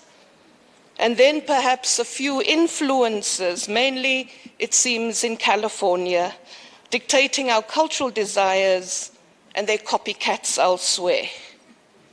Isn't that what we're actually facing? Isn't that what we refuse to name, but what we must address? Thank you. Thank you so much, Lisa. I'm not sure which of our panelists would like to make a comment on that.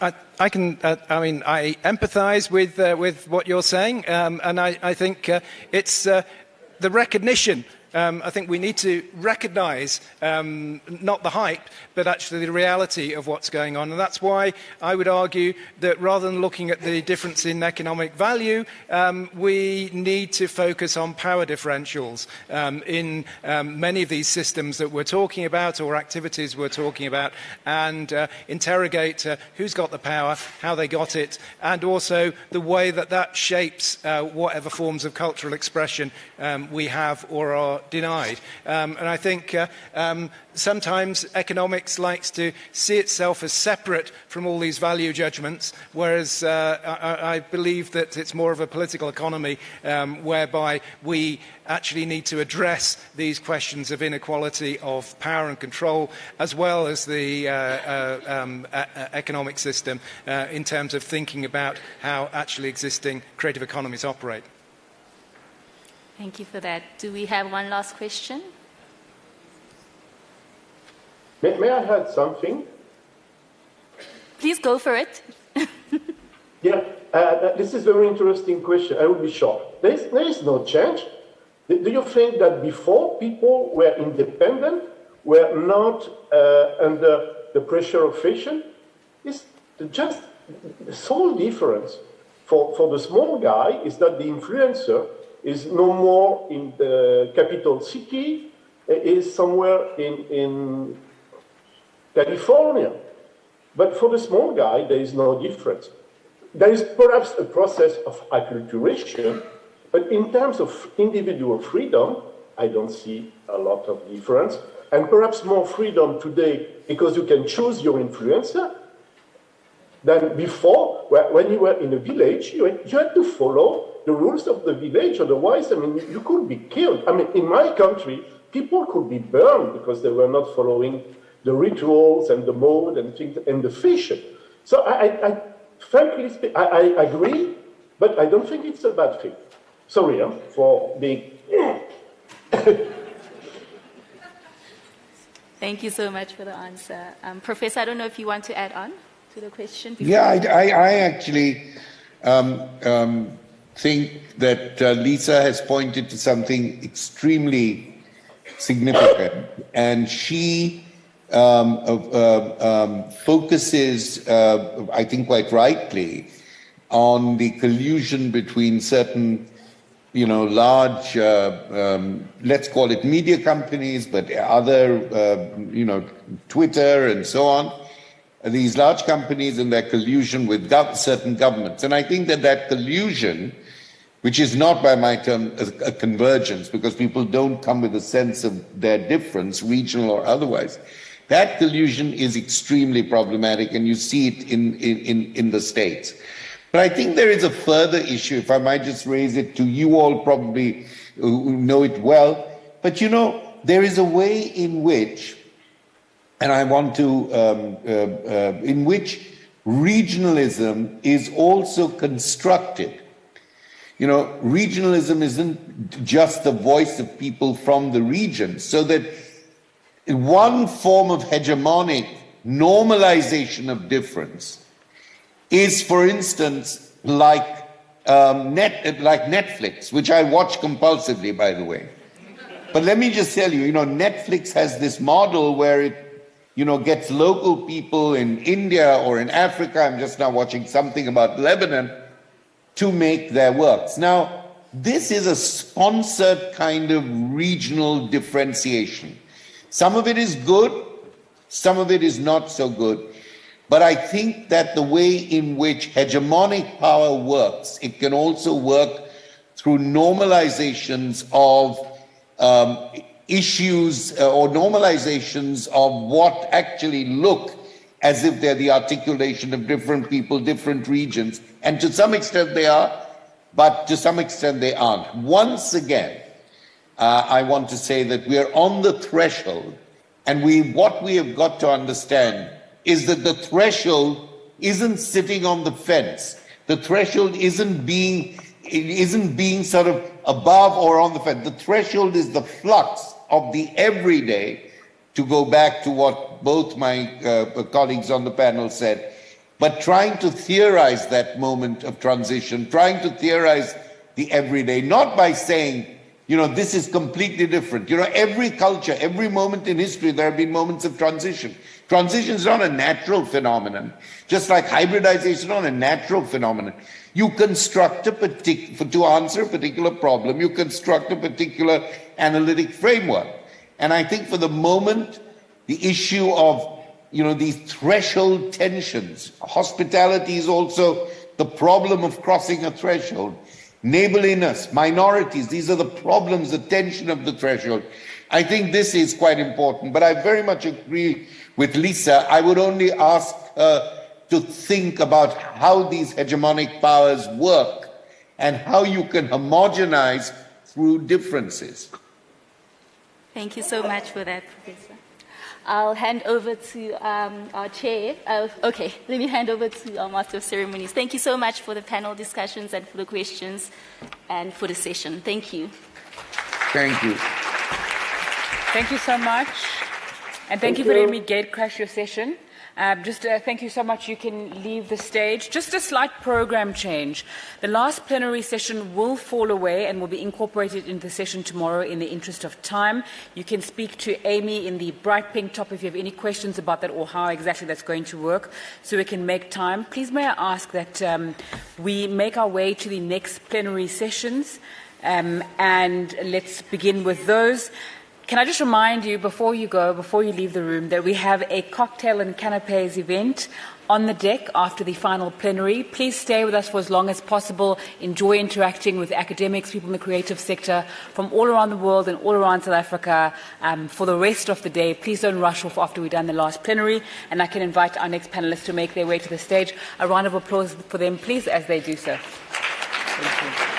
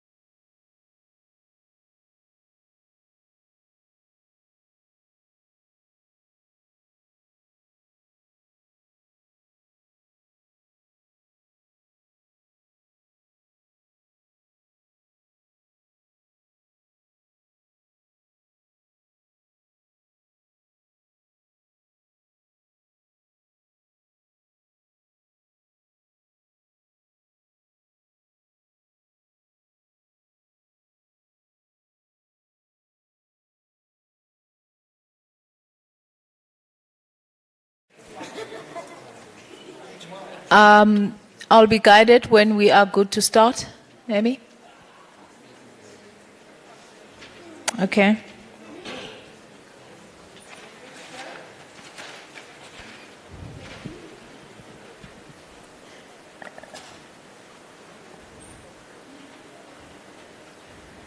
Thank you to everyone for their patience, by the way.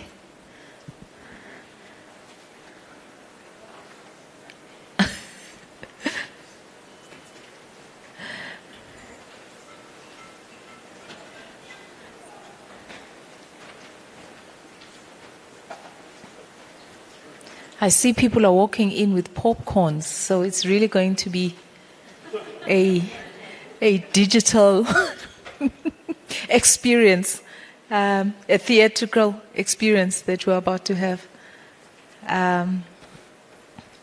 Hopefully soon, because we have kept a few people waiting online, which we greatly appreciate. Not sure if they can hear us already. But apologies once again. We are hoping to still get through what we need to get through and get the discussions on this important topic going. I see Amy is like ready to climb over that control room to give us the confirmation that we're ready to proceed.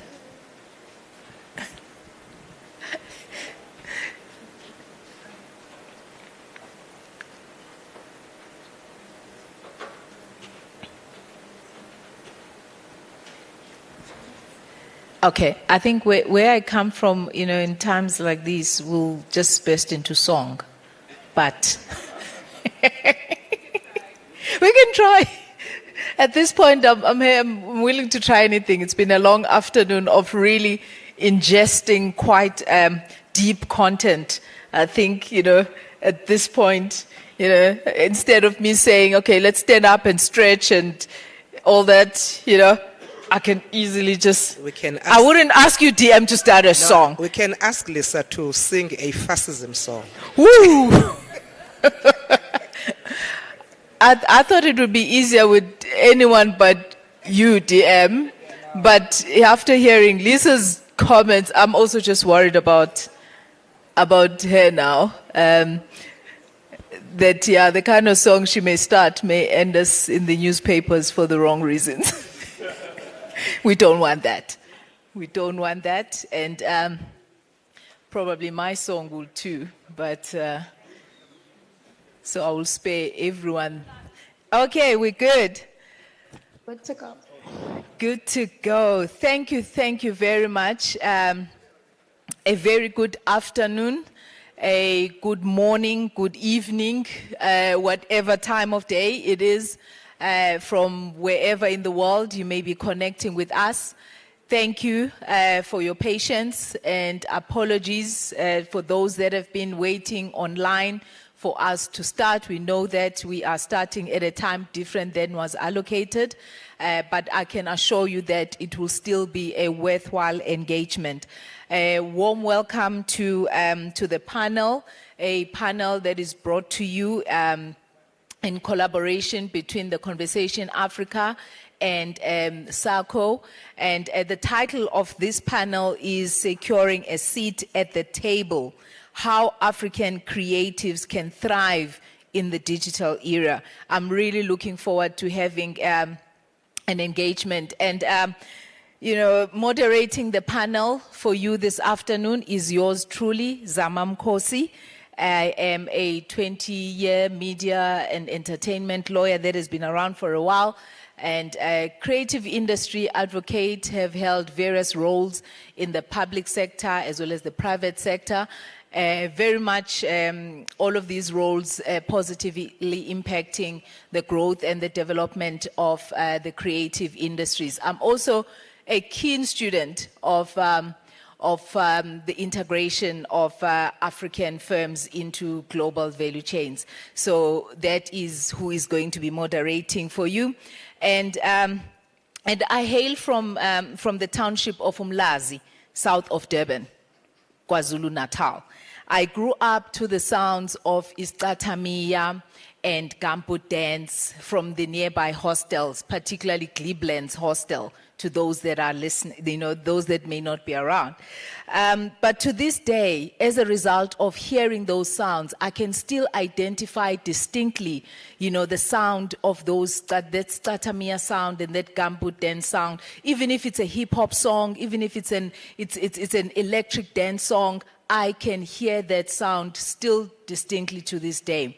But what often fascinates me is how back Mlazi, and even Lady Smith, for that matter, the originators and the composers of those sounds probably do not know the extent, or let alone see the fruit of the benefit of how far they are, the impact of their creative works has traveled, and the influence that they have held in impacting genres of music and even other art forms all over the world.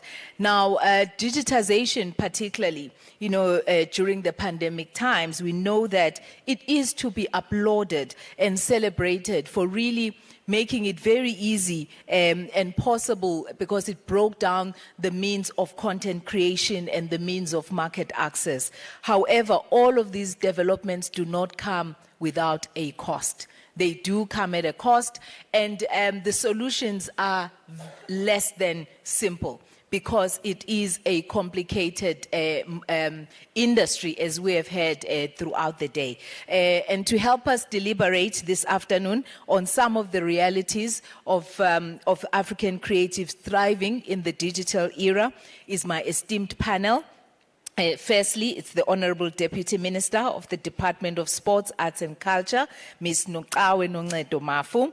And I have Dr. Akhona Nzuta, who's a postdoctoral research fellow at the Chief Albert Lutuli Research Chair at UNISA.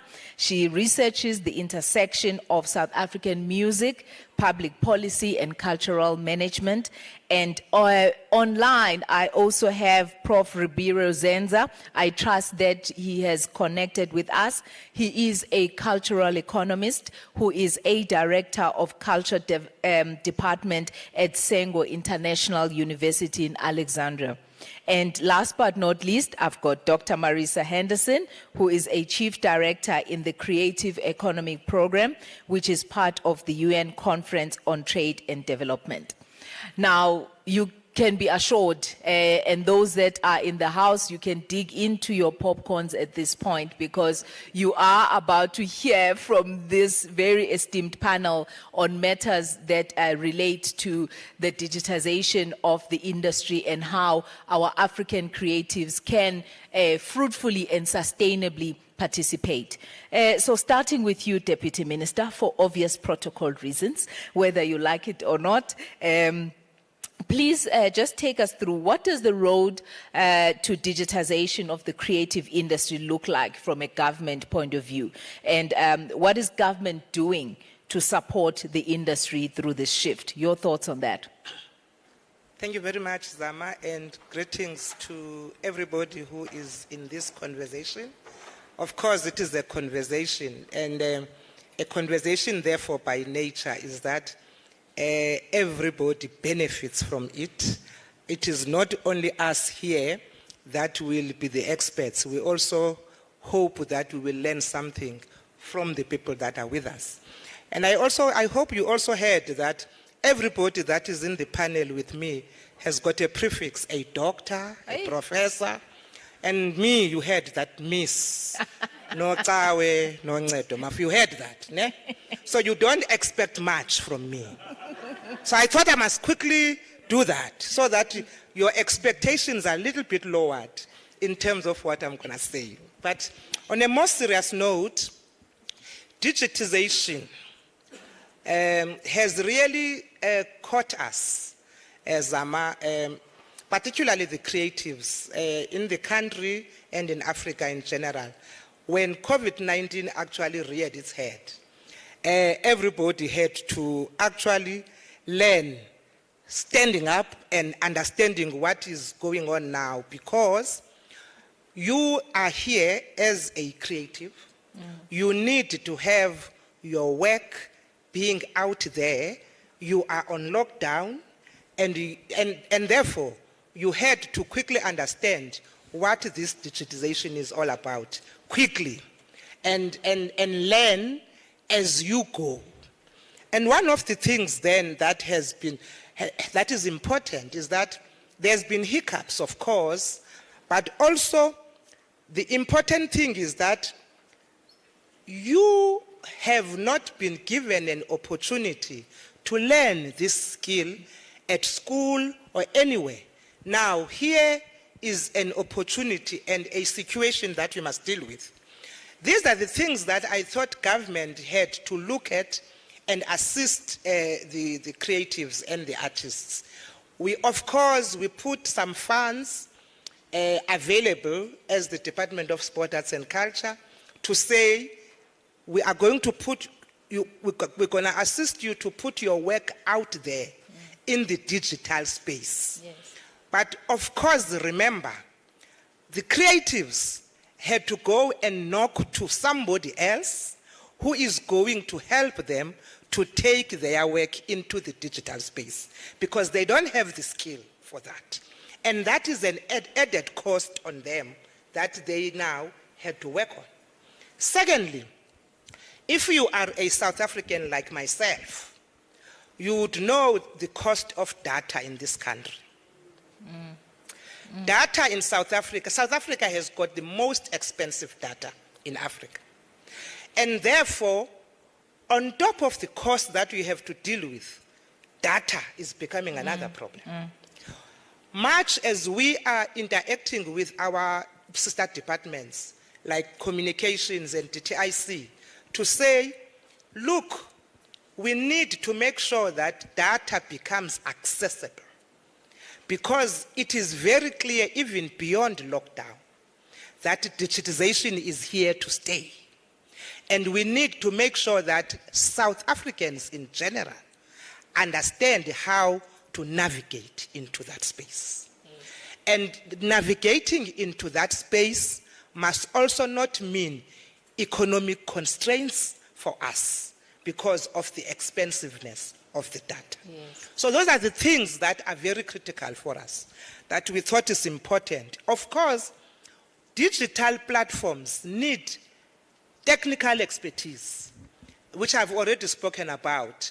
South Africans are starting to get grips with it now, but compared to our sisters and brothers in other African countries, we would agree that we are a little bit behind. Yes.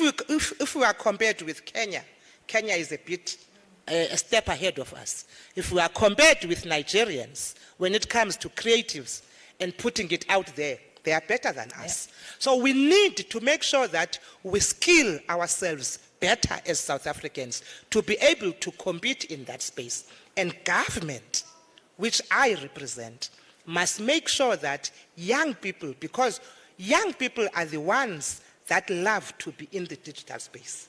Young people like to be on all these things, Twitter, TikTok, whatever you want to call it. And we need to make sure that as they get there, how do we make sure that like their, brothers and sisters in other countries, they are able to make money out of that? Yeah. They are in the north, if you talk about in the developed countries, young people are earning money out of the digital space, more than South Africans or Africans, because we still do not understand how that economy functions. And we need to make sure that we educate our people. It is not about entertainment only. We can make money there. And South Africans in particular, they are just using that platform just for entertainment when the other people are becoming millionaires out of us. That's another thing. The other thing that is worrying about the digital space for me is the fact that the creatives still need to understand how they must protect their intellectual property in that space. Because now you've got your work out there, anybody has got access to it. If you do not know how to manage it, it means somebody else is going to be a millionaire out of your work while you still remain poor. How then do we make sure that we do that? That's why the government, therefore, when it comes to two bills that are important, the copyright and the issue of the performance bill, that will be able to protect the artists and the creatives, has been passed in Parliament after a long time. Yes. I have to say, after a long time. Yeah, long. It's been long coming. Remember, it was out there. President took it back to Parliament. He was not happy about some clauses on it. It has now gone to both houses. It has gone to the National Parliament, and it has gone to the NCOP. It is ready now for the President's signature. We hope that that will also assist the creatives in that space. Thanks, Sama. Thank you, DM. Thank you. And I think maybe you mentioned a point there about the, the other youngsters that are in digital spaces in developed countries that making lots of money. I just want to bring it back into practicality, Dr. Nzuta, because most of us are parents out there and we're sitting with youngsters that now say they don't want to go to school, they just want to be YouTubers and make lots of money because the economy is now digitized. The creative and cultural, industries are now digitized, and that's where that's where they want to be. But just be practical with us and tell us in practical terms, what does it actually mean, the digitization of CCIs? Sorry to use that word. Okay. Thanks for having me on this panel, first of all. I'm glad the Deputy Minister has covered a lot of the ground, because I was really wondering if we really want to be at this table where we digitize the economy, right? In practical terms, I think we need to be realistic of our socio-economic environment. Should we be at the table if the terms at which we're at the table don't suit us or are not part of our reality, right? For instance, we're grappling with two things from that very idea of digitizing the economy. It's a doing thing. Are we standardizing the economy to be digital?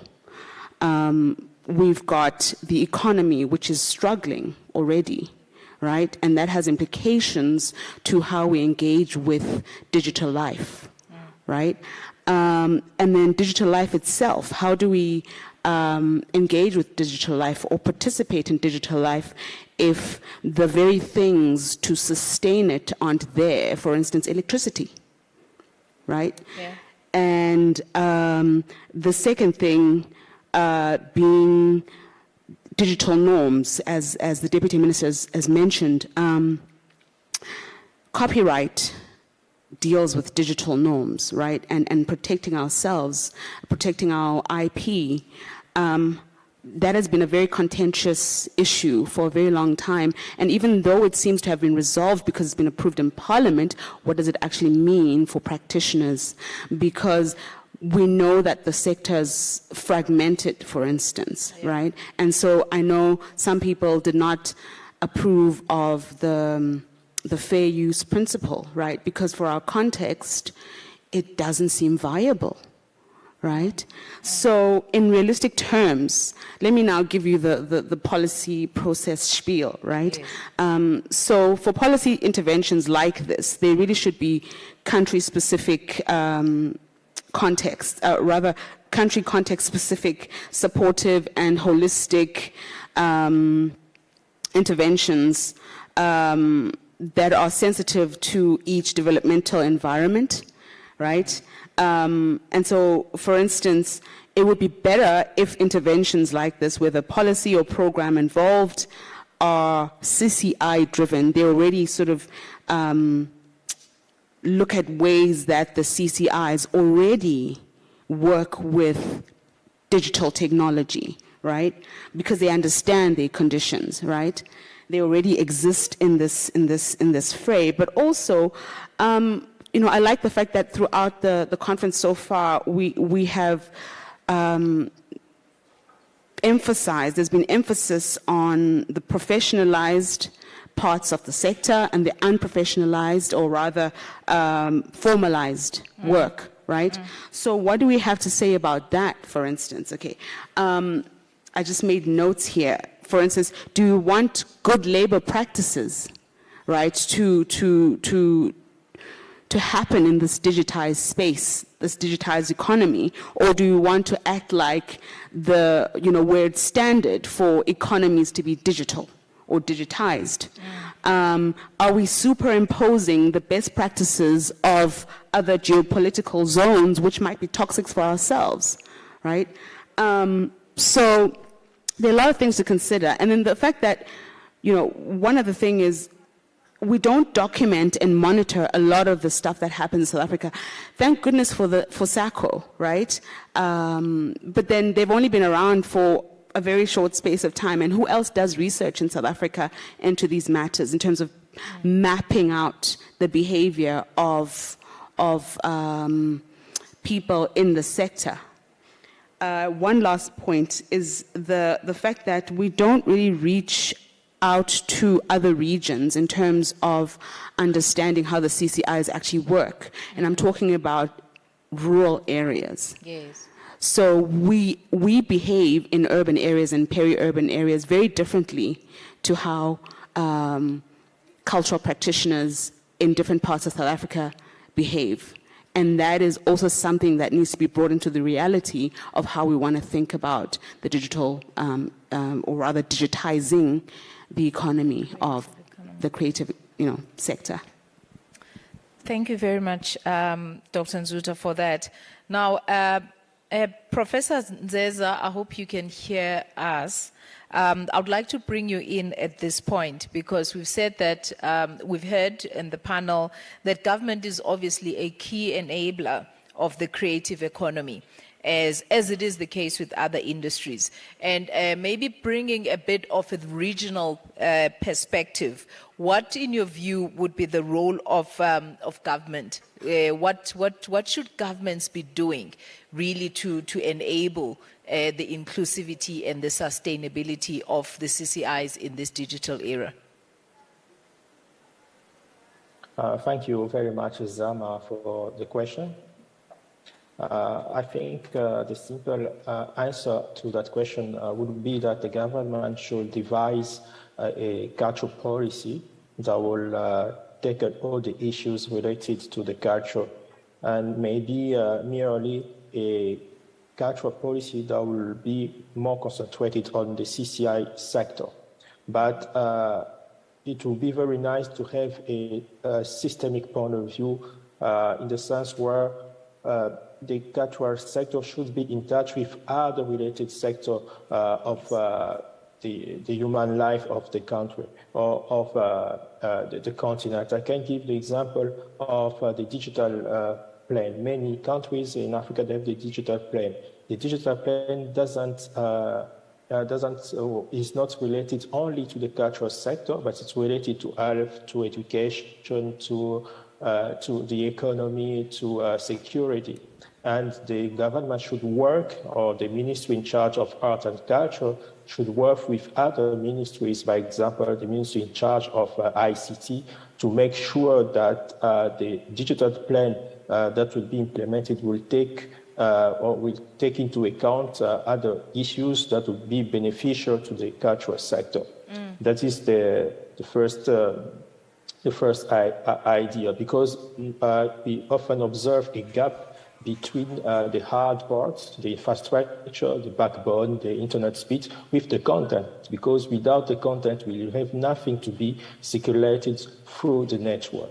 On the other side, in that systemic perspective, the government should work, or the Ministry of Culture and Art should work also with the Ministry in charge of the economy, because we have also the digital economy. We have method of payment and other issues that should be also beneficial to the creative sector. So the Minister in charge of art and culture should not work separately from other components of the society. And the last point is to promote entrepreneurship, because most of the creatives are small and medium enterprises, they are freelancers, they work remotely, they have part-time jobs, and they are very vulnerable according to the shock. And the COVID-19 experience has shown us the setbacks of that situation.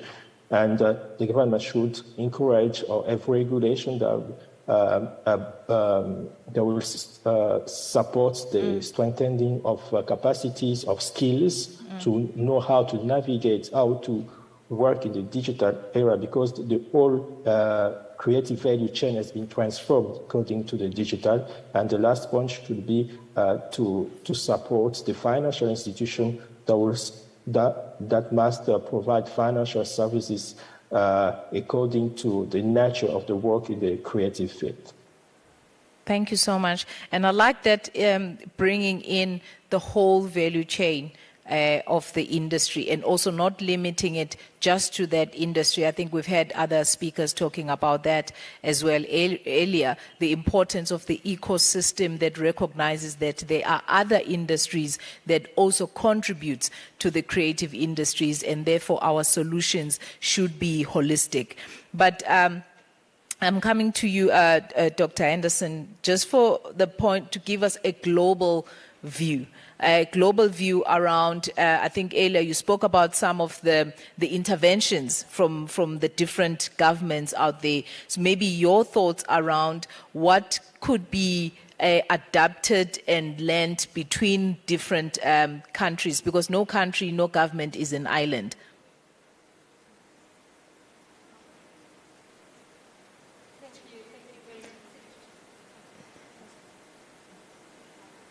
Can you hear me now? Yeah. Thank you very much. I just wanted to start by sharing with you that one of the key things that UberScale has said in the previous panel really apply for this one as well. And I have the privilege of working with him in the publication he was mentioning. This was published by UNCTAD. It's the Creative Industry 4.0. And you can download that for free from the UNCTAD, the UNCTAD website. And it's exactly the question that you asked me. It shows how come countries, developing countries, benefit from the current technology. And he said something very interesting. He talked about the transfer of technology. And many years ago, in the 70s, 80s, there was this conversation about transfer of technology. This is easier than ever. Having the internet has become a way of transfer of technology. And an example that happened at the beginning of the lockdown, where we saw a group of kids, teenagers, eating, dancing in Angola, the Jerusalem. I'm sure you saw that. Yes. Okay, a beautiful song by South Africa, I understand. And I can't tell you the impact that had in Europe. It was the spirit of us all there. I live in Switzerland, and the very serious and professional Swiss police started to practice the Jerusalem, and they did a video with the Jerusalem, and we were all very, very proud of the Swiss police singing to that. But really shows how using something that was available, a technology that was available, a few kids did something that had major impact. And while I completely understand there are major barriers and there are global crisis, and I will speak about that, I think we also need to take advantage of this moment in time when we have this technology available. And UNCTAD is here to support, like many other organizations, to support countries to take advantage of the new technologies for their development gains, to maximize trade and development gains. So in terms that they're doing wonderful things on the digital economy to reduce the digital gap, which is a global phenomenon. And so this is what we're doing at the global level, at least in UNCTAD, helping countries with that.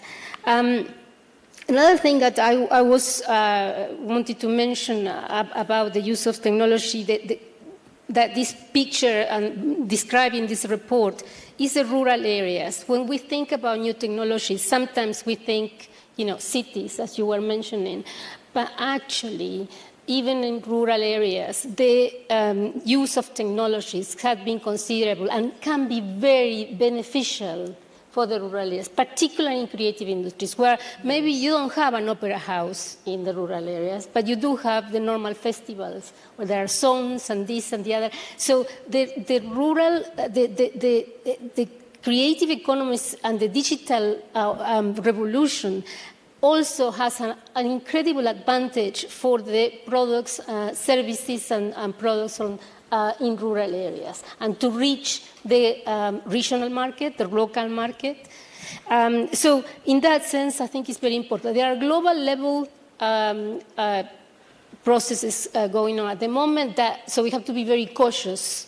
Our Secretary General, Fangtad, has mentioned that we are at the moment in a global crisis, economic crisis, we are in an energy crisis, and we are in a climate change crisis. So she says that instead of saying these are very, very important issues, we shouldn't pay attention to cultural issues, she said the opposite. She said that because culture and creative industries are so important, more than ever, we need to help support countries to maximize their gains from creative industries. Jen Snowball this morning mentioned the idea of the creative economy is a cyclical economy, in the sense that when things are going very well in the global in the national economy or in the global economy, creative economy generally features positively. When we are in a crisis, we are in a recession, and so on, things are not so good because the consumer is afraid of expending money in things like theater or dance. So it is for these times, at times where we have crises like that, is that we need to prepare ourselves and double the energy to support and have a dialogue between government and private sector. So that is, my last point would be how to win the global sphere. Two more things. Hubert made an important point about consumption, that we generally don't pay attention too much on consumption, and I'm guilty of that, and he always reminds me that. And I think it's very important to look at the consumption in the case of trade, is imports, and take advantage of the imports, not say, we are net importers of this. Maybe the net importer produces a very beneficial effect in the economy, because you can produce goods with the things that you import. So the import side is very important. I think we need to pay attention. And to finish up, there are global processes that are currently taking place. For example, the G20, where South Africa is part of the G20. The issue of creative industries was discussed in two working groups that were very important. One was in culture, and the other was in the tourism working group. And for the first time, it was discussed in the tourism working group. Last time, for the first time, it was discussed in the culture working group of the G20. So there is a momentum growing. And I think we need to consider all these different angles to put the creative economy conversation in context. Yeah. Thank you. And I think there is certainly that high-level global processes at G20 level and so forth, but then there is also at a practitioner level, DM. And I just want to hear, when I asked you first, I asked you about what the role of government should be, but any thoughts, even if it's just one action that you think practitioners, because it's a two-way street, industry development. From your point of view, what would you say will be, key action that will be required from the point of view of the practitioners? Thanks, Sama. I think from the conversation already, we all agree that digital skills are critical for the future, and are also very critical for the creative themselves. So one critical area that I think the creatives must do is to actually make sure that they empower themselves around the issue of the digital skills.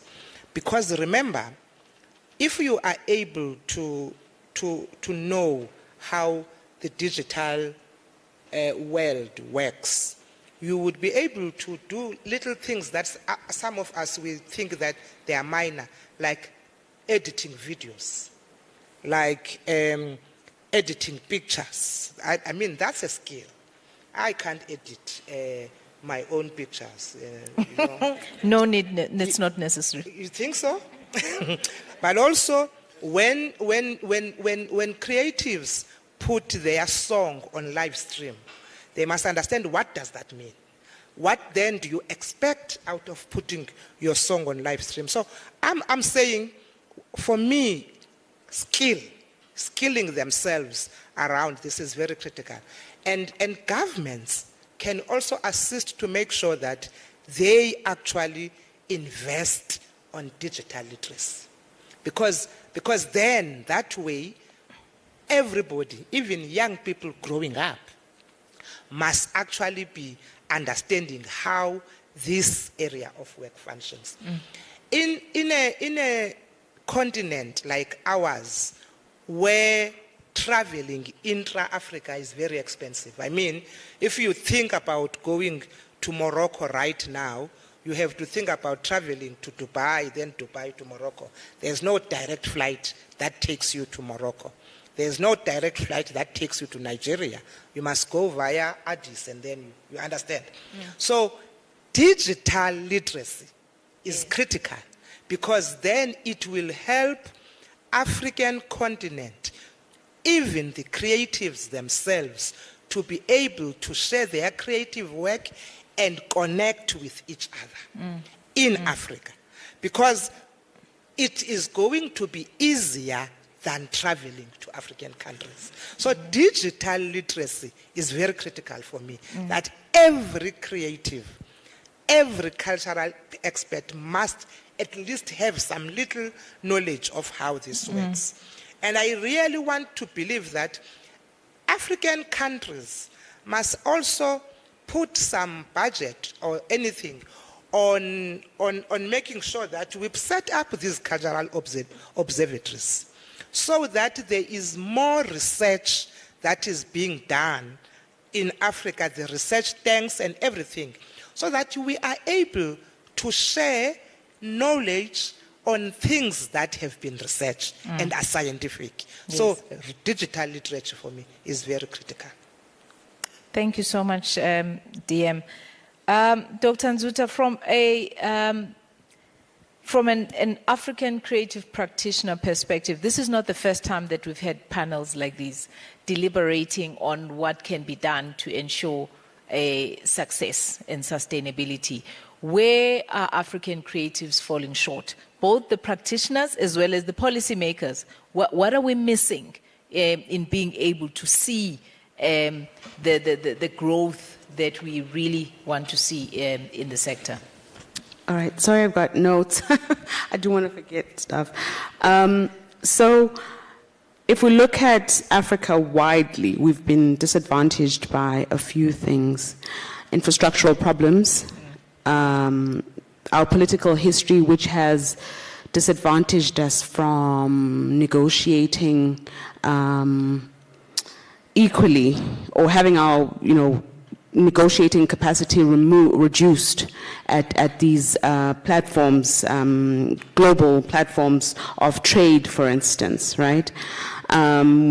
We've got insufficient economic muscle to digitize, right? To realize or drive digitization. We've also got very little political will to prioritize a holistic approach to the well-being of citizens in the sense of culture and how people actually engage with culture, right? And how culture is part of their lives. You don't have to prove anything, it just is, right? So, in an Africa-wide outlook. This is really what's going on. But I'm not really skeptical about digitization. It's just that it would be better to bring everybody else up, yes, not to sort of confine it to the few who can afford to be online, right? So digitizing the economy really excludes a large portion of the South African CCI population and South African population generally, right? Because high earning income groups, those in urban areas, those of a younger generation are online, right? But then apart from that, apart from access to the internet and the fact that it's expensive and the fact that people are really subsidized in terms of how they use the internet by either institutions of learning or their employers, right? Apart from that, communication technologies are actually expensive. And with a shrinking economy, we can't really afford technologies that enable work and digital life. So for instance, in the peri-urban areas in South Africa, as I've said before, there's unreliable communications infrastructure to optimally function digitally, right? Electricity is one thing, all sorts of other things. I mean, you see, let's say, Usemkanduli or Pofadar, you know, or somewhere, you see satellites, dishes and stuff, and you wonder, you know, but then we have cell phones, we have tablets, but it doesn't mean that we actually consume or really live our lives fully digitally because the internet is inaccessible, because, you know, data or broadband Wi-Fi is really expensive, right? So it becomes a social justice issue, the issue of digitizing the economy, because a lot of people are excluded because of their socioeconomic standing, but also public education, I think the minister has touched on, has only really in the last probably just over a decade been focusing on digital skills. So before that, it's as if South Africa was acting like there was no internet. And so the few who could and were interested in being online and using digital technologies, that was fine. But for the rest of the population, it doesn't really come as, you know, it's not second nature, you know, to be digital. To be online. And so, for instance, when people need to hone their digital skills, it's usually for the sake of employability, right? And so it's not something that just happens. But I'm not going to extend my time on the microphone because I was going to make an example about musicians, for instance, and how the younger generation can tap into these very opportunities that the minister was talking about, right? Because they're part of a generation that at school were given the tools to engage with the world digitally. Yes. Except there's a whole swathe of musicians who cannot do that, who've been performing on instruments, right? Traditionally performing. What do we say about those people? People who have choirs in Mossel Bay. What do we say about those people? How do they effectively become part of this digitized economy? Yep. The Stratamia band. Exactly. In Cleveland's hostel. Prof. Nzeza, what are these challenges? We've listed some of the challenges that are facing African practitioners across the continent. But if you look at those against perhaps other similar challenges across other regions, any thoughts around perhaps how they may have, those other countries may have approached them differently, which perhaps create something unique around solutions that can be found for these challenges? I think the challenges are quite the same, even if they are at different rhythm or at different level. The first is, it has already been mentioned, but that I would emphasize it's the digital skills. And digital skills not only in the creative process, but also in the management process, because the way we market the goods and the art services is very different in the digital era, and they need to know how to tackle this issue. We know that most of the time we used to separate the creative process to the management process, but now with the new tools offered by the digital environment, it's possible to combine the both skills. So a creator should know at the same time the process, the production process, but also somehow the basic knowledge of the management process. The second challenge is related to the legal status. You know, most of them, they don't have a social recognition or a legal recognition that doesn't ease our operation, that it doesn't ease the way they work. That may be also explained by the fact that there is a general mindset where we don't understand really the nature of the work of the creative sector, the internal dynamics. So that there is something like a difficult dialogue between the private sector, the public sector, and also the civil society to work together in order to boost and to improve the work of artists. According to some example, I will pick some figures from a study on the COVID-19 CCI impact that I published 2 years ago in the Conversation Africa. We know that the informal sector is widespread in the creative sector, and according to the figures in Senegal, by example, from the available study at the time, it's 53% of level informality, while you have 80% in countries like Kenya, and 35 in South Africa, and 25% in Namibia. So the challenges are quite the same, but at different level. And the response from the government should maybe to help them to leave the informal sector and to get inside the formal sector, but also to be able to swim and to work with the informality, because the informality in the creative sector should not be considered all the time as a threat, but maybe something that can be very beneficial, and you may use it fruitfully. Thank you so much, Prof, for that. I've just spotted one of the comments on Zoom around infrastructure, and that, in fact, was going to be the question I was going to throw at you, Dr. Anderson.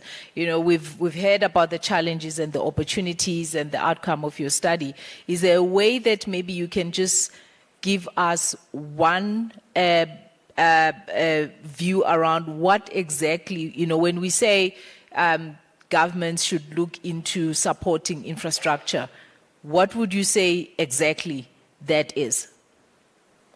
Are you able to? We've got a deputy minister. Yes, I'm talking. Sorry, I've left you for so long, and you. No, I'm talking to you. You've got a deputy minister right here next to you. Your report says to support the industry, government needs to look at doing something with regards to enabling infrastructure.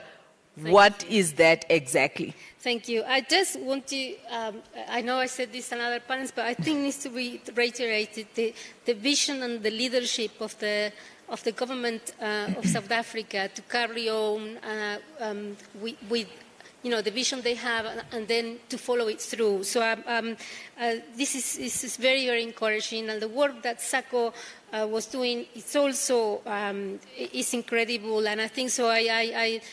When we say chapeau, I take my hat off to the work that has been doing. So that is very important, and I think it will be a building on this, very important, very, very relevant. The master plan that is being put forward, I think is also something that needs to be mentioned, and I would be very, very keen to follow how the resolution of the bills goes, and happy for UNCTAD to support in anything we can, in particular in the capacity building projects, to support the different activities or the different activities or strategies in the master plan.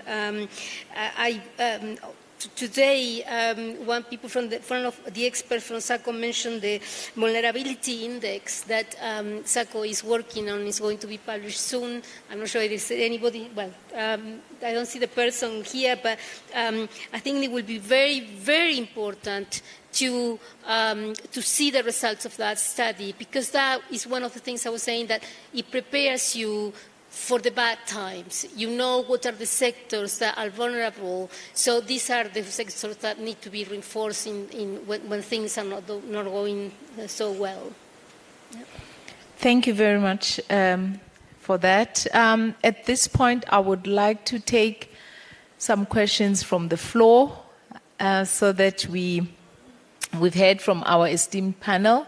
Ooh, they are waving hands on this side. Oh, there's a waving hand. I think, yeah, I was told you can press green, even though I didn't manage to do it. I'm sure you'll be manage. And then so you can go first, and then the gentleman at the top there. Thank you. Yes. Yes, sorry, I'm looking at you through the...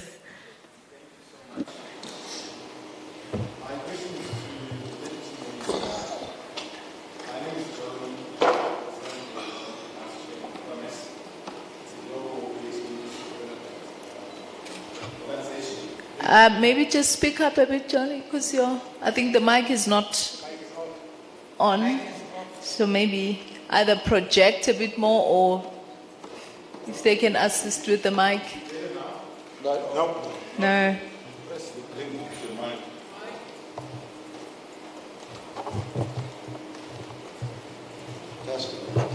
Test.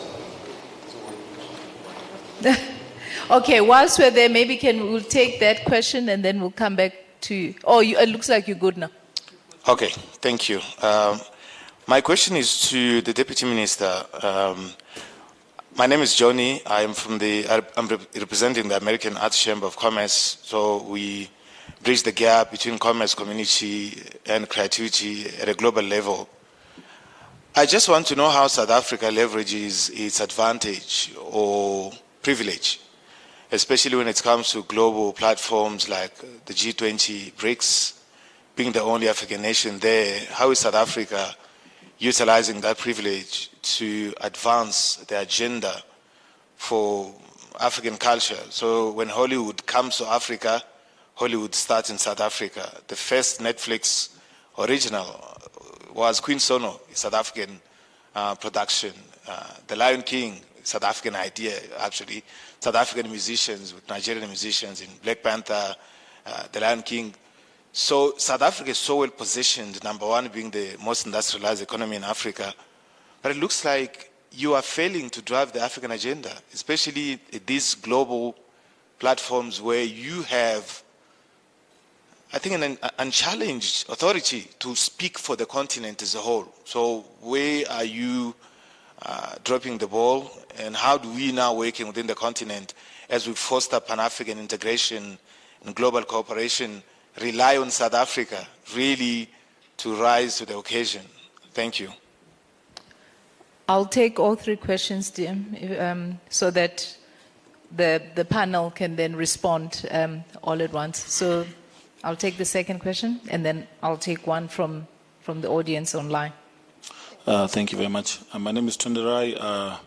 I work as a creative industries consultant. My question is really around the conversation around digitization.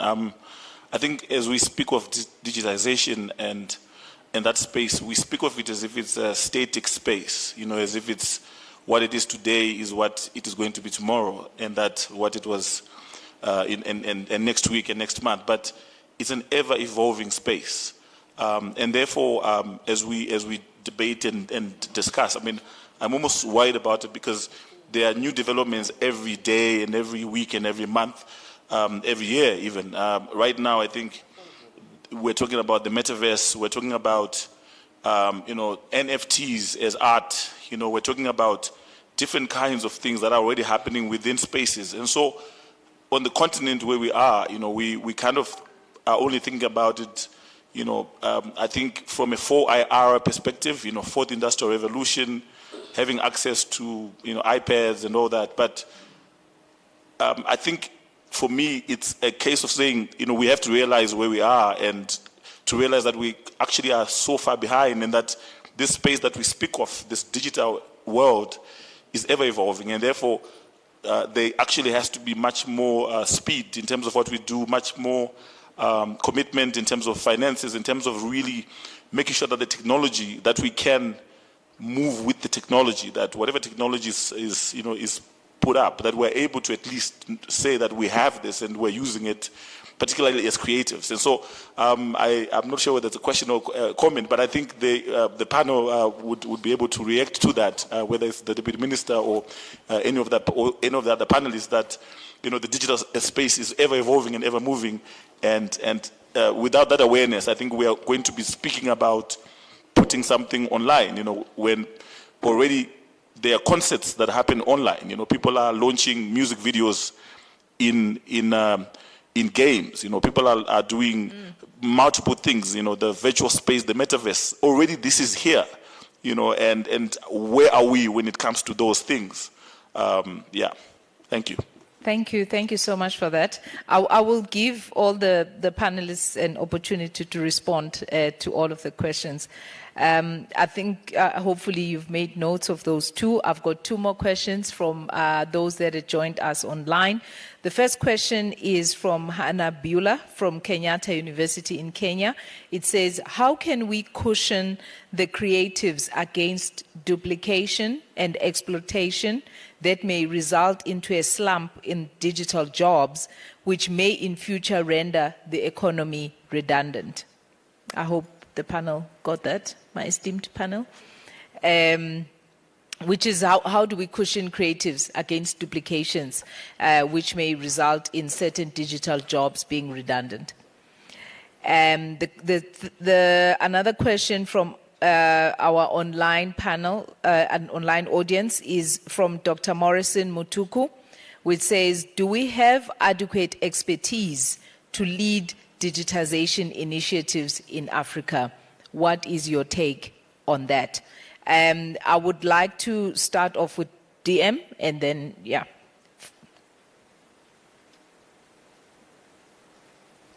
Whichever of those you can comment on and whatever closing remarks you may have. Thanks. Thank you very much. I think let me start with the easy one. Do we have enough expertise to push this digital that we're talking about? My answer would be yes and no. In the sense that I think Africa has got the expertise, but probably what we had not been given the opportunity is the space. What we need to do is to allow governments as well to create the space for this digital expertise to thrive. And for me, the important thing, therefore, is that in Africa, you are going to need to make sure that the soft diplomacy between African countries must thrive, must work. We should stop being selfish, that we would want to see probably one African country becoming more than the other. We need to make sure that we carry each other in the process. That's one. The second thing for me is that, look, in Africa, we had already, particularly in South Africa, what we had done, we had already popularized the month of May as the Africa Month. And what we had done, because of, we had made those programs to be digitized, to make sure that we share the expertise with our African sisters and brothers. And I think if we can make that program grow more, it can actually assist Africa, not only South Africa, Africa in the field of digitization.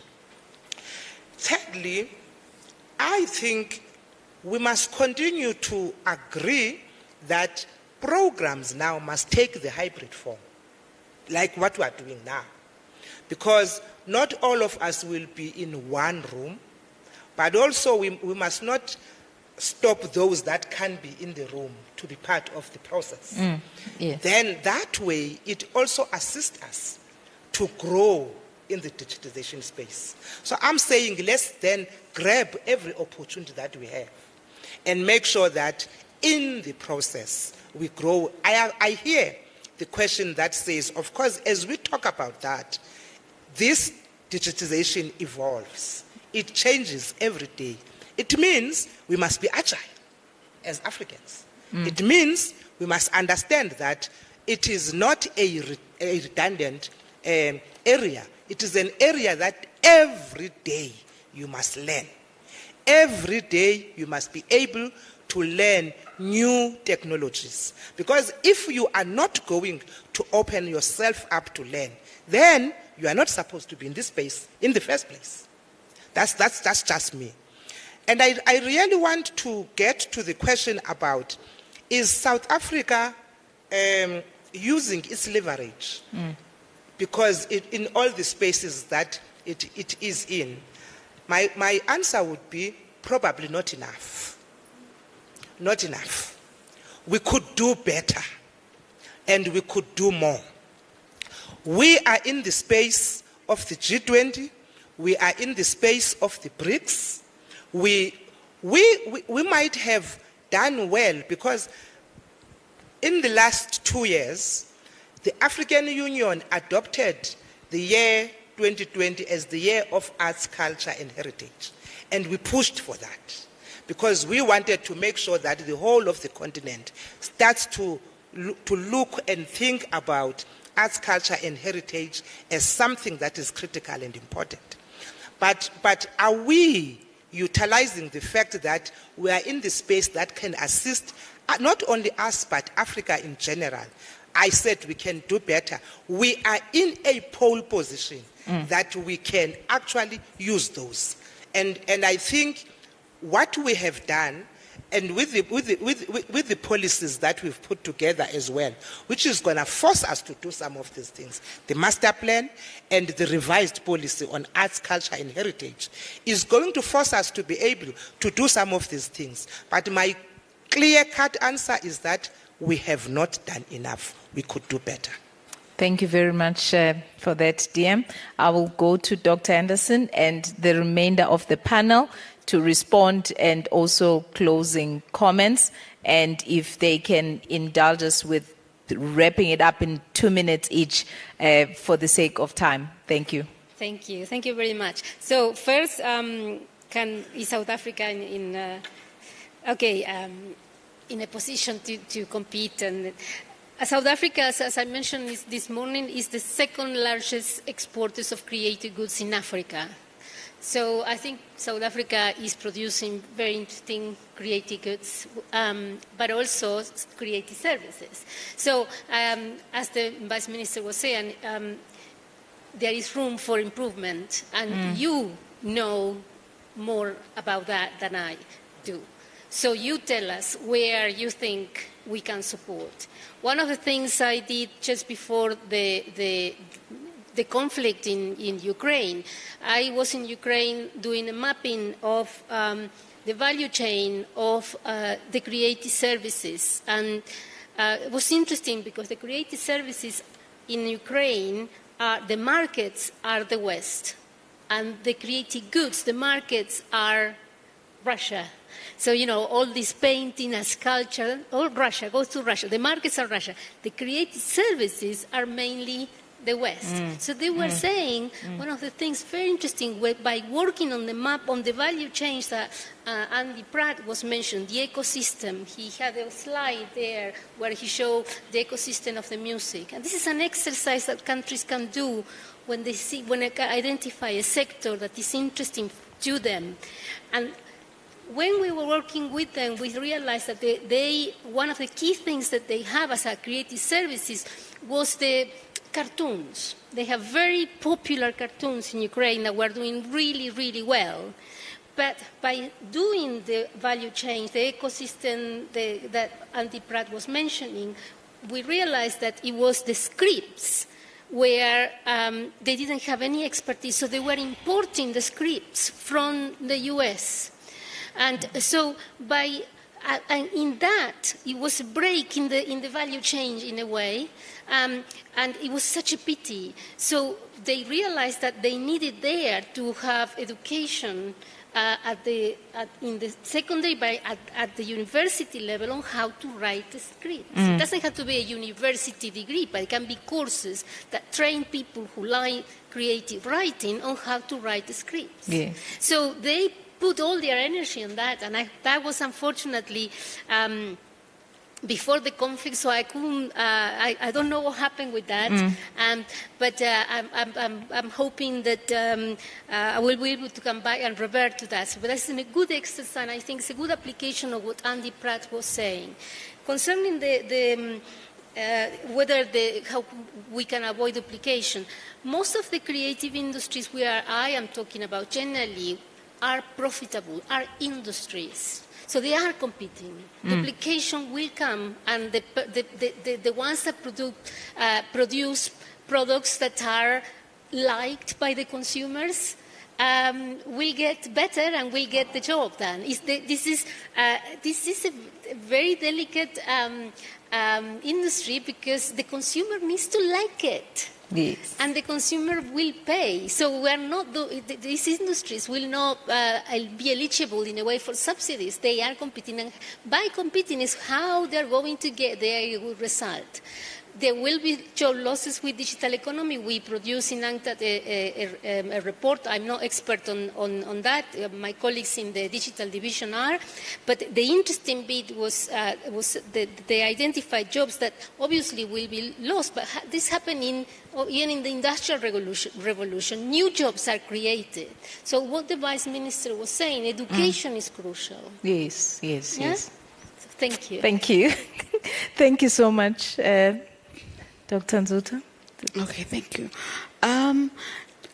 About duplication, basically there's nothing stopping anyone else from duplicating what you can do online at this point, depending on which country you are on the African continent and what kind of IP systems or IP protection systems exist. If you are in one of the countries where copyright is a thing that is observed, that is protected, then you're lucky. Because IP is a whole other issue on the IP continent that needs serious discussion. And then to speak to the gentleman at the top about how, for instance, the digital space is an ever-evolving area, he's absolutely spot on. Digital resources have been viewed as nice-to-haves, and governments have not been proactive about the fact that digital resources are, in fact, essential parts of modern-day economies for advancement, for innovation, and for entrepreneurship. And we're not just talking about entertainment. We're talking about a whole field of possibilities. Yes. And the onus is not really on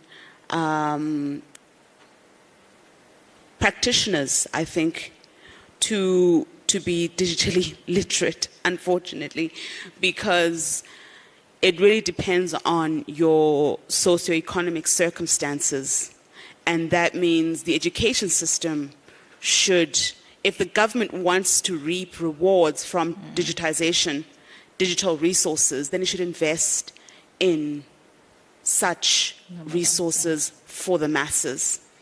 So we're talking GDP. I know this is an economic conference, but yeah, there's more to the creative sector than just industry. Wow, more than just entertainment as well. Prof. Nzenza, coming to you for a closing comment with the 120 seconds to go. Thank you. Zama, I will quickly comment on the question related to the fact that the digital is something evolving. We are talking about an environment that may disappear tomorrow. I think it is part of the job. It's part of the game. The digital is evolving rapidly, speedily. That is a fact. That is a challenge. And also culture is also a challenge because it is characterized most of the time by risk, uncertainty, and intangibility. And to conclude, I will take an African perspective to say that the African Union framework on CCI has been revised, and it's time to move towards an intra-African trade of cultural goods and services to make alive the free continental trade area. I think it is a challenge for everybody, and the most advanced countries like South Africa should take the lead. Thank you. Thank you very much, and thank you once again to everyone that joined in for this panel discussion. Thank you very much to my esteemed panel. Thank you to the supporters of this panel, Saco, as well as the Conversation Africa. For those that do not know, in fact, they may well be one of the key solutions to where to from here, because they keep the conversation going. They are a non-profit entity that really democratizes the engagement of news and articles that talk about the creative industries from a research point of view, but also at the same time making sure that they publish articles that are easy to read. So in that way, we bridge the gap between the very esteemed academics and all these learned people that are in the room today, as well as the practitioners, as well as every other citizen of our continent and the rest of the world, in making sure that they are informed with content that really is research-based but can make an impact into their industry. I thank you very much for your patience. Have a very good evening. Thank you. Thank you very much. That brings to an end the talking. We are pleased encouraging you to go onto the deck. There is a cocktail and canapes event. I saw lots of champagne glasses. Please come and interact with people from the panel and get to know people in a less serious manner. Thank you so much for your time and attention. We'll see you tomorrow morning if we don't see you at the cocktail party. Thank you.